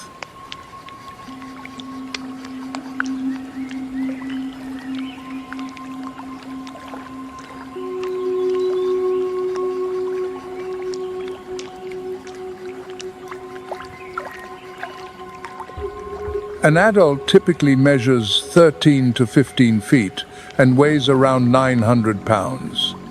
The largest recorded individuals reached over 21 feet and weighed more than 2,200 pounds.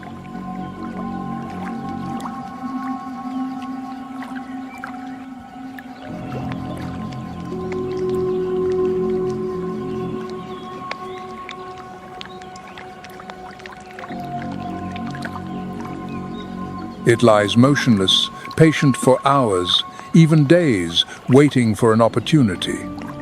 And that opportunity comes when an antelope bends to drink.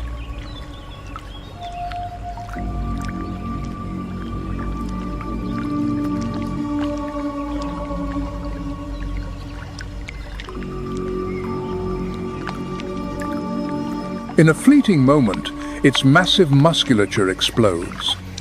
The jaws snap shut with a force exceeding 4,500 pounds, sinking deep into the prey's shoulder.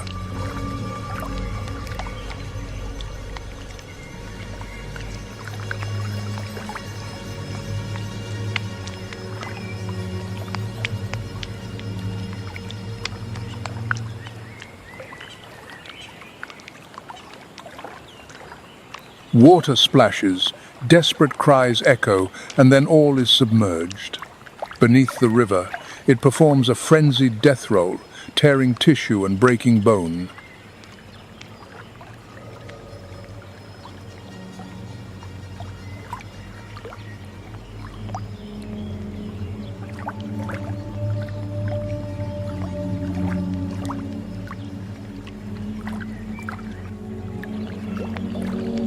Although it is a reptile, its parental care surprises many.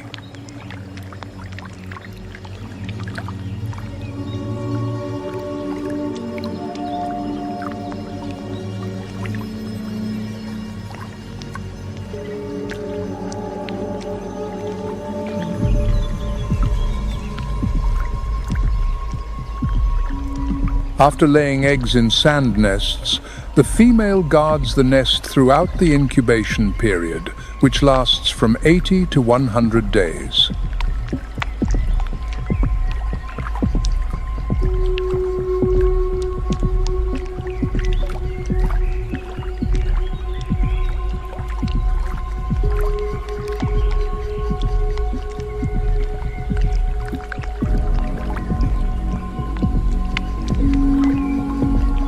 The fate of these hatchlings is determined not by genetics but by temperature. The temperature of the sand in the nest will decide the sex of the entire clutch.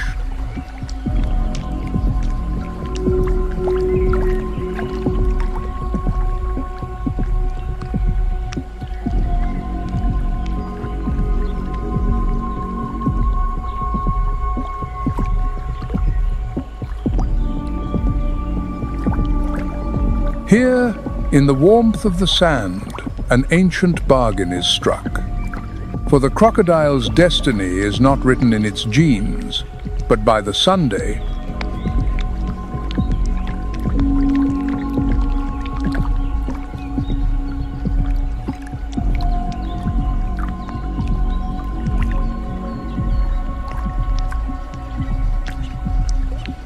A few degrees of difference will determine the gender of an entire generation, the future of a dynasty decided by the subtle breath of the climate.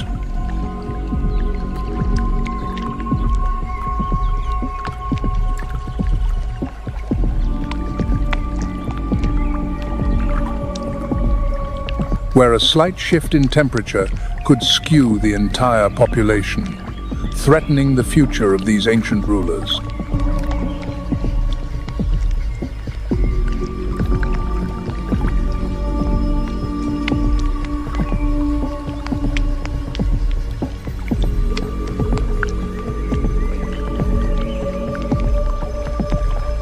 In their first months of life, the young are protected in shallow waters or even on their mother's back, safe from threats.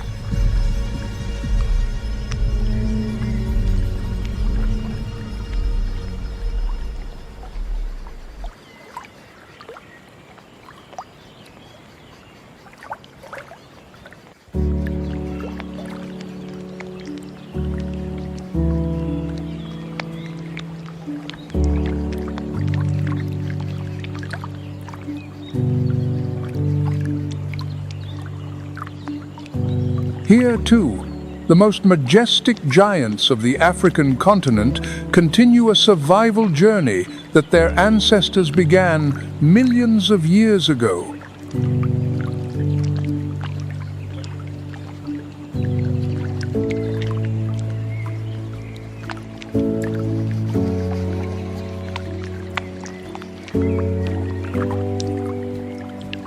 The hippopotamus.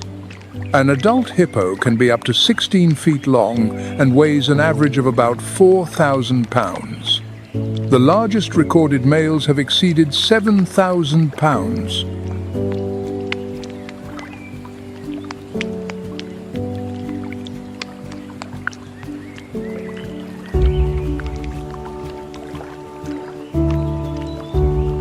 That massive body is covered in a thick, hairless skin that secretes an orange-red fluid acting as a natural sunscreen.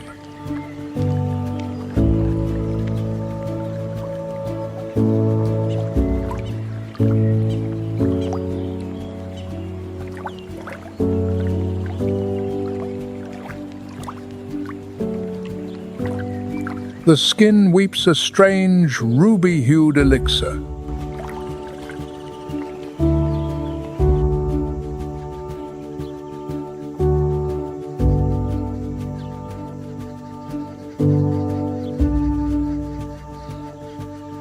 A substance of myth, that is, in fact, a marvel of biology.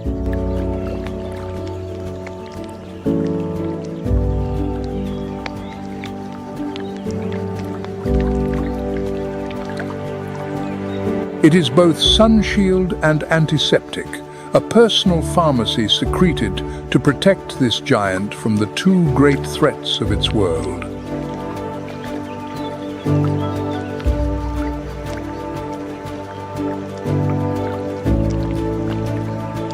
The searing sun above and the invisible bacteria in the water below.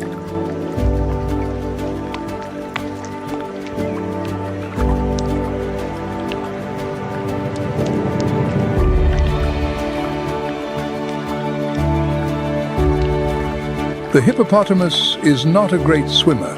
In fact, it does not float but moves by pushing its body along the riverbed as if walking underwater.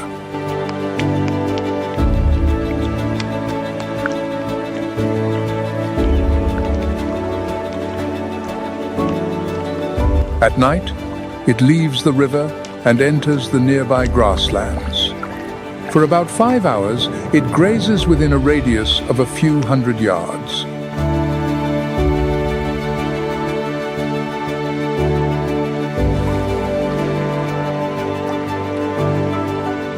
Despite its massive build, it can run at speeds of up to 18 miles per hour if it feels threatened.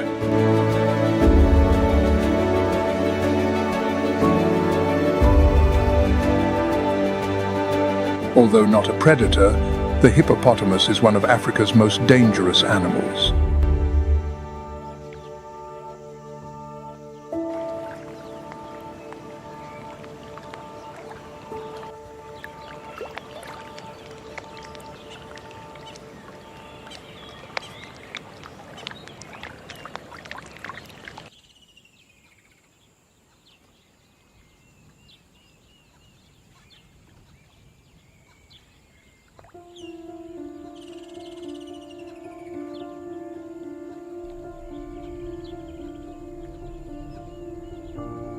Within the enormous flow of the migration, the presence of the Sitatunga reveals a completely different journey.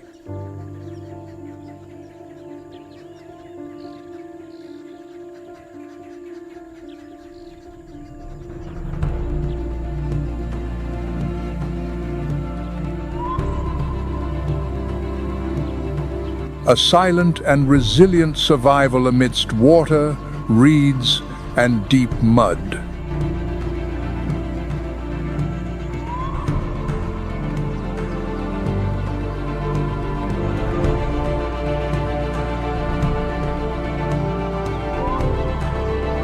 The body of the Sitatunga is born to belong in lands like the Sud.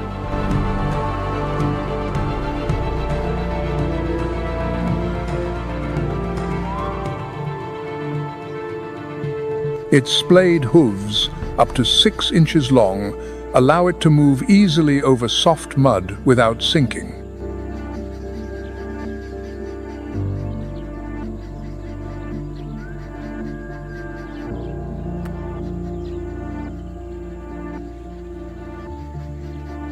Its thick, oily coat makes it waterproof, as if it were always wearing a water-resistant armor.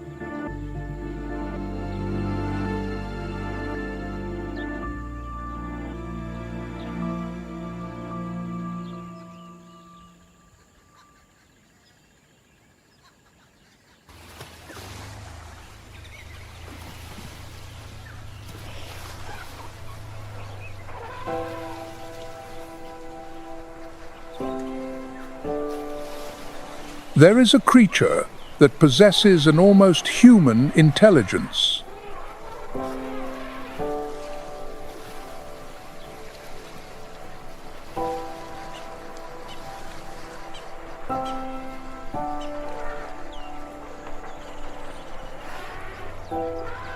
A strength that can fell a tree, and a heart so warm it can mourn the death of its kind. It is the African bush elephant.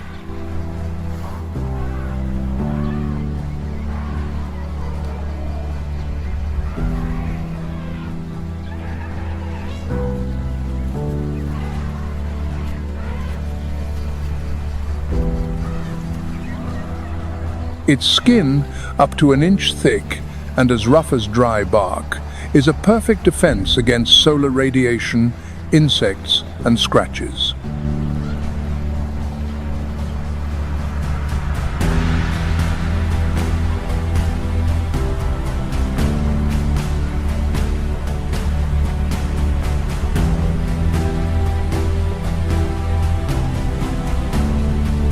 Its enormous fan-shaped ears are not just for hearing but also for cooling.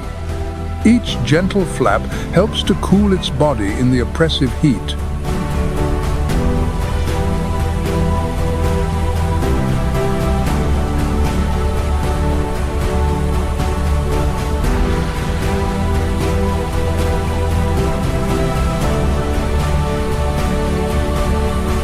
But its true weapon lies in its softest part. A flexible trunk, capable of lifting 600 pounds, sensing smells, signaling, drawing water, and spraying it over its body in a single motion.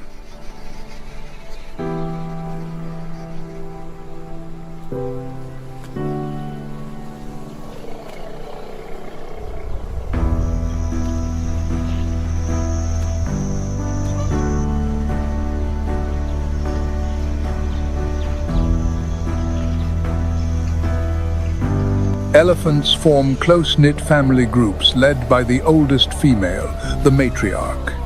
The herd consists of multiple generations of females and young, moving as a cohesive unit.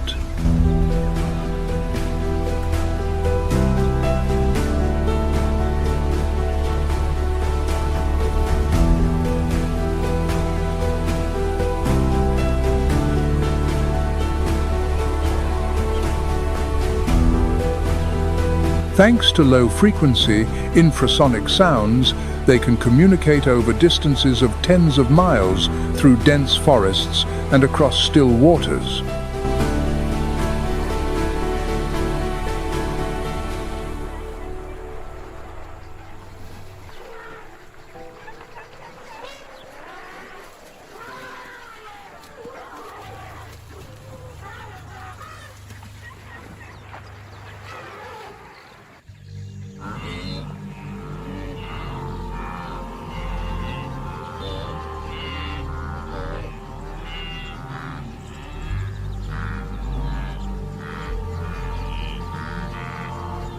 the Black Death. This is not a disease, but the tense silence before an explosion. A black mass with bloodshot eyes stands on the savannah like a breathing rock.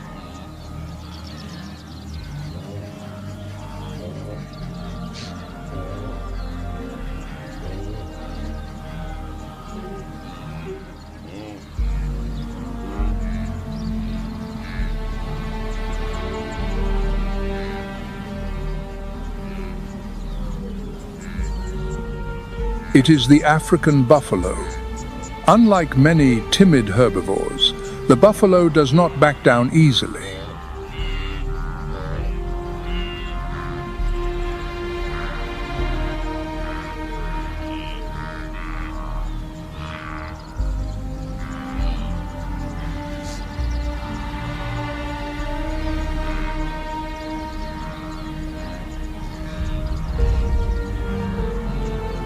On many occasions, buffalo herds have directly confronted predators like lions, leopards, spotted hyenas, or even Nile crocodiles.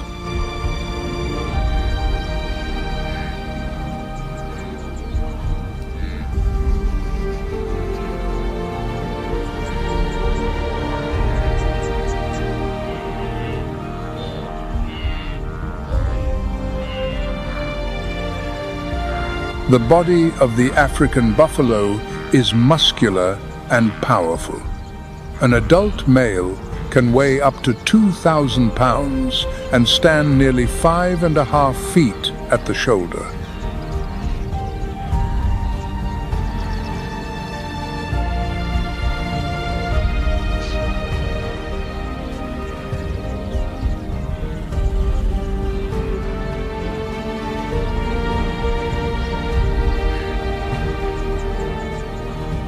The most prominent feature is its crescent-shaped horns, strongly curved and joined at the forehead by a hard bone mass called a boss, which acts as a true natural helmet.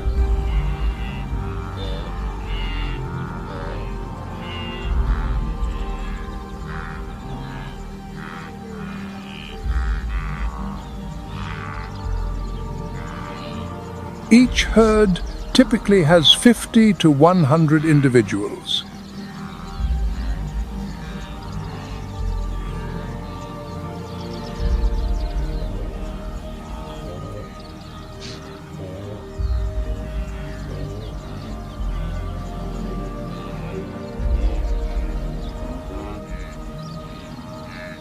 When they sense a threat, they form a defensive circle, with the strongest on the outside, while the young are protected in the center.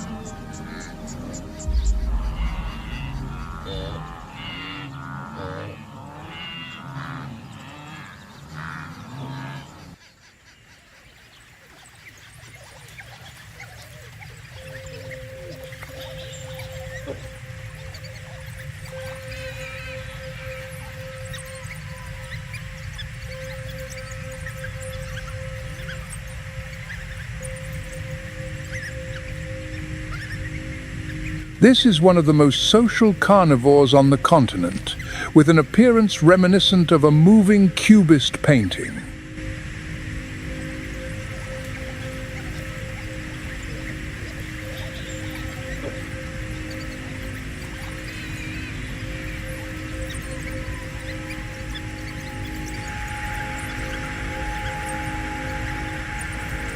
Each individual possesses a unique spotted coat.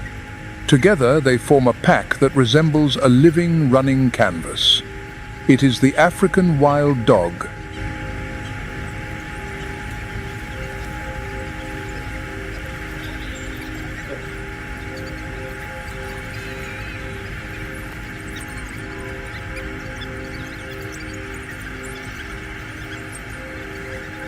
This species belongs to an independent evolutionary branch within the Canidae family, distinct from common genera like wolves or jackals.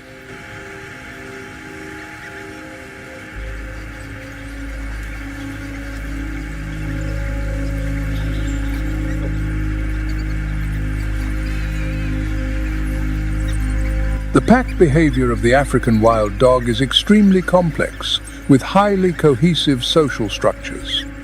Each pack usually consists of 7 to 15 individuals, sometimes exceeding 30.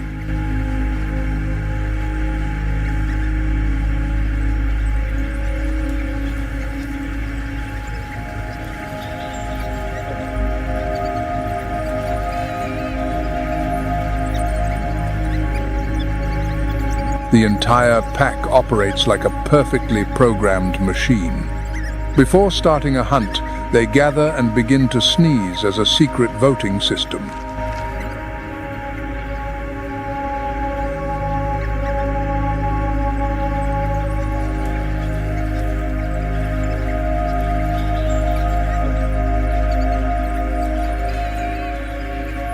Each sneeze counts as a vote, and when the threshold is reached, the entire pack explodes into action. The hunt has begun.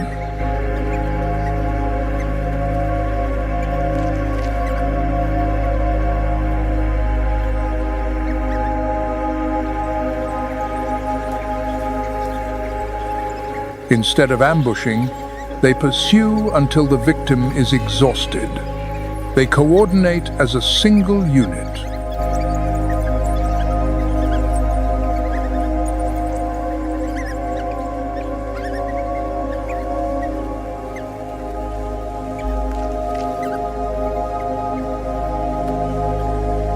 Some block the path, others push to one side, and others isolate the weakest individuals from the group.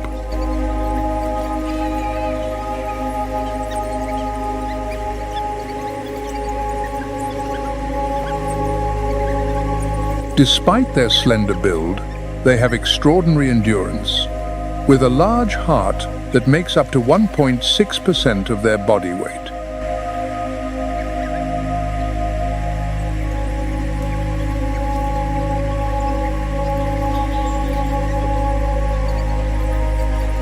This allows them to maintain speeds of 34 to 37 miles per hour over distances of up to 3 miles.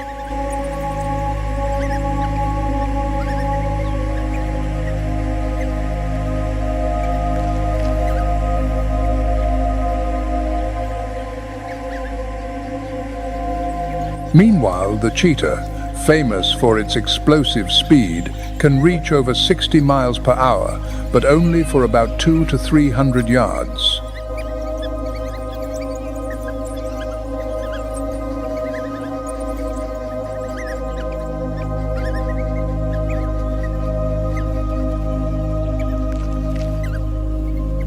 These advantages have allowed the African wild dog to achieve a hunting success rate of up to 70 to 80%, much higher than the lion's, which is only about 25 to 30%.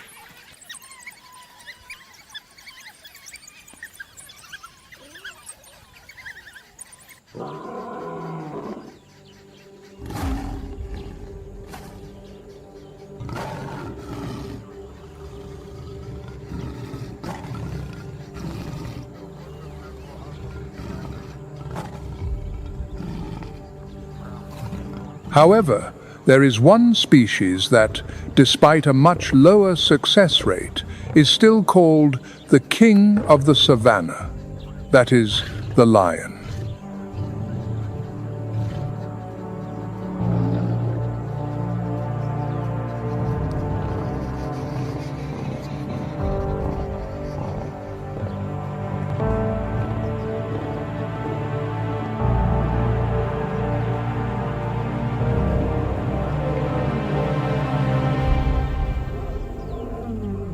The body of an adult lion can be up to 8 feet long.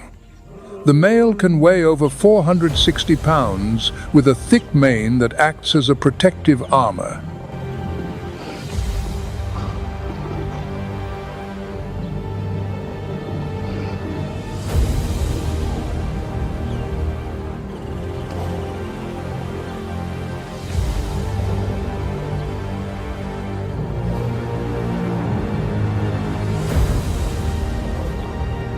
In each pride, Usually consisting of 4 to 15 individuals, a social network is established in which related females cooperate to raise their young and hunt.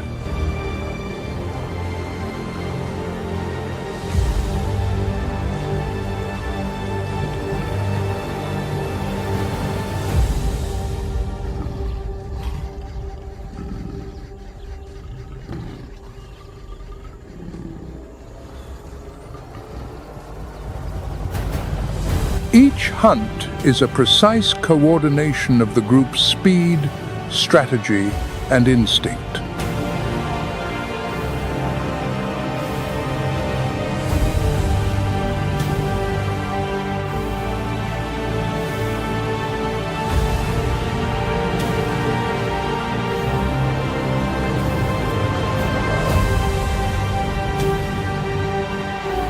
The final blow is usually aimed at the throat or back, with a bite force of 650 psi, using muscular strength and body weight to bring down the prey.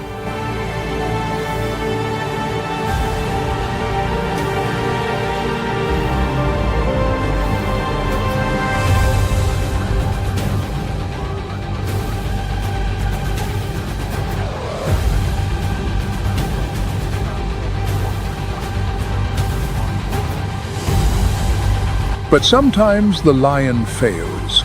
Not every hunt ends in meat. Many end in blood, their own blood.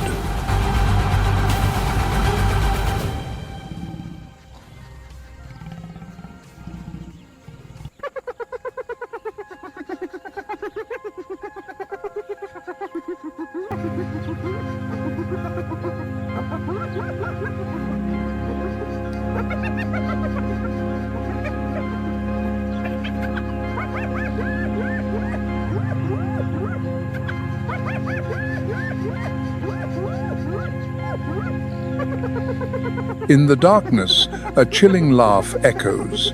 The spotted hyena appears, bringing the unique order of a predator that rules the night.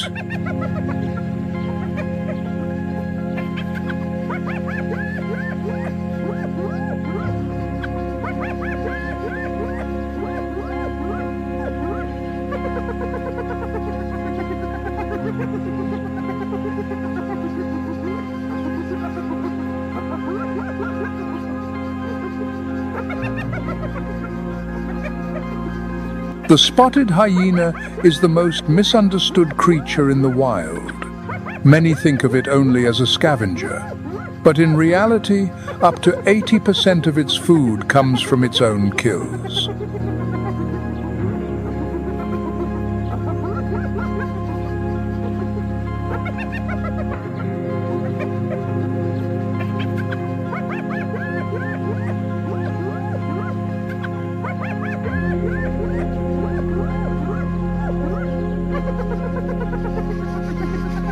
The laugh that echoes in the night is not a sign of joy, but a complex language used to convey emotions, status, and warnings within the clan.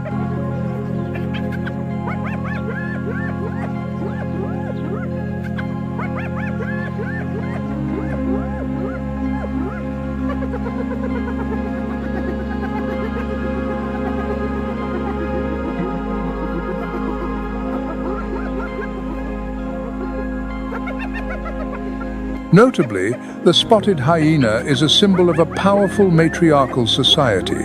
Females are larger, completely dominate the males, and even the smallest female outranks an adult male.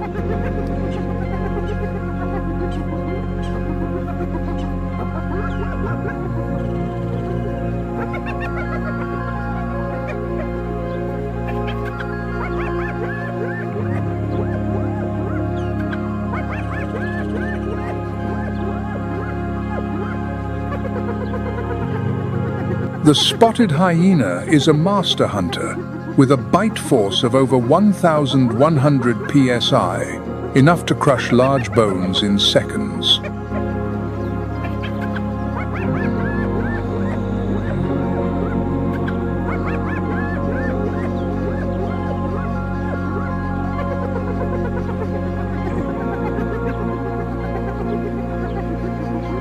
Thanks to an incredibly strong stomach, it can digest bone, leaving almost nothing behind after a meal.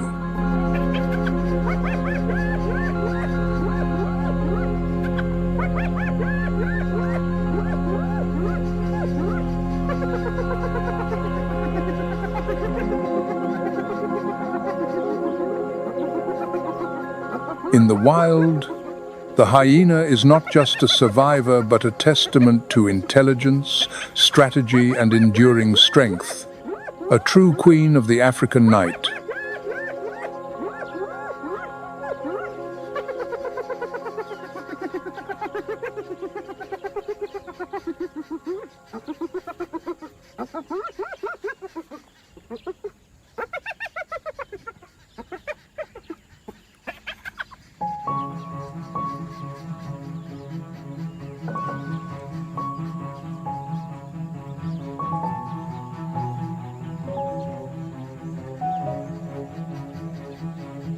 As the hyena's laughter fades into the night, the silent golden shadow of the leopard appears graceful, solitary, and mysterious.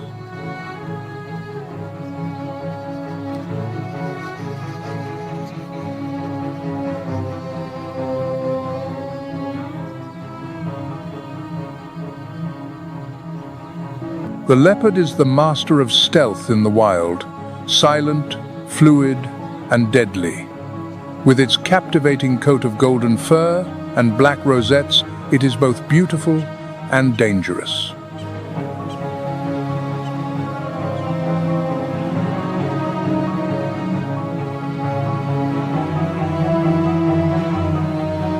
Unlike lions or hyenas, the leopard hunts alone, moving in absolute silence, striking with a speed and precision that is frightening.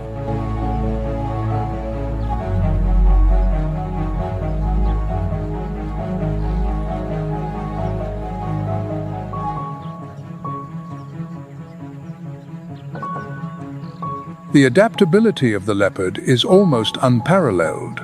It can live in habitats ranging from dense forests to rocky mountains, from grasslands to deserts.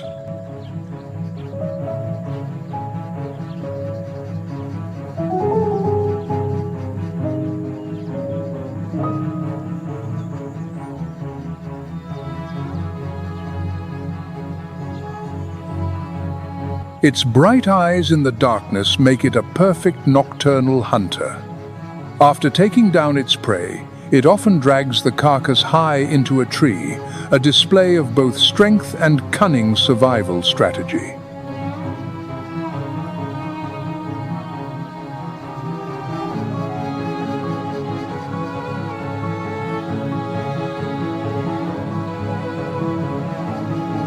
Though it lives a solitary life, the leopard is fiercely protective of its territory, marking it with scents, roars, and deep claw marks on tree trunks.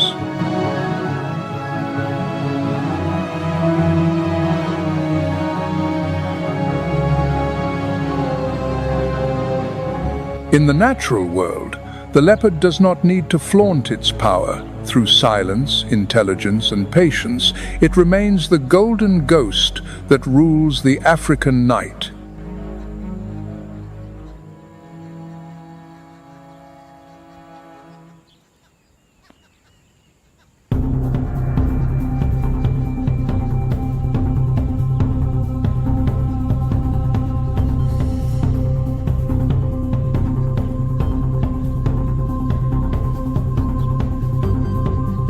As the leopard falls silent in the forest's shadow, the cheetah emerges in the grasslands, swift as lightning, mastering its domain with speed.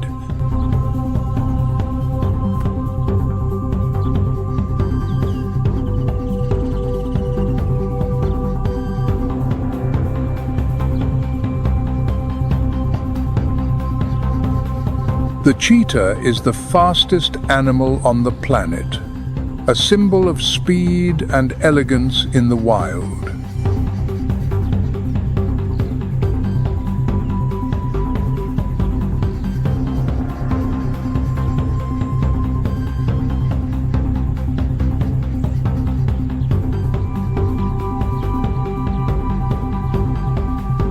With its slender body, long legs and flexible muscles, it can reach speeds of over 70 miles per hour in just a few seconds.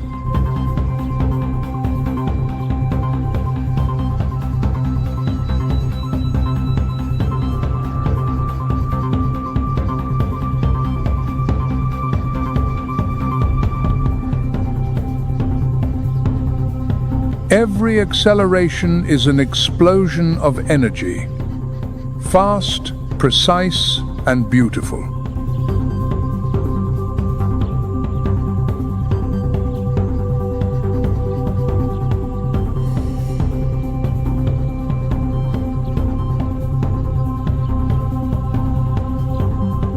Unlike other predators, the cheetah relies not on strength but on speed and tactics.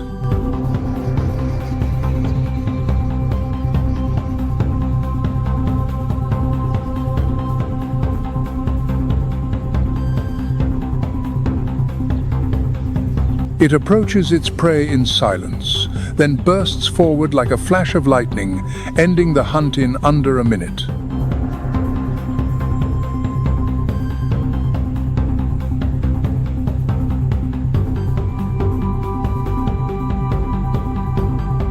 The long black lines running from its eyes to its mouth help reduce sun glare, enhancing its focus while hunting in the open plains.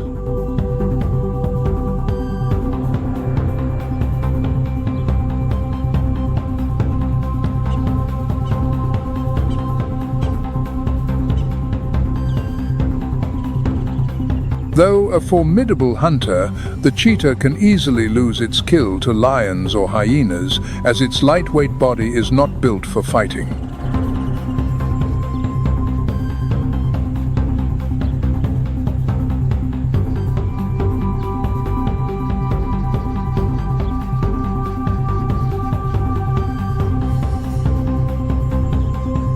The cheetah is a testament to a natural law. One doesn't have to be the strongest, just the fastest to master the plains.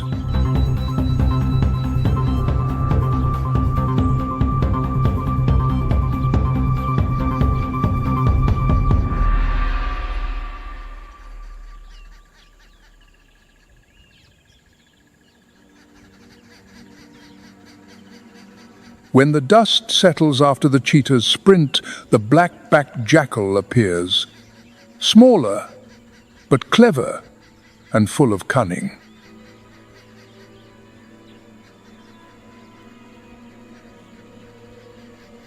The black-backed jackal, Canis mesmerizing, is one of Africa's most intelligent and agile predators.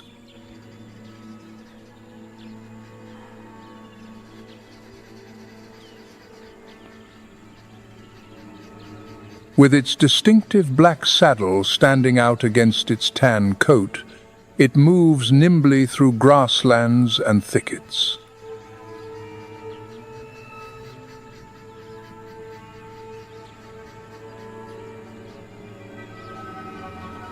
Though small in stature, the jackal is a strategic hunter, often hunting in pairs to take down larger prey.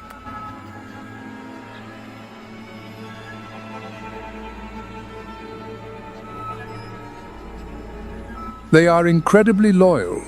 A pair may bond for life, raising their pups and defending their territory together. At night, their howls carry far, a warning to all intruders.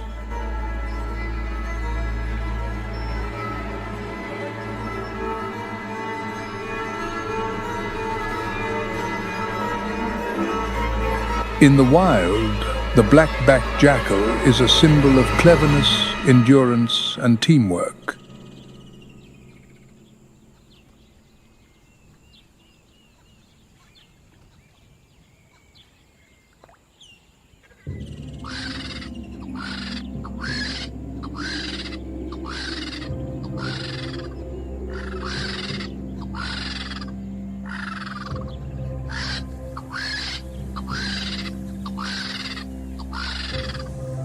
As the jackals depart, leaving behind the remnants of the feast, vultures descend from the sky, taking on nature's final task, cleaning away every last trace.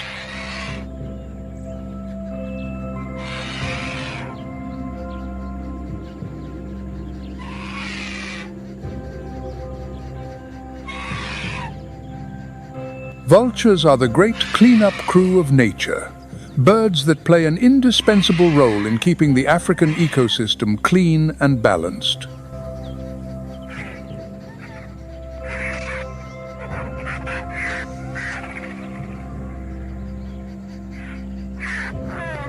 With a wingspan that can reach over 8 feet, they soar for hours, using thermal currents to search for carcasses from miles away.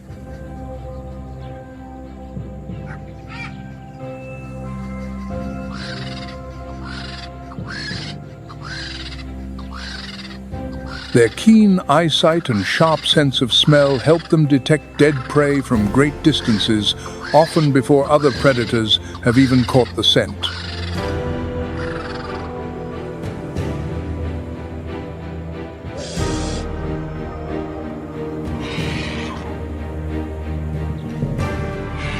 A vulture's stomach contains hydrochloric acid tens of times stronger than a human's, allowing it to digest even anthrax or rabies bacteria without being poisoned.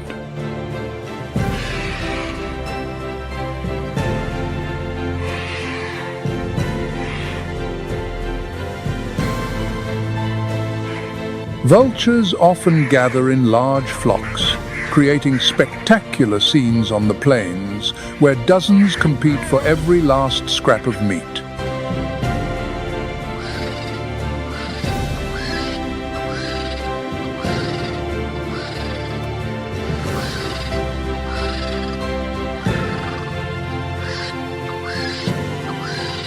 Despite their fierce appearance, they are the silent heroes, symbols of rebirth and balance in the wild.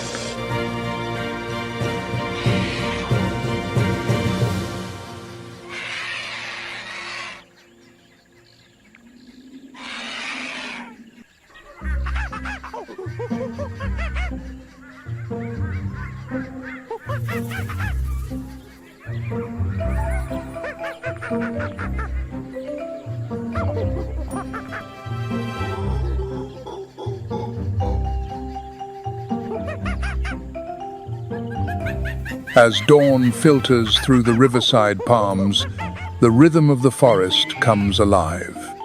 A noisy, bustling and vibrant procession appears. It is the olive baboons.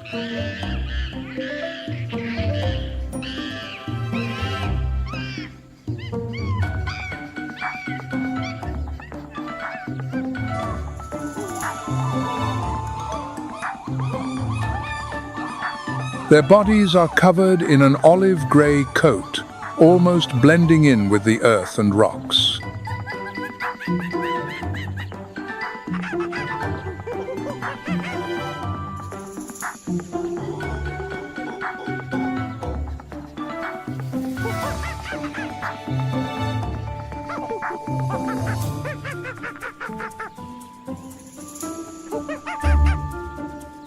A stooped gait with long arms and dexterous hands allows them to climb branches, dig in the soil, pick fruit, or uproot plants.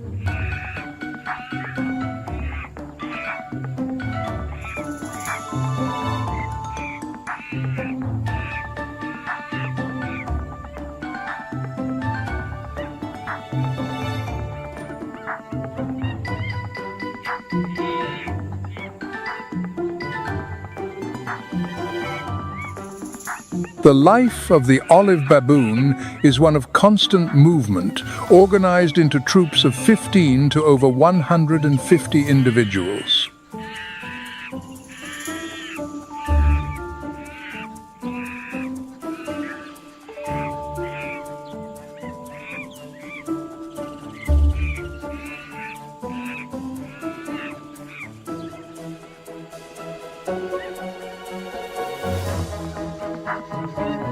Their diet is extremely varied, reflecting their remarkable adaptability, from fruits, seeds, roots, and young shoots to bird eggs, insects, and even small birds or young antelopes.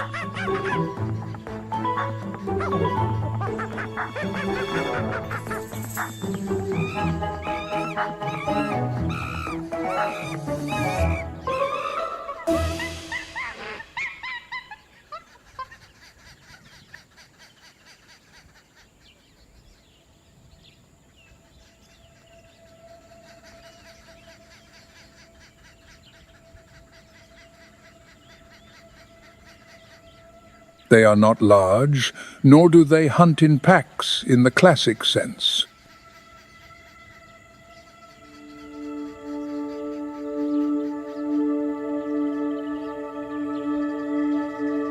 But they are living proof of an evolutionary process pushed to the extreme of specialization, the Ethiopian wolf.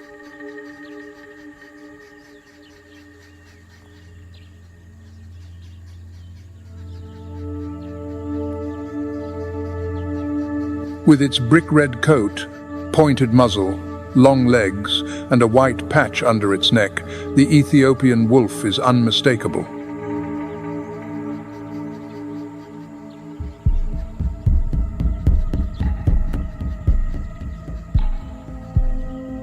It usually hunts alone.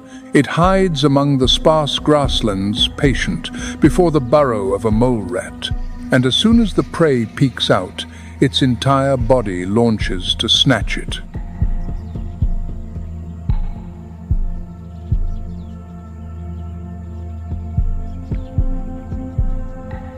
Although they are solitary hunters, these rare wolves have an incredible symbiotic relationship with gelada baboons.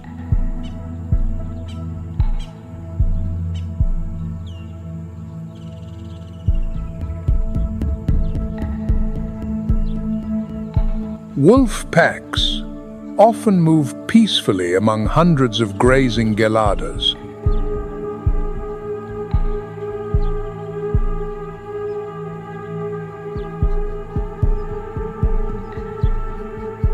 The reason is simple. As the monkeys dig for roots, they inadvertently disturb the rodents hiding beneath, creating easy hunting opportunities for the wolves.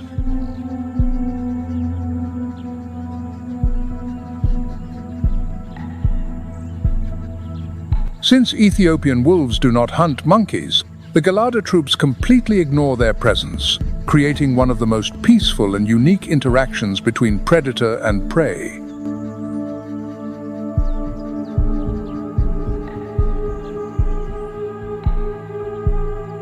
Despite its name, the Ethiopian wolf embodies the image of a silent, solitary hunter.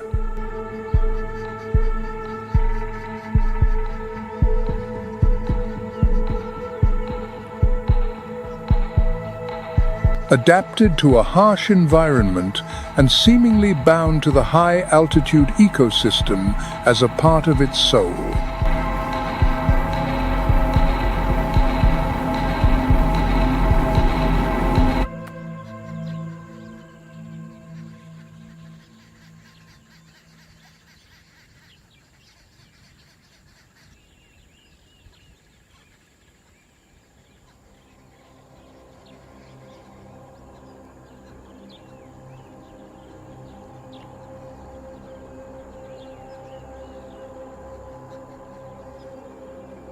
Amidst this arid desert, a ghost of the past still haunts every dune, the scimitar-horned oryx.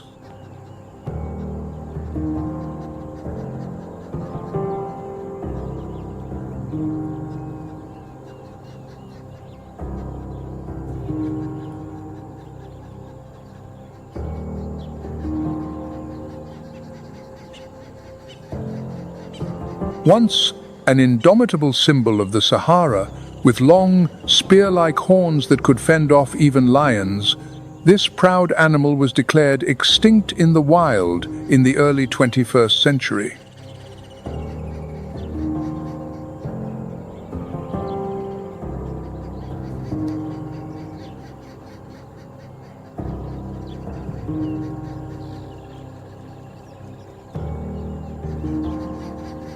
Today, its story is a painful reminder, but also a glimmer of hope.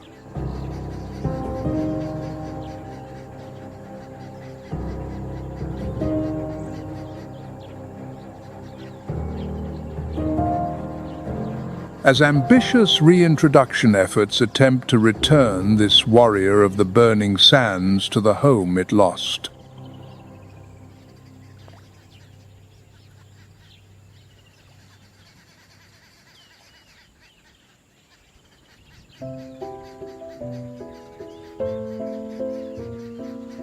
As the sun bathes the endless dunes of Nubia and the Nile meanders like a blue silk ribbon through the desert at Aswan.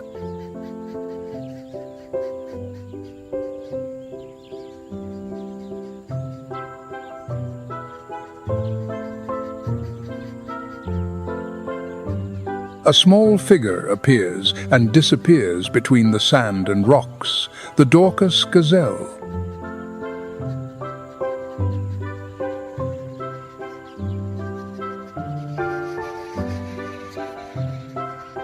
With a compact body, an average height of 2 feet, and weighing only 33 to 44 pounds, its dark, sandy coat is perfect camouflage in the desert landscape.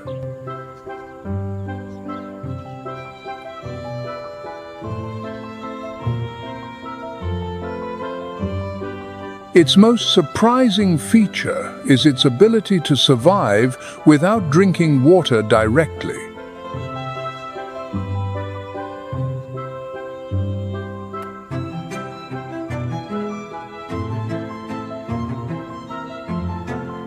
It absorbs up to 80% of its water from plants and, thanks to its special physiology, can live for weeks without access to a water source.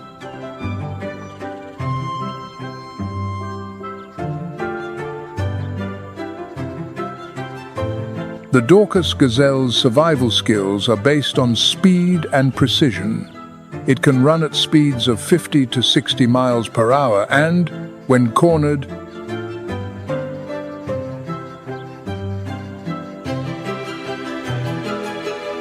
it performs vertical leaps known as stotting, disorienting its predator.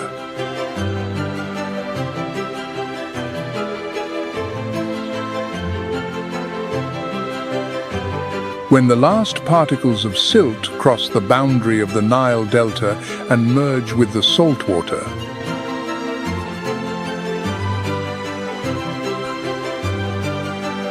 they not only mark the end of a journey of over 4,100 miles, but they also open another door.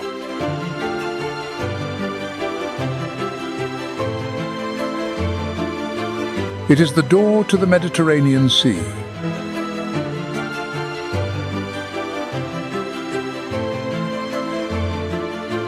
There, where river and sea meet, the silt settles, continuing its journey, dissolving, dispersing, and nourishing a marine ecosystem, small in area but immense in life.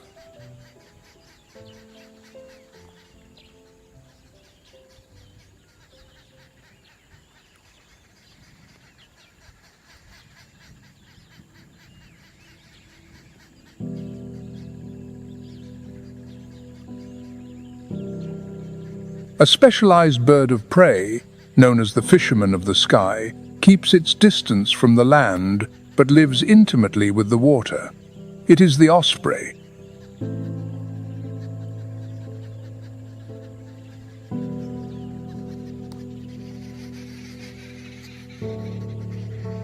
It stands out with its slender form, wingspan of nearly 6.5 feet, and a white head with a dark black stripe running through the eye.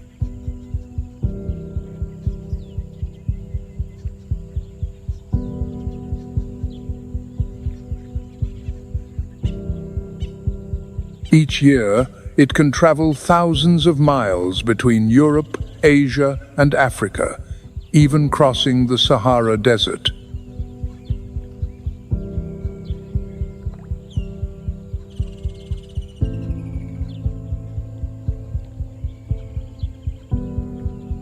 But in Aswan, where reservoirs, dams, and the bends of the Nile form still waters, the osprey finds an ideal stopover.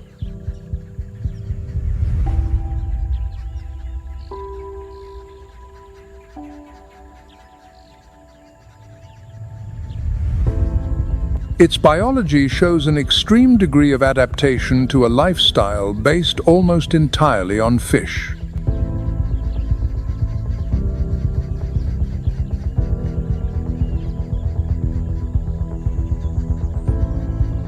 During each hunt, it typically flies at a height of 30 to 130 feet, circling ceaselessly until it identifies a target.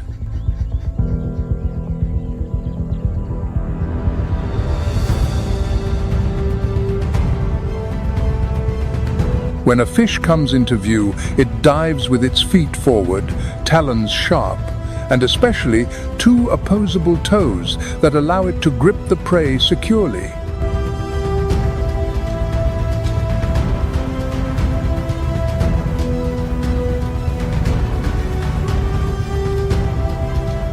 The soles of its feet have small barbs that help hold onto the slippery fish as it ascends.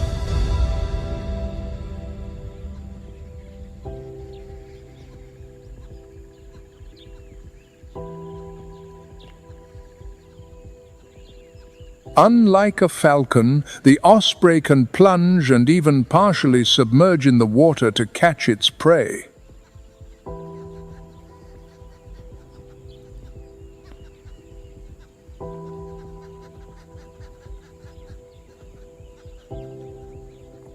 With each successful catch, it regulates small fish populations, removes the weakest, and maintains balance in the aquatic food chain.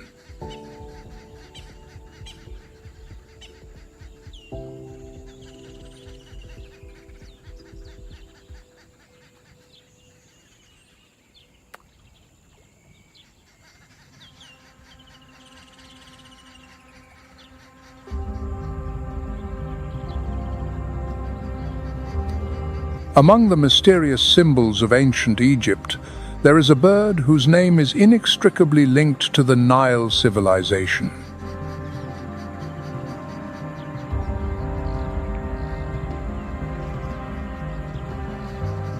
Smaller than other vultures, but on its black and white wings lies a unique story.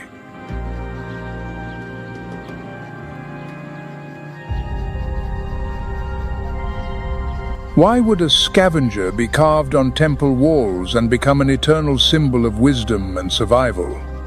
It is the Egyptian vulture.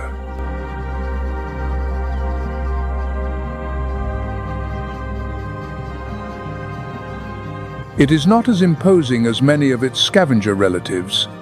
Its average weight is only 3.5 to 5 pounds.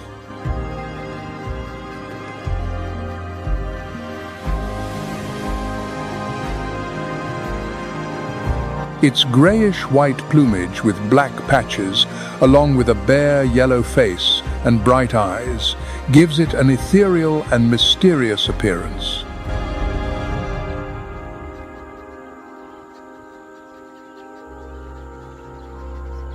In fact, the Egyptian vulture eats everything that is dead: livestock bones, fish, birds, and even animal dung.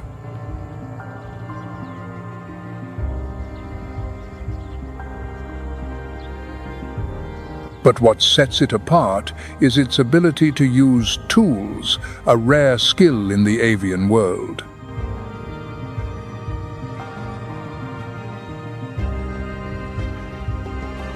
When it finds an ostrich egg or another large, abandoned egg, it picks up a stone and throws it with precision until the shell breaks.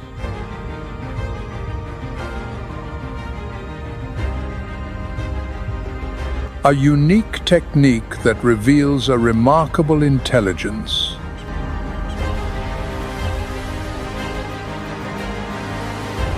In late spring, it begins its migration from breeding grounds in Europe and Central Asia southward, crossing the Alps, the Mediterranean, and the Sahara Desert to reach the lowlands of the Nile.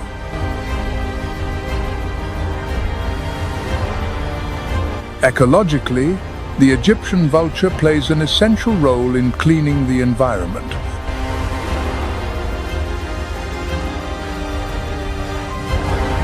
Preventing the spread of pathogens from decomposition and maintaining a balance between different trophic levels.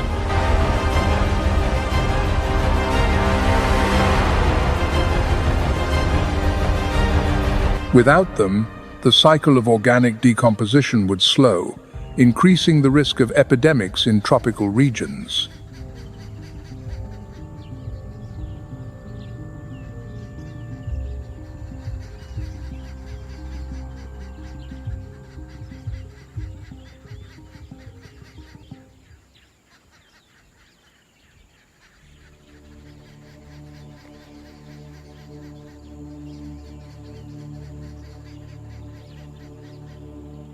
The slender yet majestic silhouette of the herons cannot be overlooked.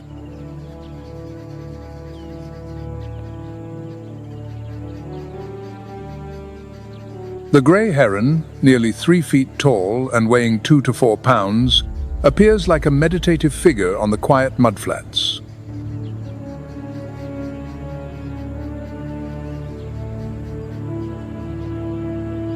It stands motionless for hours in the shallow water, neck retracted in an shape, eyes fixed on the slightest movement beneath the surface.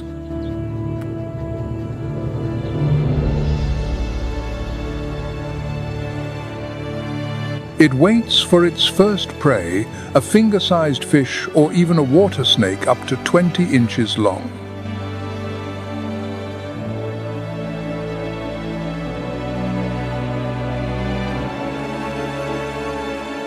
When the moment comes, the strike is instantaneous. In less than 1/10 of a second, its long, pointed bill has pierced the prey.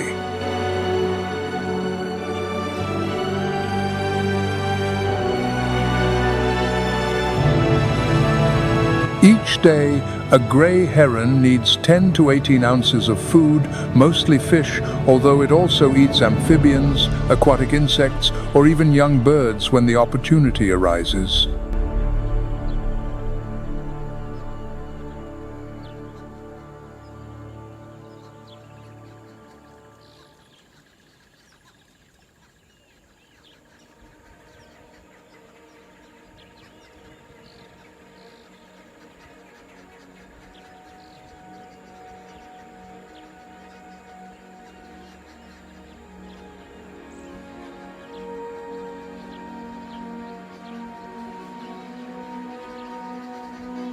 The African spoonbill, with its mix of chestnut tones and shimmering metallic reflections, crosses the riverbank like a ribbon touching the water.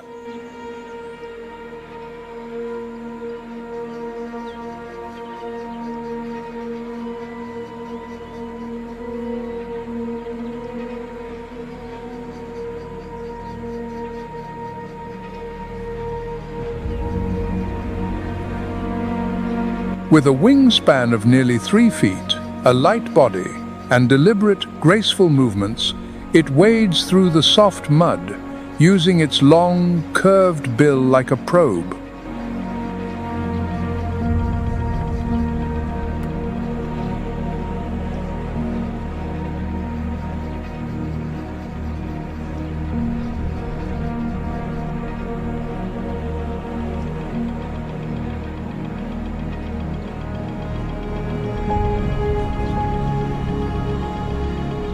Each day, it consumes 10 to 18 ounces of food, enough to sustain its vital energy.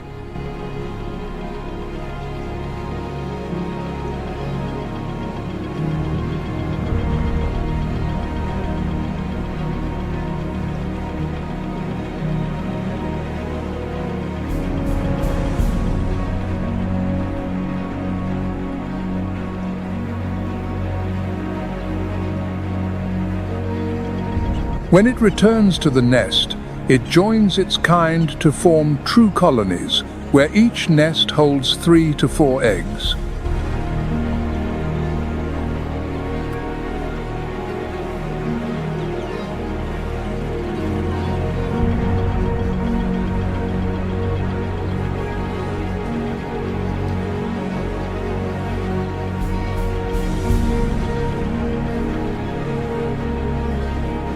Meanwhile, the sacred ibis appears like a deity from the age of the pharaohs, with its white plumage and black head and neck.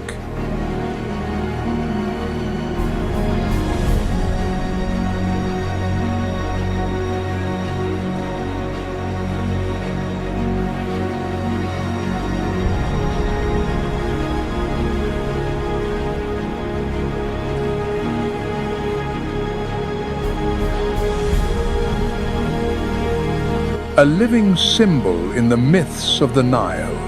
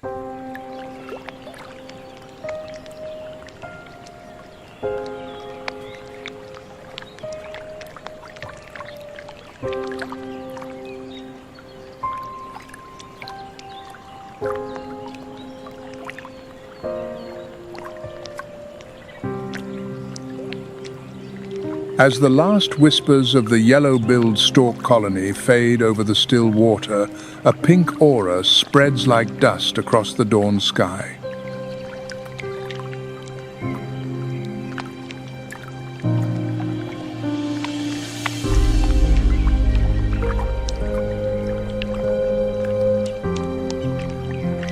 It is the greater flamingos, the silent dancers of the Nile's wetlands.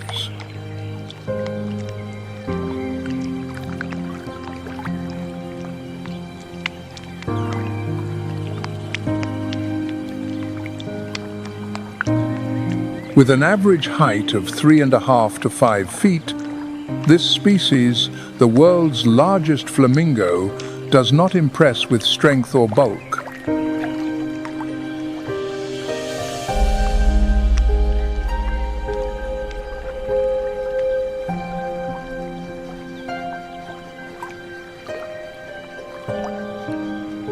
Its body is slender, its neck curved like a soft wave.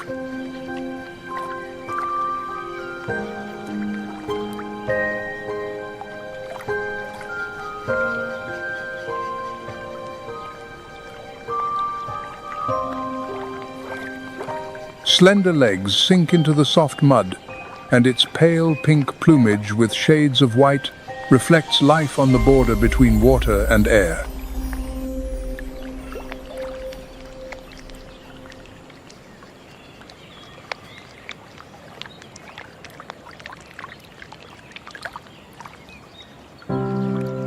That color is not just an identity, it comes directly from their diet of brine shrimp, plankton, and blue-green algae rich in carotenoids.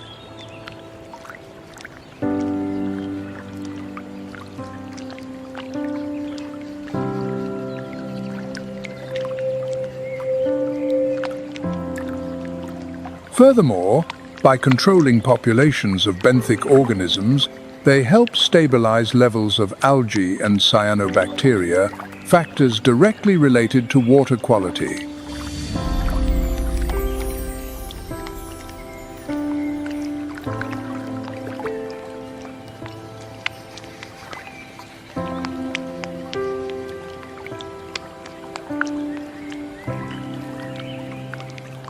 Their way of eating is unique. They tilt their heads, dip their bills, and use them upside down compared to most birds.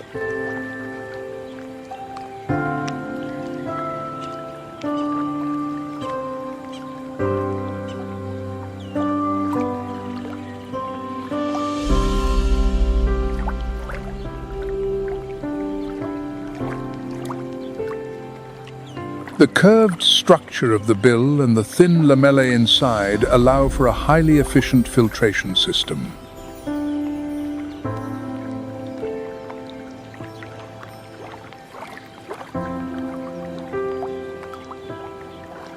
They draw in water and mud and then push it out, retaining only small prey.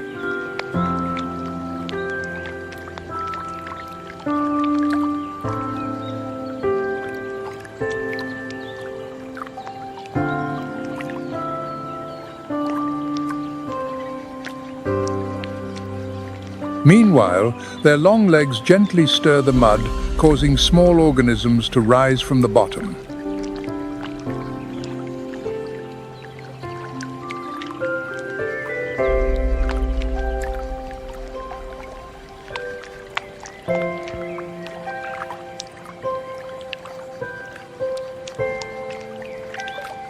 The greater flamingo stakes its life on large colonies. Flocks can number in the thousands.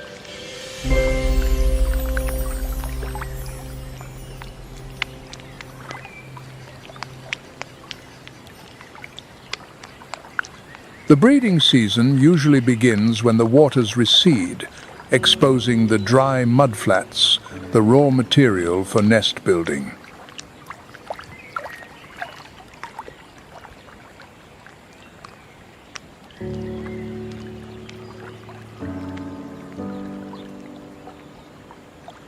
Each nest is a conical mound of earth 12 to 20 inches high. The female lays a single egg and both parents incubate it for 28 to 31 days.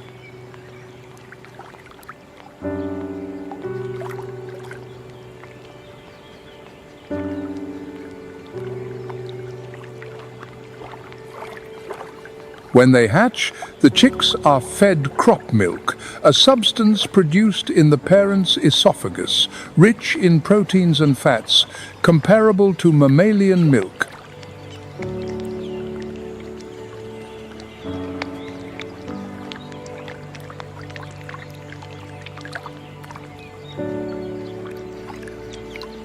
When the chicks are fledged, they are moved to collective creches, where hundreds of young from different nests gather for communal care.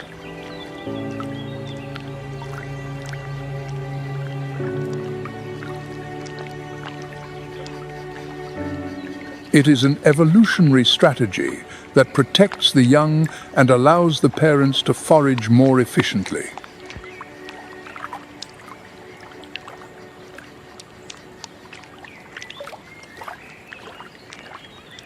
From there, the independent journey of each flamingo begins in silence.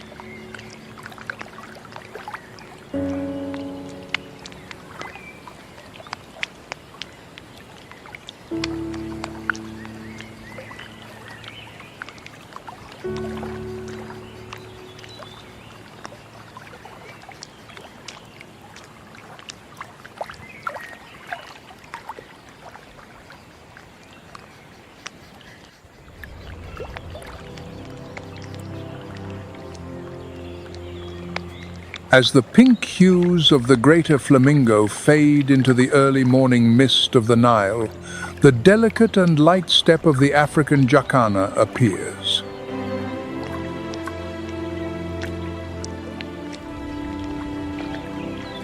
A small bird with the extraordinary ability to walk on floating vegetation.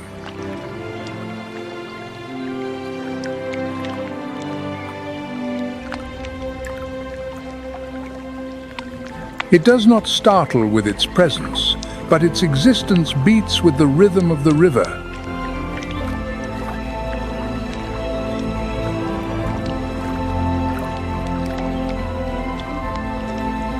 The jacana seems born to glide on water.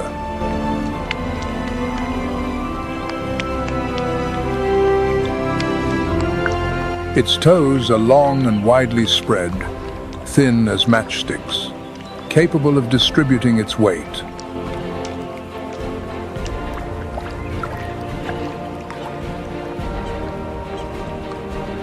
This allows it to advance steadily on a carpet of floating vegetation without sinking.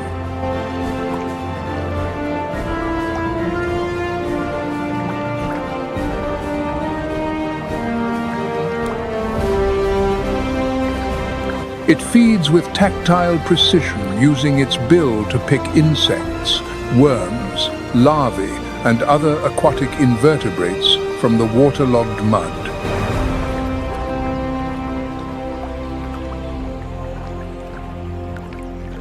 Each peck is a delicate gesture performed with the precision of a biological clock.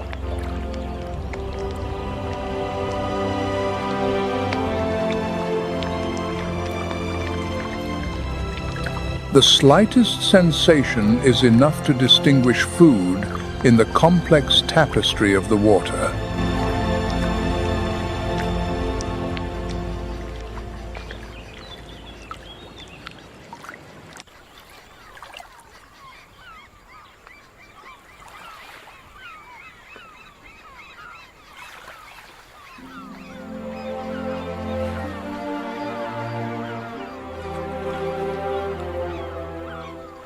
In this context, Audouin's gull, an endemic species of the Mediterranean, struggles to maintain its nesting habits in quiet, rocky bays.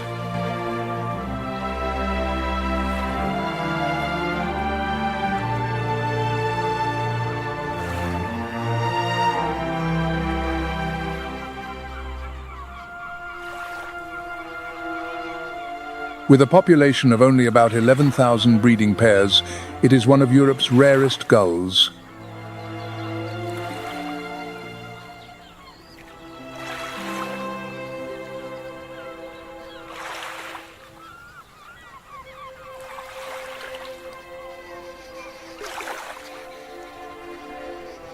Farther offshore, Corey's shearwater spreads its wings to the wind, undertaking migrations across both the Mediterranean and the Atlantic.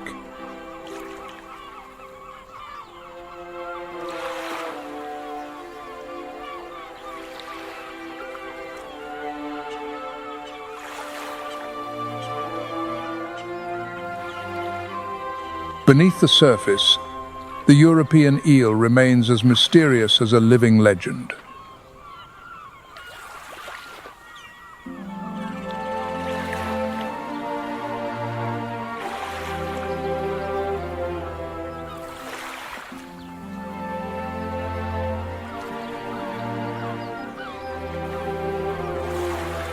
It is born in the distant Sargasso Sea, swims over 3,000 miles to European estuaries and deltas, grows up in fresh water, and returns to the ocean's depths to reproduce.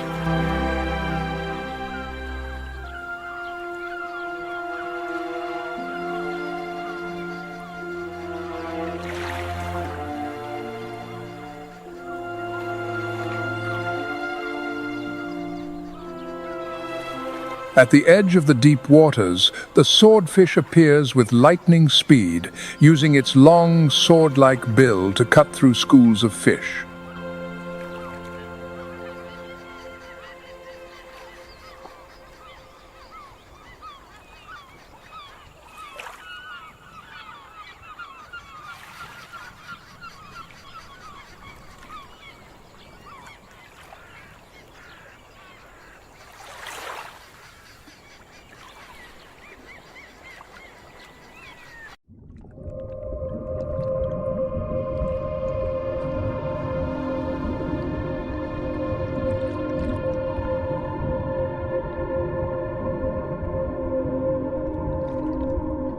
As the final silt of the Nile dissolves into the blue of the Mediterranean, an ancient creature continues its multi-million-year journey of survival. The loggerhead sea turtle,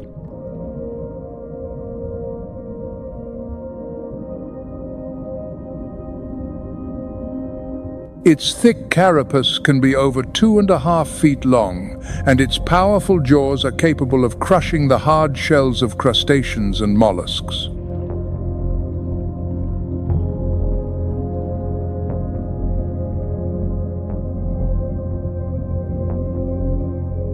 Over 80% of its diet in the Mediterranean consists of crabs, snails, clams, jellyfish, and even sea urchins.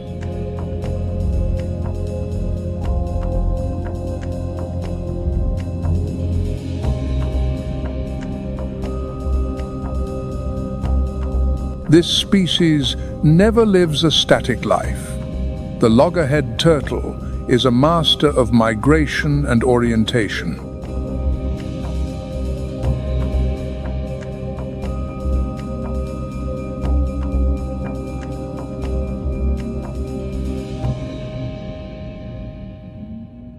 From the moment they hatch on the sandy beaches of the eastern Mediterranean, the young follow ocean currents and travel thousands of miles for years.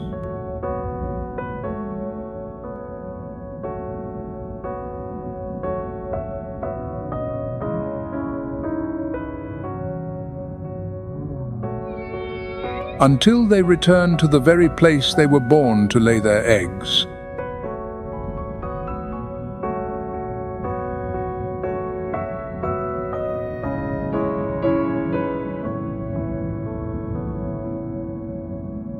During the breeding season, the female digs a nest nearly 16 inches deep, lays about 100 eggs, and returns to the sea.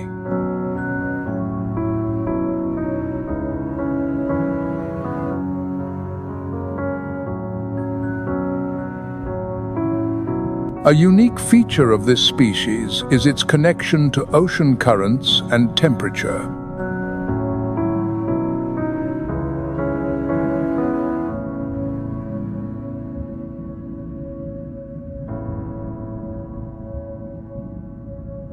The temperature of the sand determines not only the hatching time, but also the sex of the young. Above 85 degrees Fahrenheit, females predominate. Below that, males do.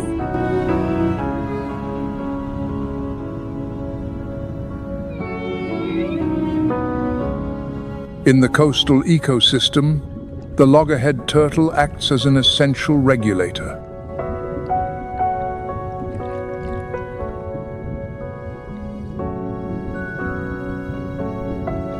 It controls populations of benthic mollusks and crustaceans, preventing outbreaks of harmful microorganisms.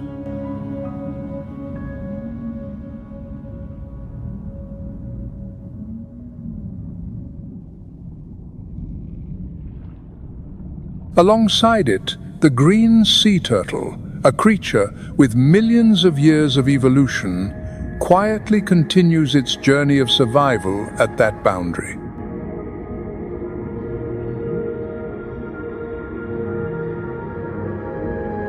It has a firm, oval-shaped carapace measuring between 33 and 45 inches, with an average weight of 240 to 420 pounds.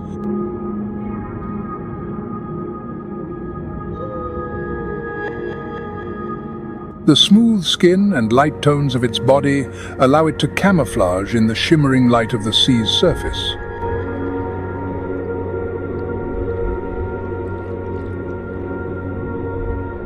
But it is the olive-green fat under its carapace, a result of a diet rich in marine plants, that gives it its name.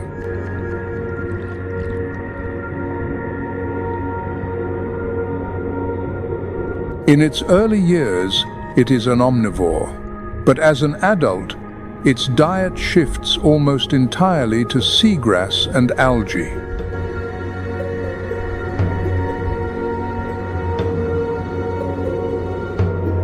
Thus, it becomes one of the most important silent architects for maintaining the balance of coastal ecosystems.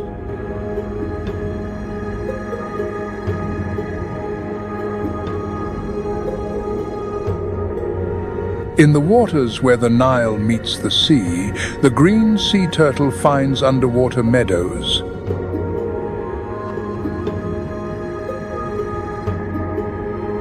By grazing them from the base, it promotes regeneration and prevents the accumulation of organic matter that can decompose on the seabed.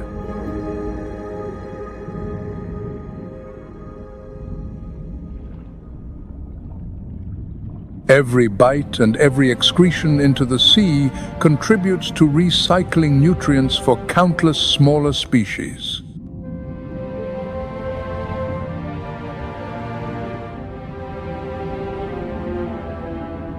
Thanks to its ability to sense the Earth's magnetic field, it travels thousands of miles from nesting beaches in Cyprus, Syria, or Turkey.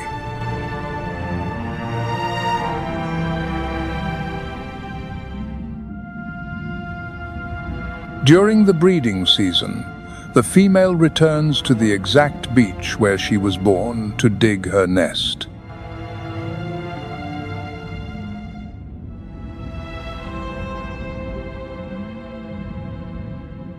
The sex of the young depends on the temperature of the sand. Warmer produces more females, cooler, more males.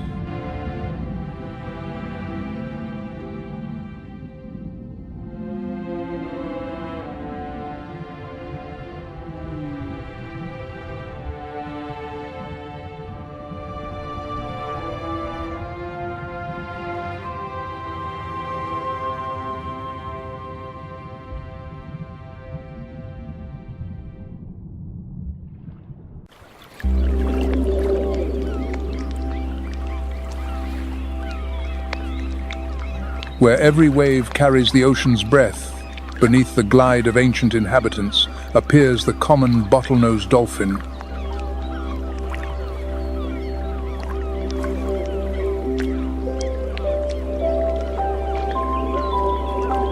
A living embodiment of intelligence, speed, and resilience in the challenging evolutionary chain of life.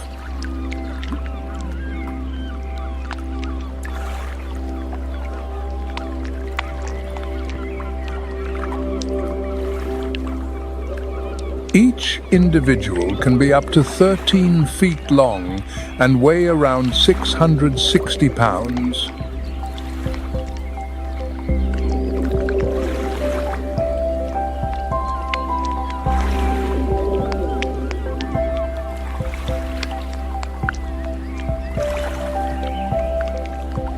They possess the second largest brain among marine mammals after the sperm whale, and their brain-to-body ratio is greater than that of a chimpanzee.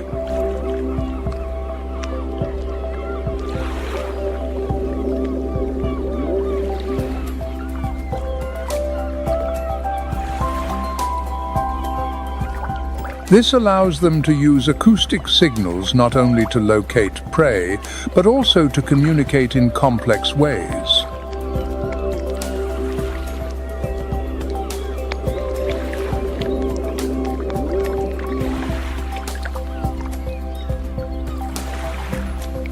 Sound waves are emitted, reflected, and analyzed with precision to determine the location, size, and even the direction of movement of their prey.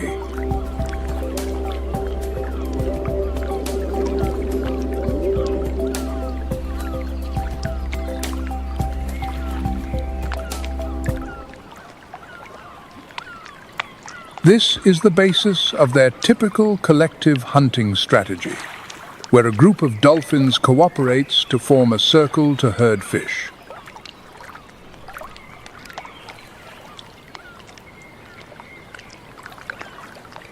Unlike many dolphin species that tend to migrate far, the Mediterranean population is often resident and stable.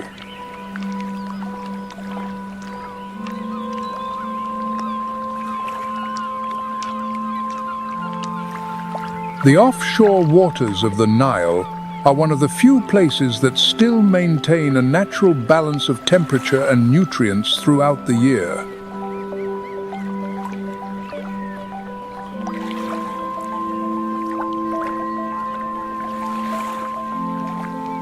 Ideal conditions for dolphins to maintain their hunting and breeding habits.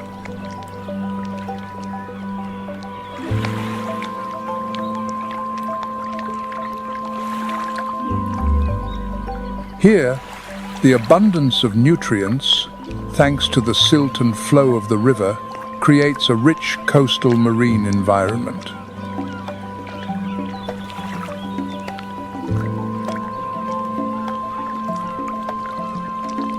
The bottlenose dolphin plays a role in controlling populations of small fish, squid, and benthic organisms.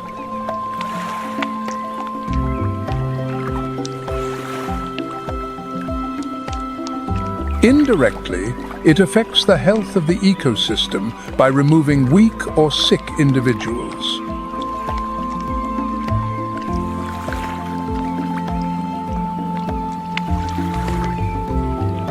It also becomes a biological indicator. Where there are dolphins, that coastal marine ecosystem is still alive.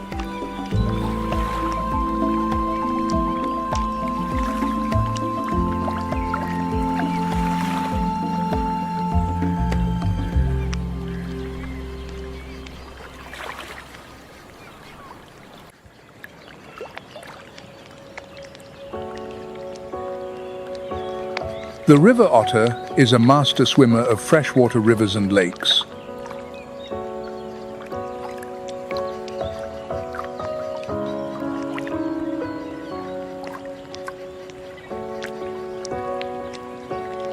With a slender body, thick waterproof fur, and a powerful tail, it moves with agility underwater like a living arrow.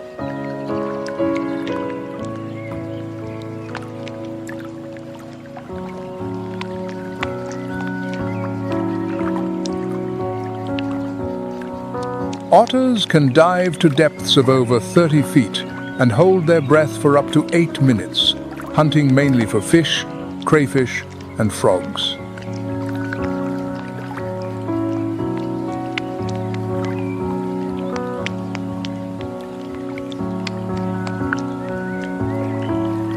They are intelligent and playful creatures, often sliding on mud or snow for fun, displaying a rare joy in the wild world.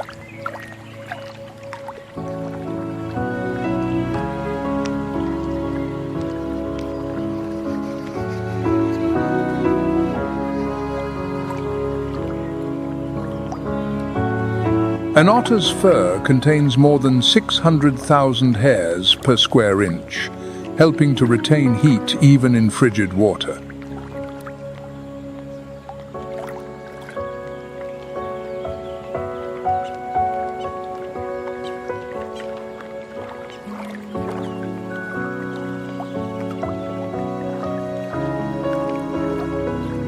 With its swift hunting instincts, nimble intelligence, and curious nature, the river otter is a symbol of dynamic life and joy amidst the wild.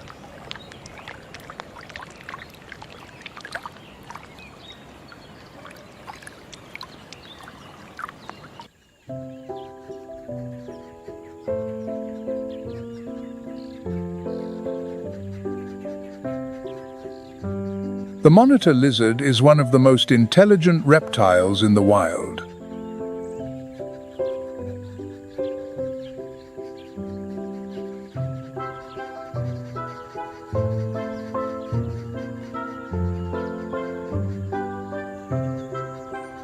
With a length that can exceed 6.5 feet and a forked tongue like a snake's, it constantly tastes the air to locate prey with its hypersensitive sense of smell.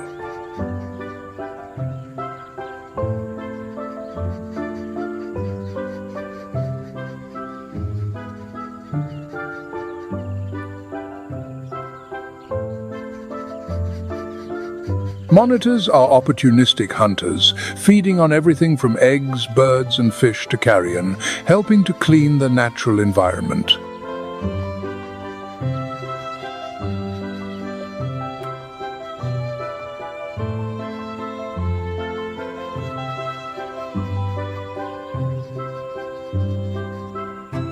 Their bodies are covered in tough, armor-like scales, while their long tail serves as both a defensive weapon and a rudder for balance when swimming.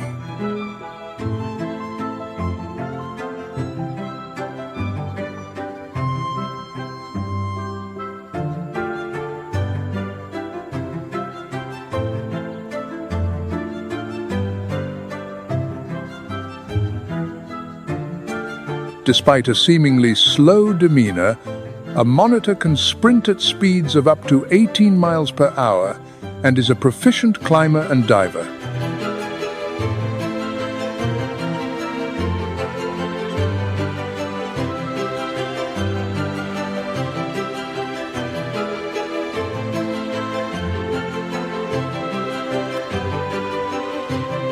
Notably, they possess remarkable memory and learning abilities, helping them to remember terrain, nest locations, or hunting grounds.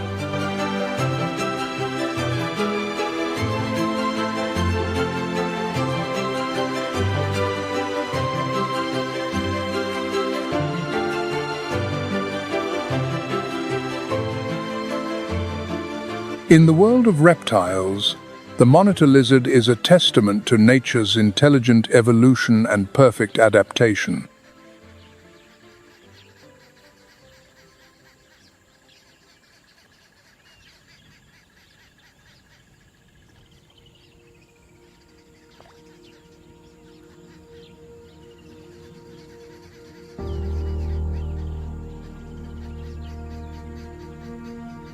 But those waters carry ever-deepening wounds.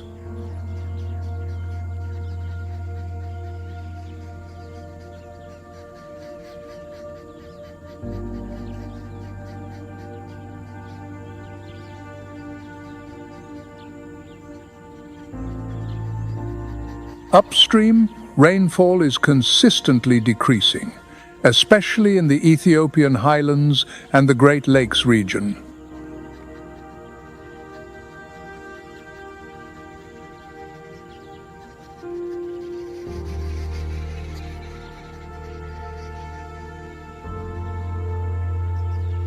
One source of tension is the Grand Ethiopian Renaissance Dam, the largest hydroelectric project in Africa.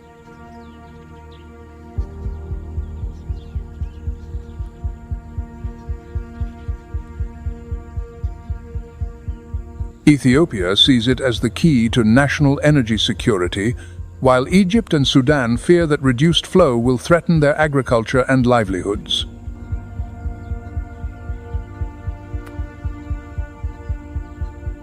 The progression of climate change makes the Nile even more unpredictable.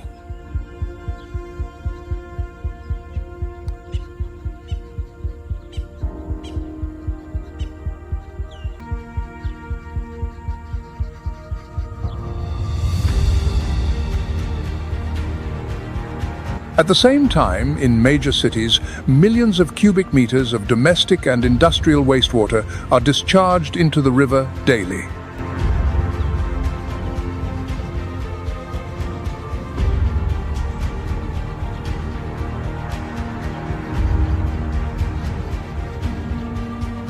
High concentrations of nitrates, phosphates, and heavy metals reduce dissolved oxygen and push many native fish species to the brink of extinction.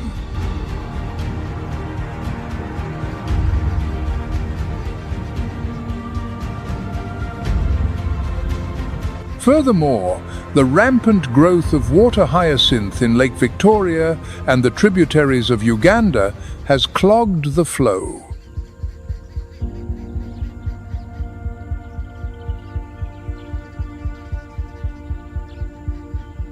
This aquatic plant reproduces so quickly that it consumes all the oxygen, killing fish and driving away rare birds.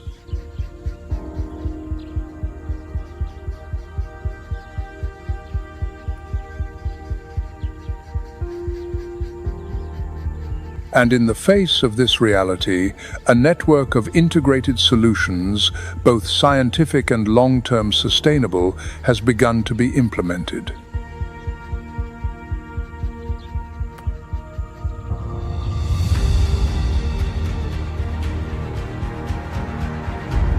In South Sudan, over 6 million antelope have been recorded migrating seasonally, the largest migration ever confirmed on a planetary scale.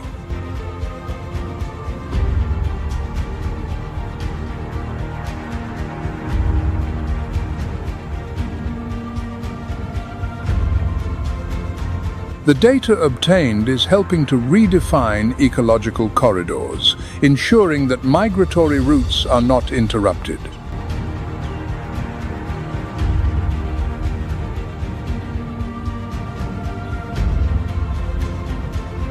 In the Nile Basin, farmers are adopting agroforestry models, planting food forests in wetland areas.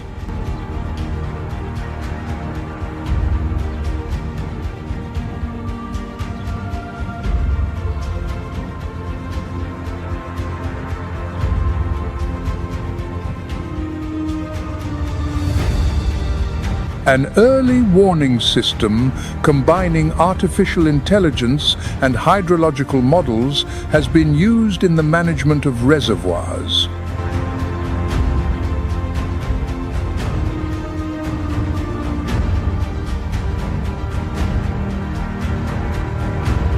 This allows for balancing the flow between the rainy and dry seasons, reducing conflicts between nations.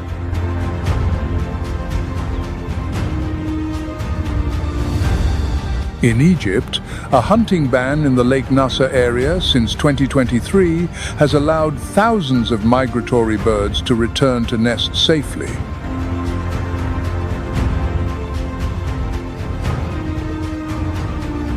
Step by step, each small measure is weaving a new, sustainable web of life for Africa's longest river.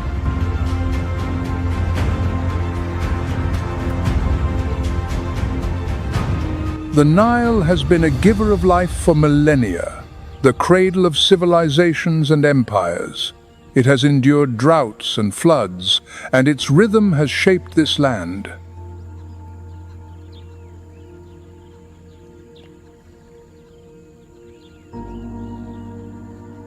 But today, the river itself is asking for something in return. It asks not for temples or monuments, but for wisdom. For a future where its ancient pulse can continue to beat, strong and clear.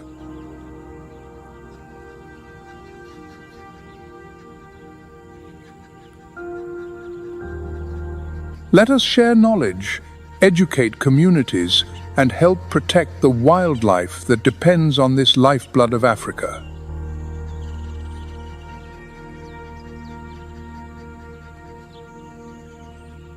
For a future in which humans and nature thrive together in balance and sustainability.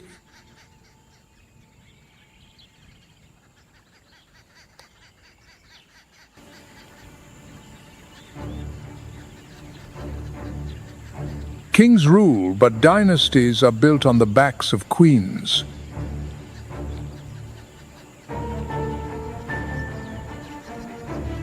Yet in one brutal sweep, the kingdom can take it all away.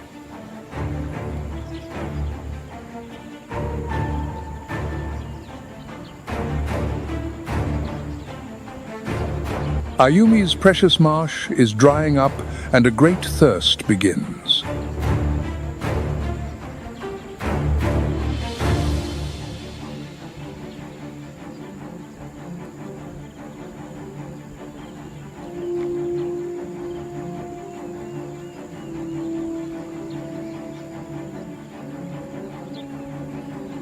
The migration. Without water, the herds begin to leave, heading for the dwindling river to the north. Only the dead remain.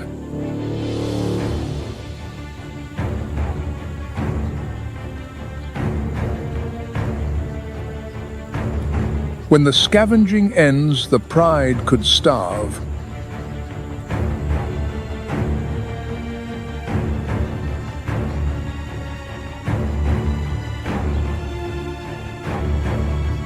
Ayumi alone must bring salvation.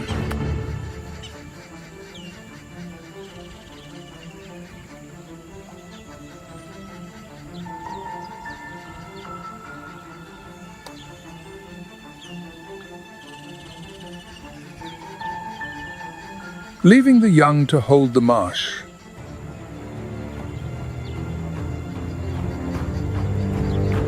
Following the herds. There is nothing more dangerous than a queen wandering alone in a strange land.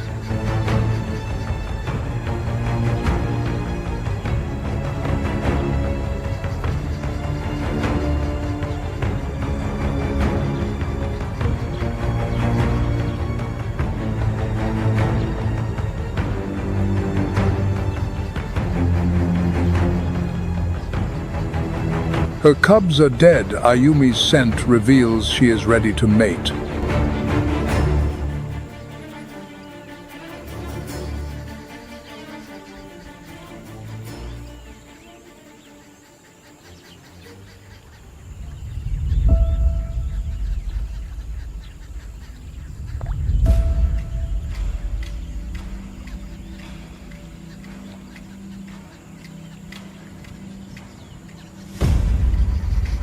Never trust the intentions of a stranger,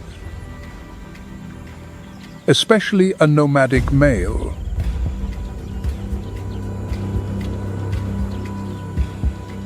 Her scent has betrayed her.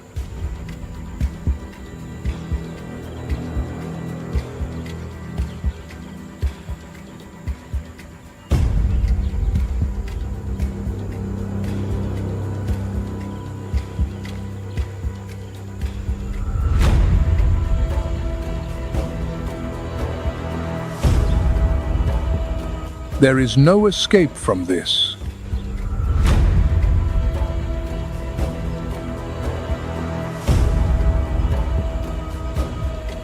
To refuse him would be a death sentence.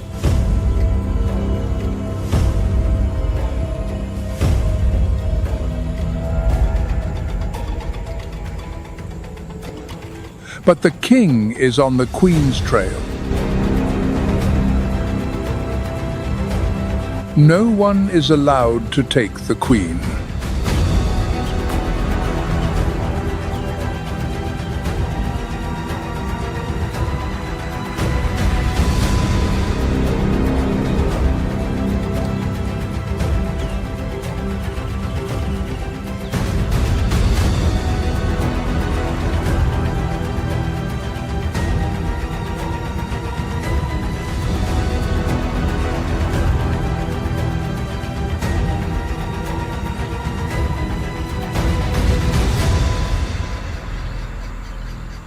The bloody nomad is banished.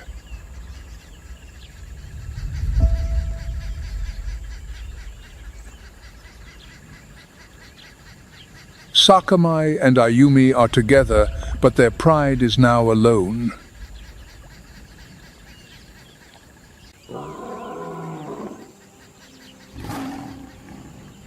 Dawn begins to paint the savannah with hues of gold and bronze. The air still carries the chill of the night, but soon the sun will command the horizon.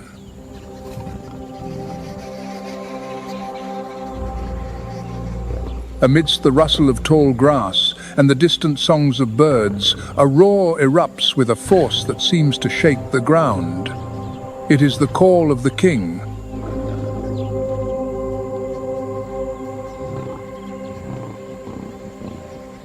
An adult male lion appears in the open field, his thick, dark mane shimmering in the sunlight.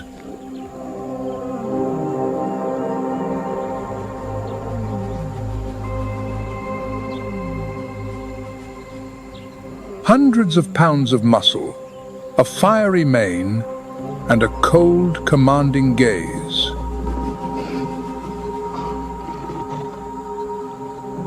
Do you think being a king is easy? Look into the eyes of this lord of the savannah.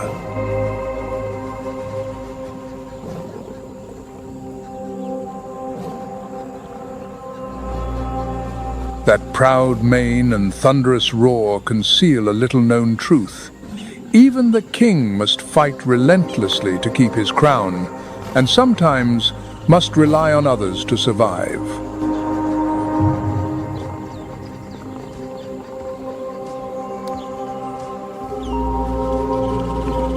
With a height of about 4 feet at the shoulder and weighing nearly 420 pounds, he is a formidable giant.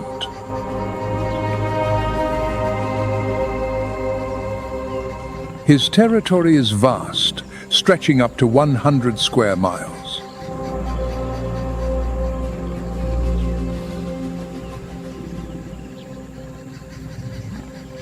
Here, every tree, every waterhole, and every rock bears his scent, marked with urine and deep scratches.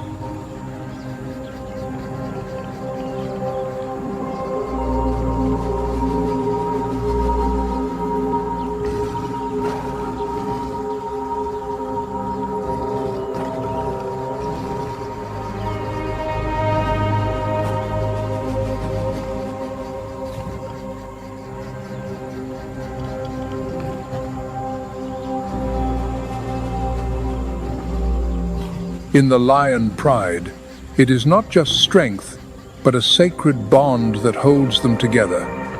Family.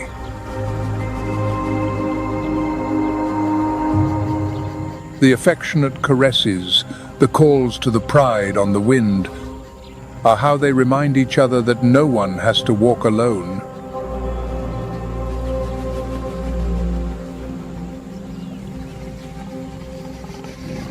The cubs find safety in their mother's embrace, and the lionesses rely on one another during the arduous hunts.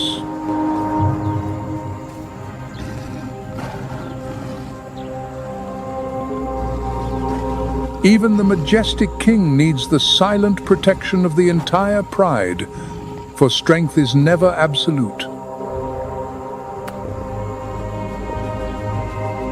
Amidst a savannah fraught with danger, unity becomes a shield more steadfast than any fang or claw.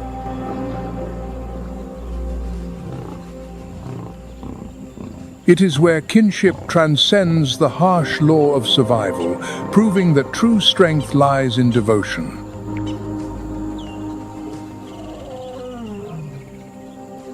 And so it is with humans. No matter how far we roam, we ultimately return to where a loving gaze awaits.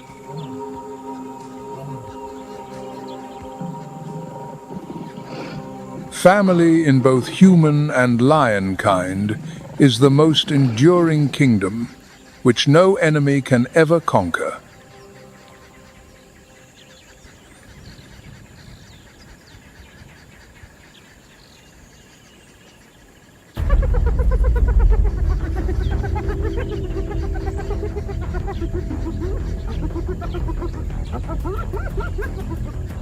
A clan of spotted hyenas is approaching.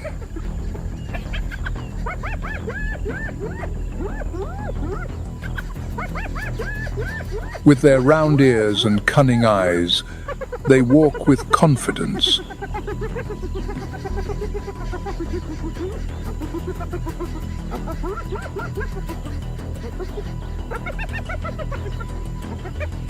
These creatures, often labeled as thieves, are more than just opportunists.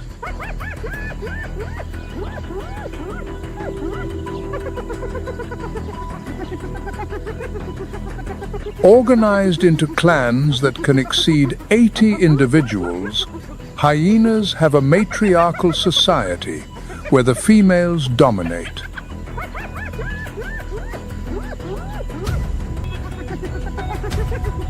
Their jaws are a masterpiece of nature, generating a force of over 1,100 psi, enough to crush thick bones that even lions cannot break.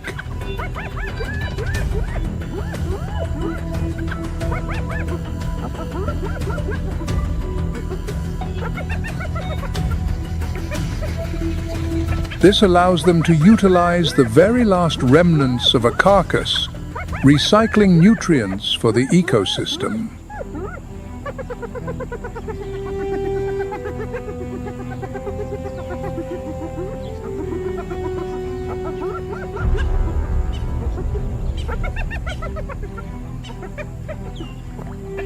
But make no mistake, hyenas are also skilled hunters. They have almost supernatural stamina, capable of chasing prey over long distances until it collapses from exhaustion.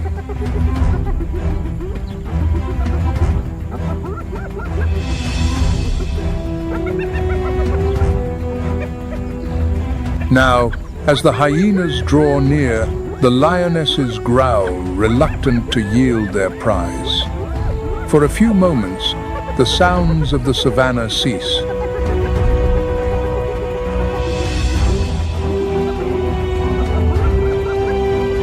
The tension is palpable, but as the number of hyenas grows, the balance shifts in their favor. One by one, the lionesses back away.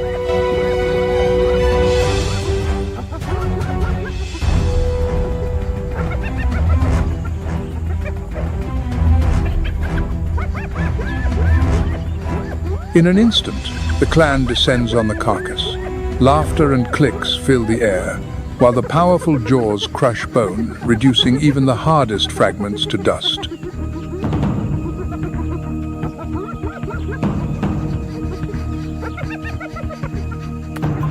It is a brutal but necessary reminder. On the savannah, nothing is guaranteed. Every meal is contested with tooth and claw.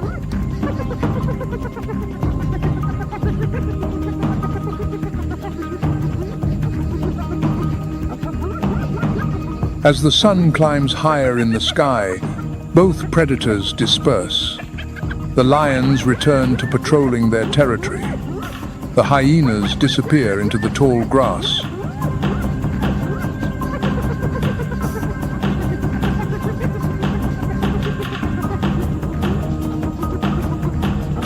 The sun is high in the sky, and the heat shimmers in the air like a mirage.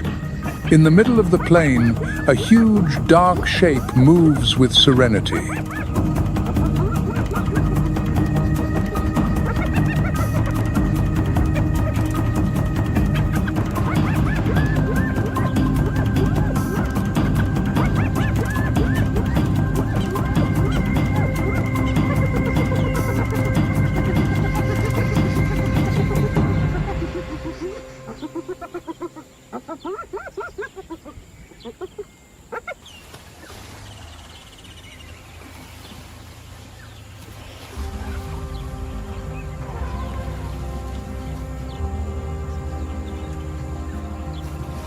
The African elephant, the largest land mammal on the planet, walks with a steady gait, each step leaving deep imprints on the dry earth.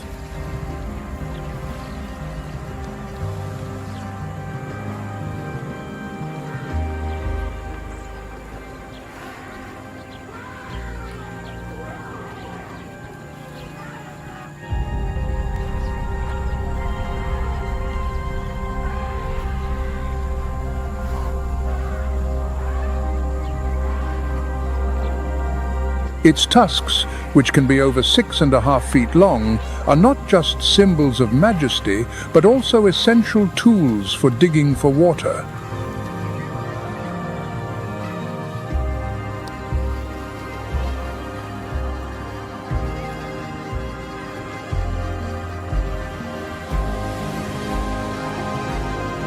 The trunk, with about 40,000 muscles, is a masterpiece of precision and power.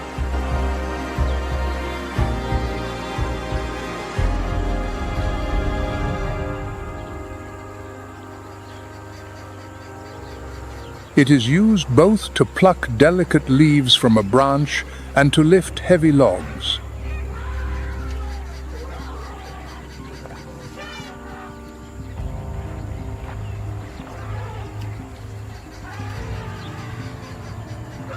When it approaches an acacia tree, the elephant wraps its trunk around the trunk and with a powerful twist brings the whole tree down.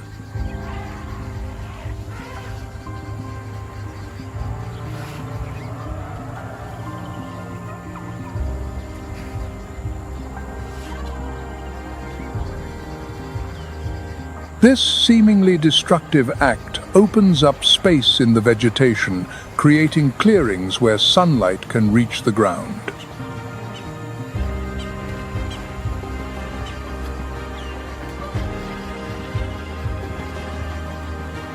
Elephants are social animals, living in family groups led by the oldest female, the matriarch.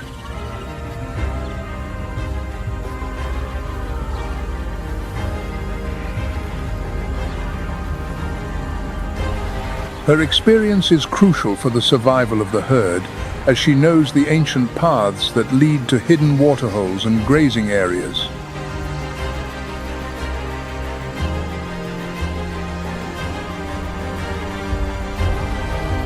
But even a giant, like the elephant, faces challenges on the savannah.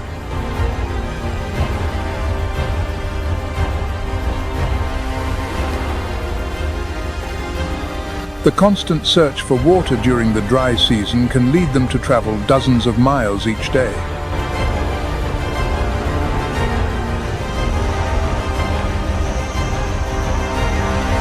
When they find a river or a lagoon, the scene is almost magical. The elephants gather, drinking their fill, and many bathe.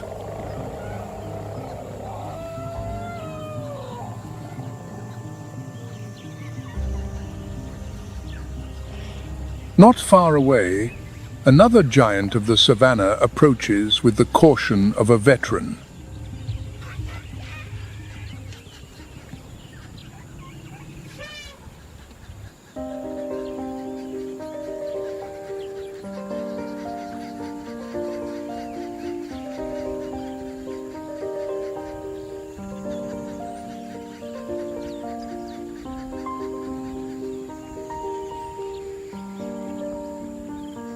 The rhinoceros, with its thick skin that looks like a suit of armor, appears impenetrable.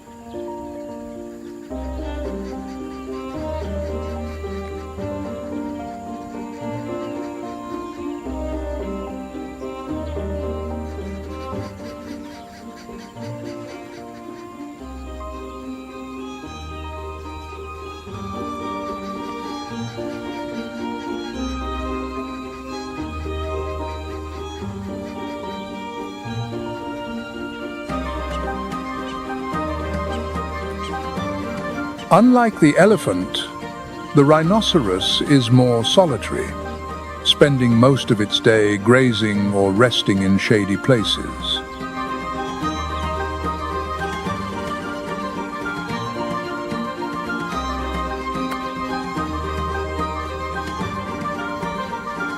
Despite its size and strength, the rhinoceros has relatively poor vision.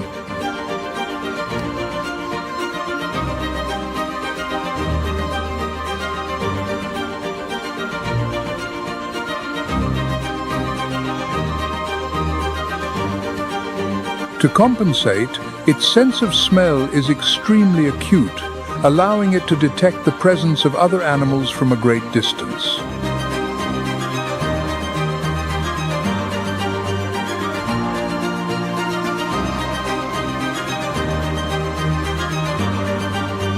When threatened, it can become aggressive, charging at speeds of up to 30 miles per hour and using its horn as a deadly spear.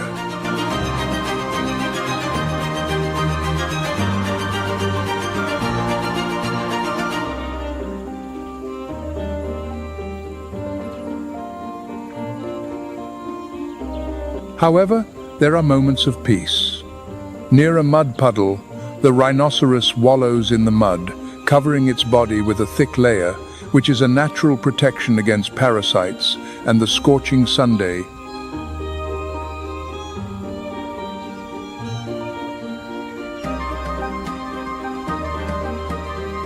This quiet scene is essential in an environment where every day is a test of endurance.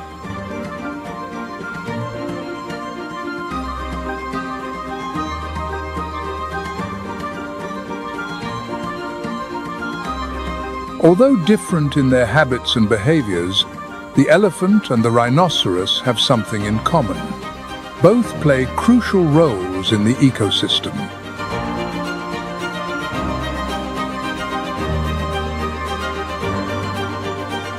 Their actions, whether felling trees or clearing paths in dense areas, benefit countless other species.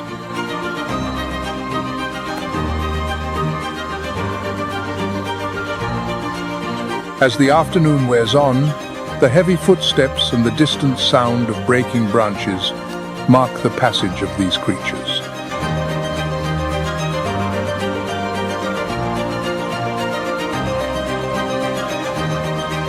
As night falls, they retreat to safer areas, leaving the savannah ready for the return of the predators.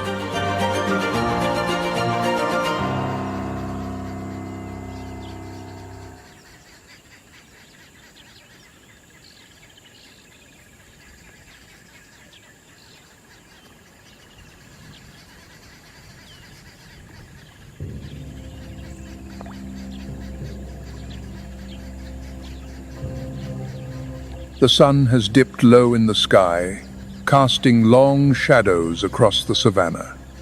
Among the sparse acacia trees, tall, elegant figures emerge.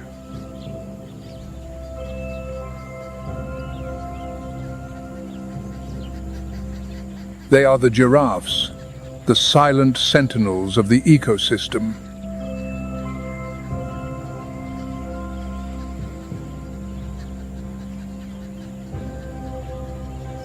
standing up to 18 feet tall.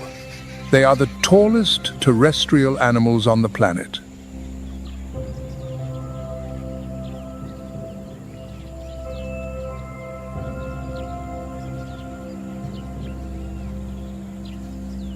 Their impressive 18-inch long tongue, covered in a tough skin, glides skillfully among the thorns of the acacia to pluck the tender shoots and green leaves.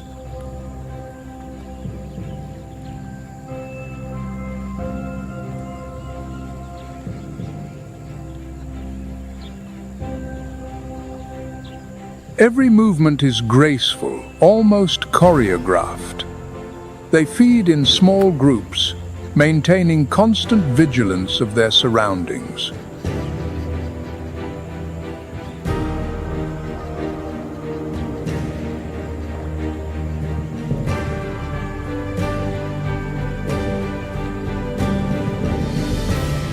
Their eyes, set on either side of their heads, provide a panoramic view, detecting even the slightest sign of danger.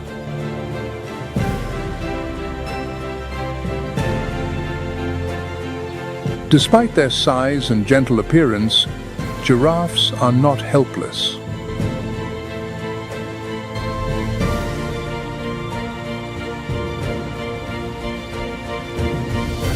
When confronted, they can deliver kicks so powerful that they can break the bones of a predator.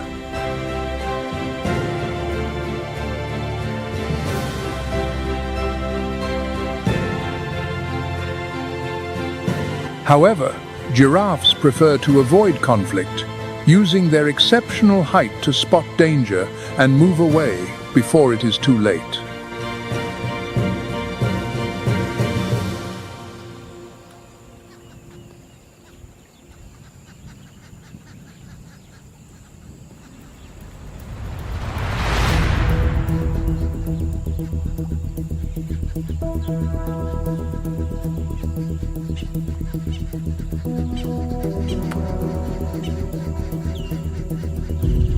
But while they enjoy the foliage in the trees, on the ground, the grass stirs gently. An almost invisible cheetah is stalking.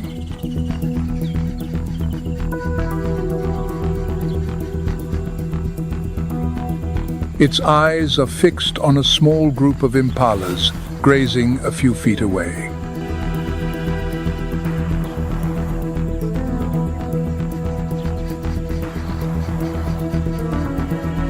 The cheetah is the definition of pure speed.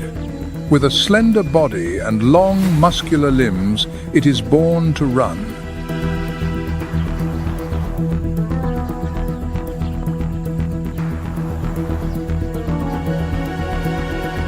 It can reach 70 miles per hour in just a few seconds, thanks to an incredibly flexible spine, wide nostrils, and a heart capable of pumping blood at a dizzying rate.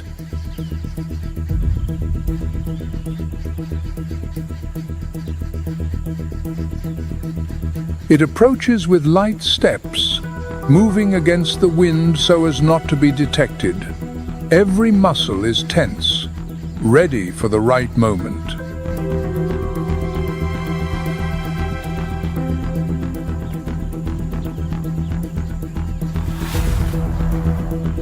When the distance closes to under 200 feet, it launches. In 3 seconds, it has reached 60 miles per hour.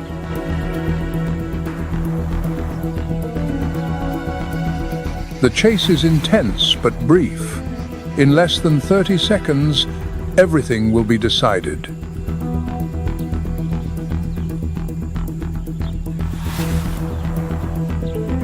With a precise leap, the cheetah brings down its prey, suffocating it with a firm bite to the throat. But that effort has a price.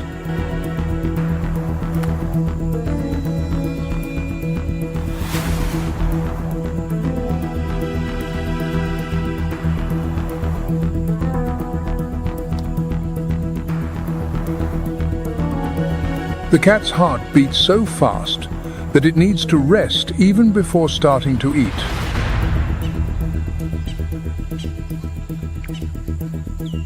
This moment of vulnerability can attract other predators, like lions or hyenas, who would not hesitate to steal its prize.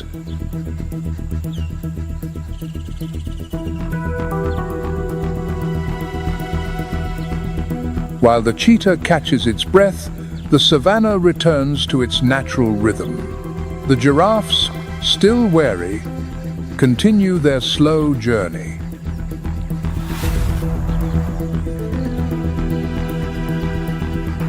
The contrast between them and the swift predator encapsulates the complexity of this ecosystem.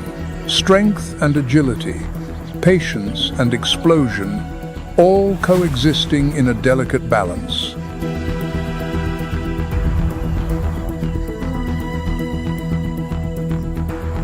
The day is ending and the heat begins to subside. The afternoon breeze carries the scent of earth and plants, while the savanna prepares for the changes that the night will bring.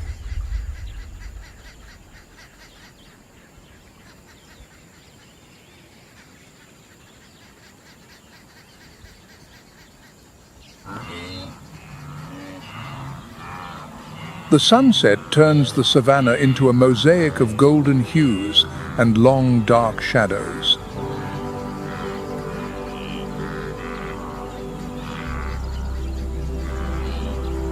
Amidst the heavy silence, a dull thud of hooves echoes like a warning.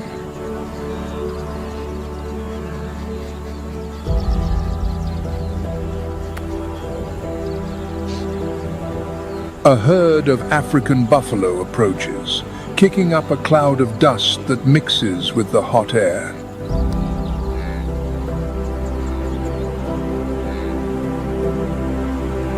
With a muscular mass of up to 2,000 pounds covered by a dark coat, the buffalo is considered one of the most dangerous herbivores in Africa.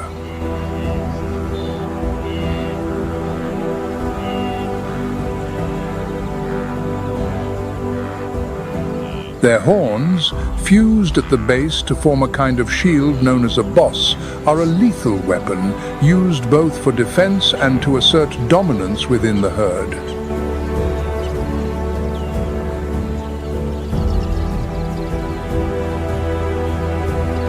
The strength of this animal is complemented by the collective intelligence of the herd.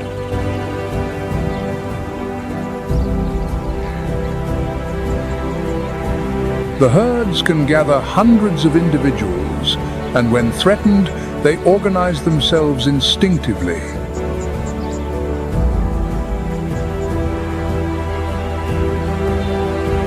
The strongest males form an outer barrier, while the females and the young remain in the center.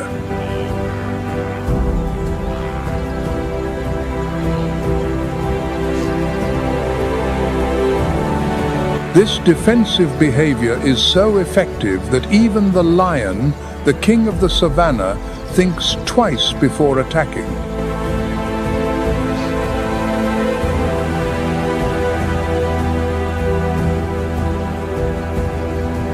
However, confrontations do occur. When a predator dares to get too close, the outcome can be devastating.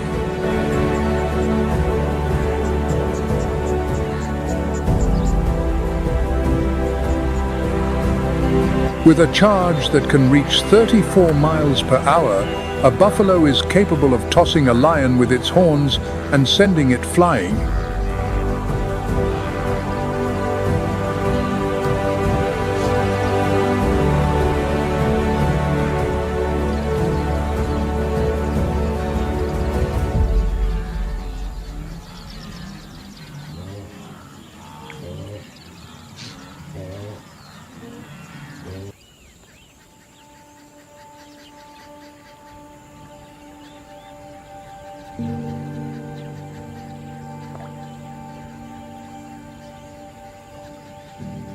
Back on the great marsh, leaderless and inexperienced, her children can do little but scavenge.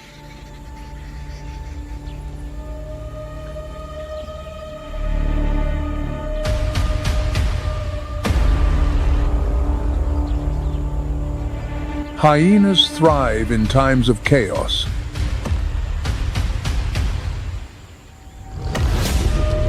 They feed on the weak and the uncertain.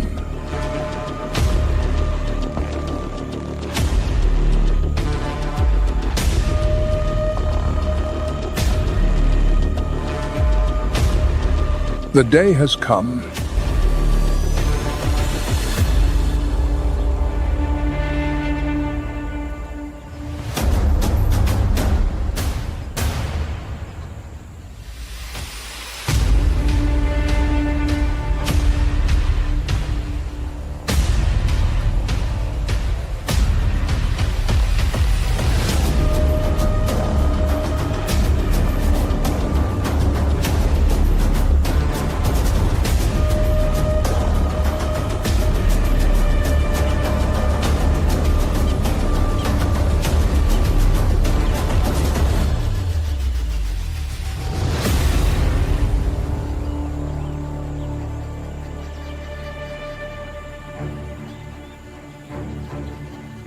Humiliated.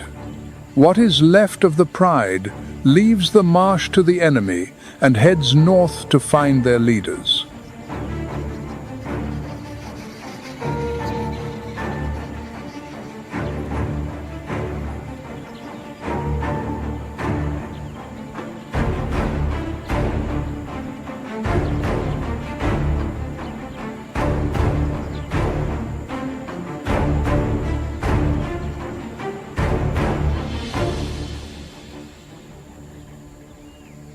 Reunited, but without their great marsh there is only one place to go. Following the herds deeper into hostile territory,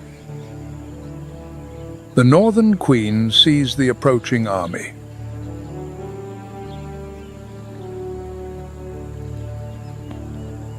Outnumbered, she knows there is no place for her here.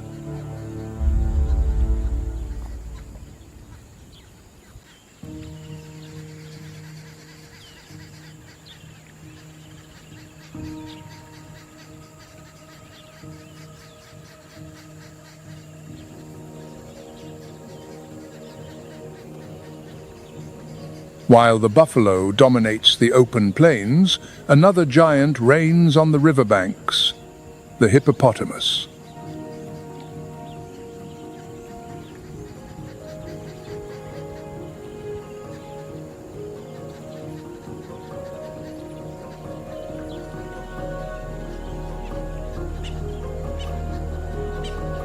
At first glance, its rounded body and slow movements on land can be deceiving, but behind its placid appearance lies one of the most unpredictable animals in Africa.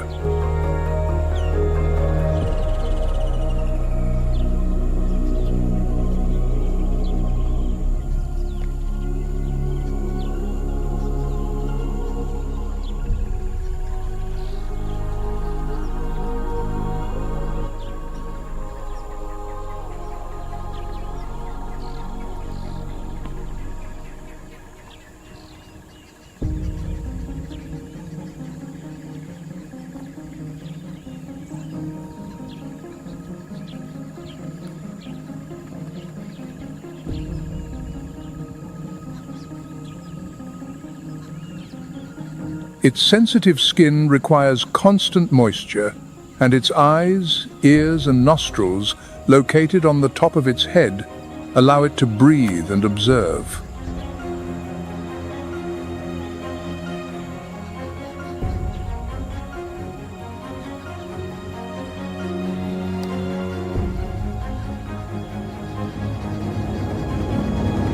But as the sun begins to set, they leave their aquatic refuge and march in search of pastures, traveling several miles in the night.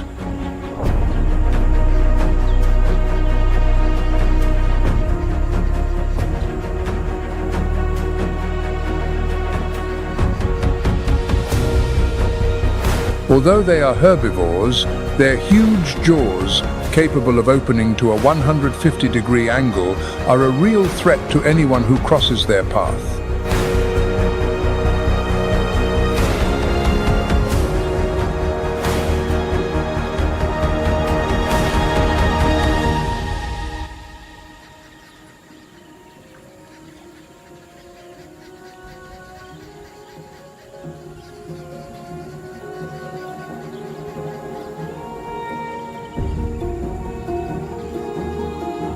Territorial disputes between males are true displays of aggression.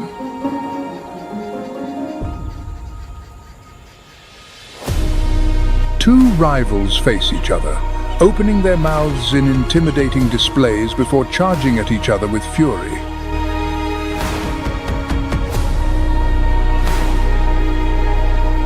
Even when resting, the hippopotamus influences its environment.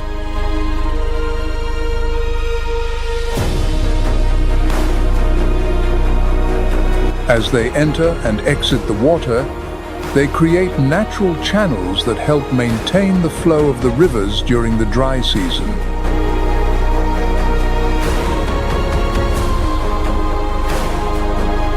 As night falls, the savanna transforms.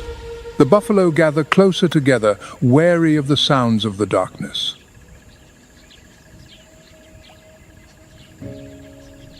Two giants, different in their habits, but equally important for the survival of this wild world.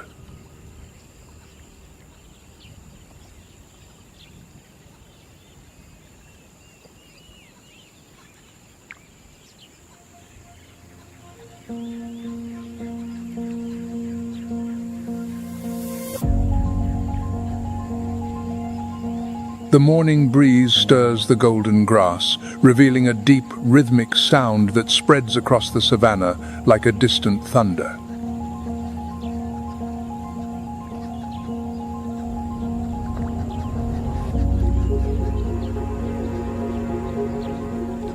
It is the sound of hooves, thousands of them, heralding one of the greatest natural spectacles on Earth. The migration of zebras and wildebeest.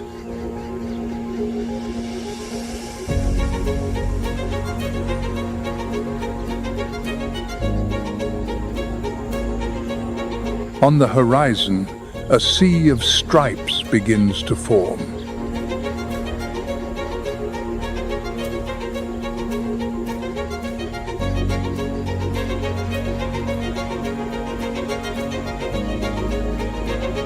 They are the zebras, with their unique stripe patterns, true visual fingerprints that no two individuals share.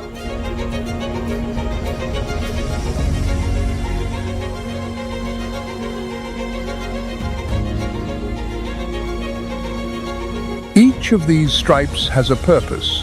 They confuse the vision of predators, making it difficult to single out a target when the herd is on the move.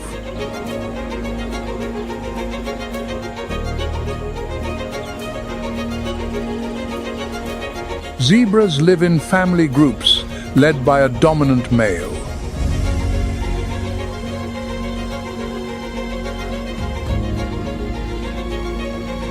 He protects the group with determination, alert to any sign of danger.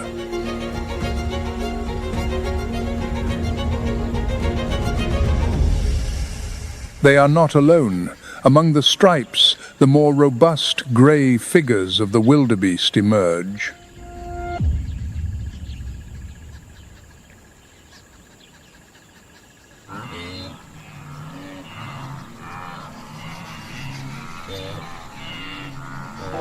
With about 1.5 million individuals, the wildebeest form endless lines that cross the savanna in search of fresh pastures and water sources.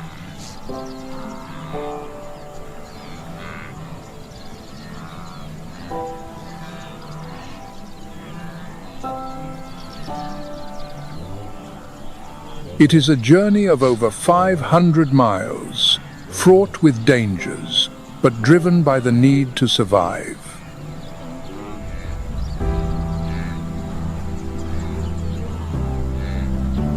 The strength of the wildebeest lies not in its speed, nor in its aggressiveness, but in its numbers. Together, they become an unstoppable force.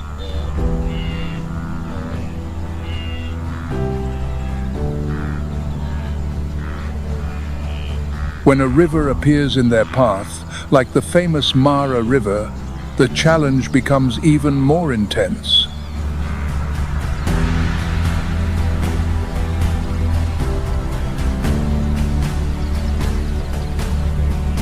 The deep waters hide giant crocodiles, silent predators that await the right moment to attack.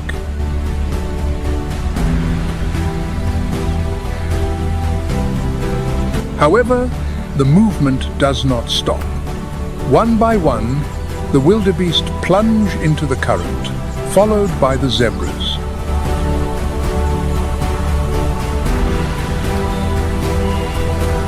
Some do not survive the crossing, but for most, reaching the other side means one step closer to life.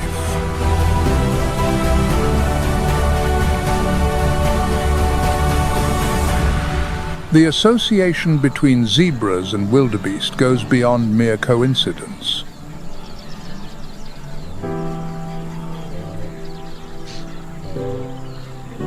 Zebras, with their selective palate, eat the taller grasses, leaving for the wildebeest the softer parts that they prefer.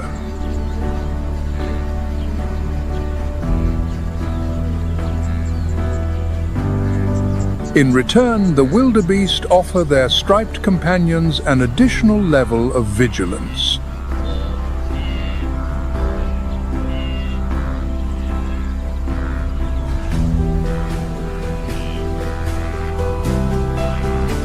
Meanwhile, the predators watch from a distance. Lions and hyenas know that the migration is a unique opportunity for a feast.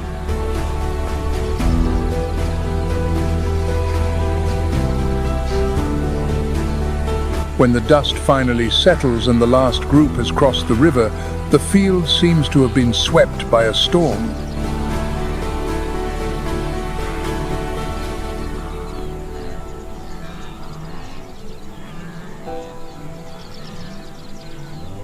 The cycle of migration, as old as the savanna itself, is not just an act of movement. It is a reminder of the interdependence between species.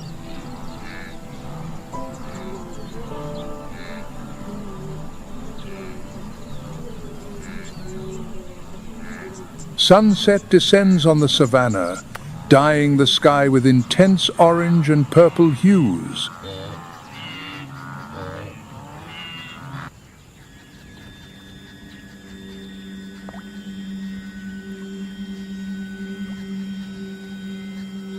As the light fades, a new phase of the day begins, bringing to the stage the creatures that prefer the protection of the shadows.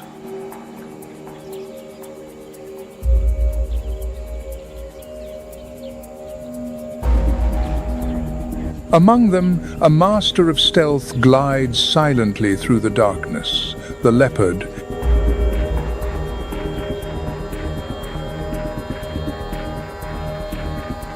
With a muscular, agile body, covered in rosettes that mimic the play of light and shadow among the leaves, it is almost invisible to those who do not know what to look for.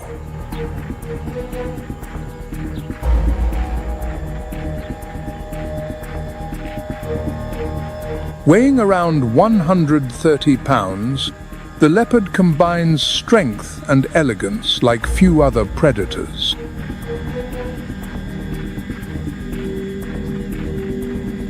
Unlike the lion, it is a solitary hunter. Its acute senses, powerful night vision, and precise hearing make it a ghost of the savanna.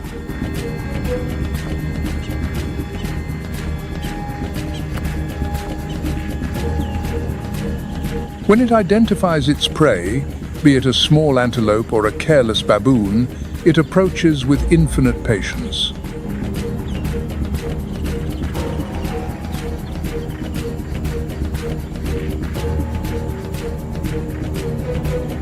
With a burst of energy, the leopard pounces on its victim, bringing it down with a precise bite. And before any other predator has noticed, it has already carried its prey high up.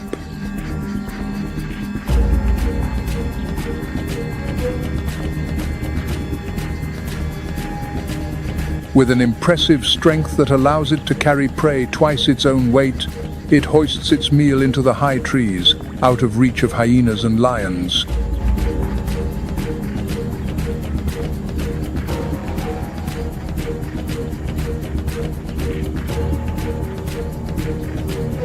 While the leopard moves silently under the cover of night, in another corner of the savannah, under the hot sun of the day, a group of small mammals stands on their hind legs, vigilantly scanning the horizon.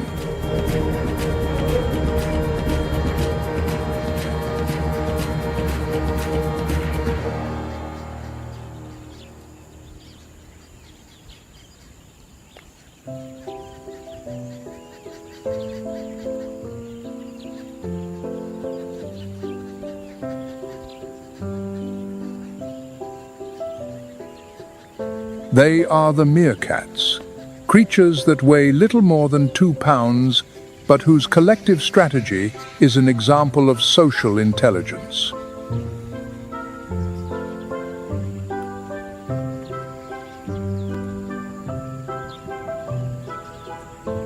Living in groups called gangs or clans, meerkats can have up to 40 members.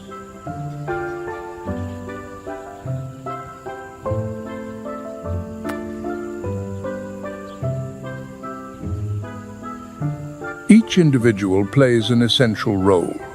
The sentinels stand erect, turning their heads in all directions to detect threats like eagles or jackals.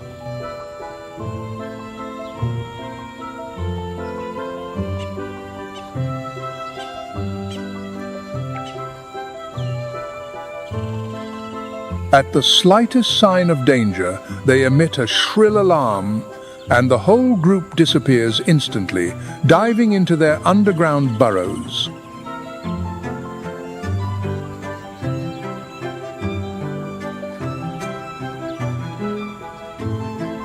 These burrows are true fortresses, with multiple entrances and extensive tunnels, offering shelter against predators and extreme temperatures.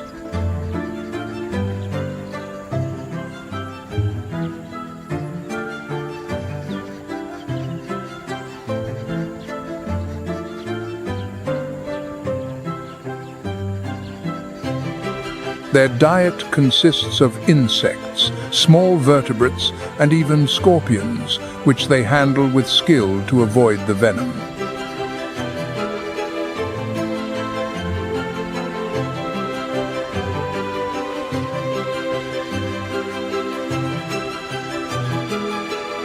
Despite their small size, meerkats display a surprising courage.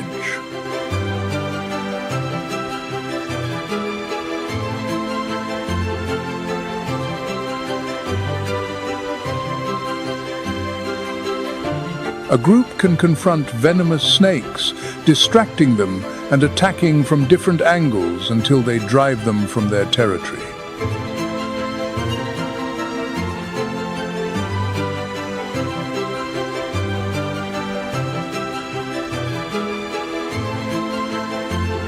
These two worlds, that of the solitary predator and that of the cooperative community, illustrate the opposite paths that lead to the same goal: surviving on the savannah.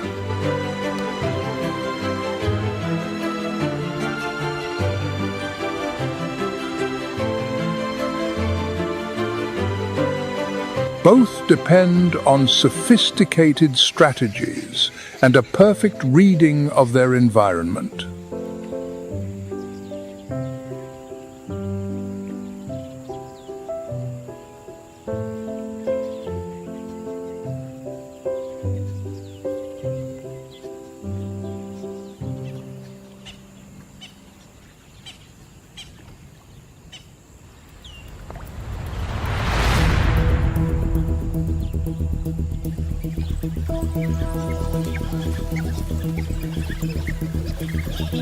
The sun rises again on the savannah, and with it, one of the most effective hunters of the African continent awakens: the African wild dog.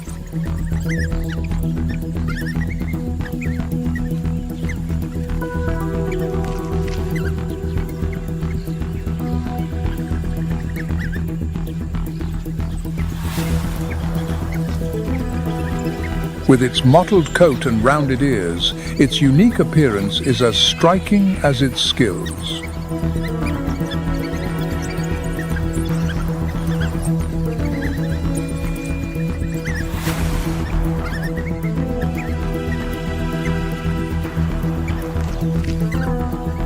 Weighing around 66 pounds, Lycaon pictus does not have the majesty of the lion or the speed of the cheetah, but what it lacks in size, it makes up for in strategy and cooperation.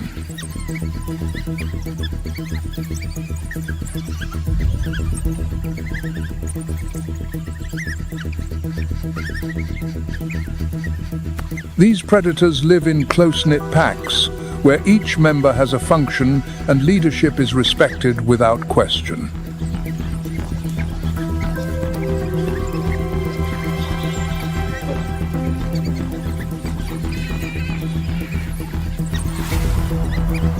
Before the hunt, the group gathers in a strange spectacle. They touch each other, vocalize, and wag their tails in an almost festive manner.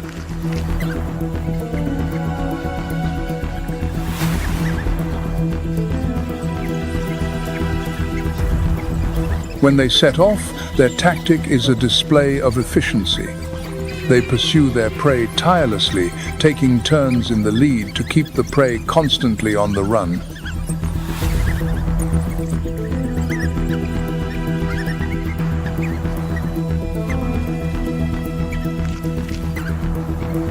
The success is astounding. In up to 80% of the cases, the pack secures its food.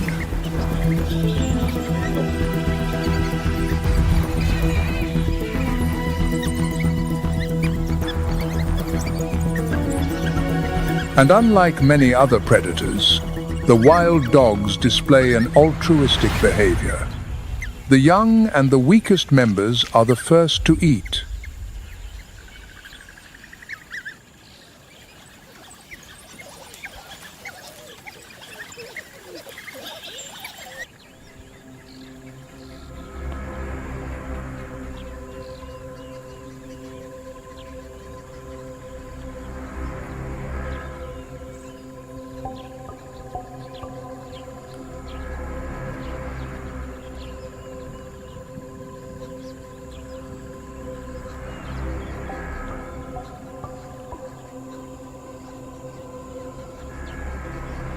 More discreet, but no less cunning, the black-backed jackal appears in the distance, moving with light, wary steps, weighing from 18 to 22 pounds.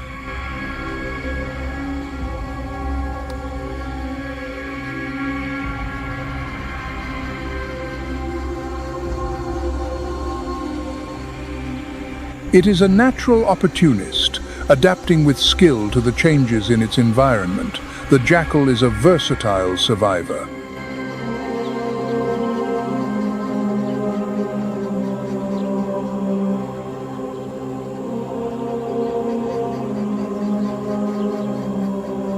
It feeds on small mammals, eggs, fruits, and even the carrion left by other predators.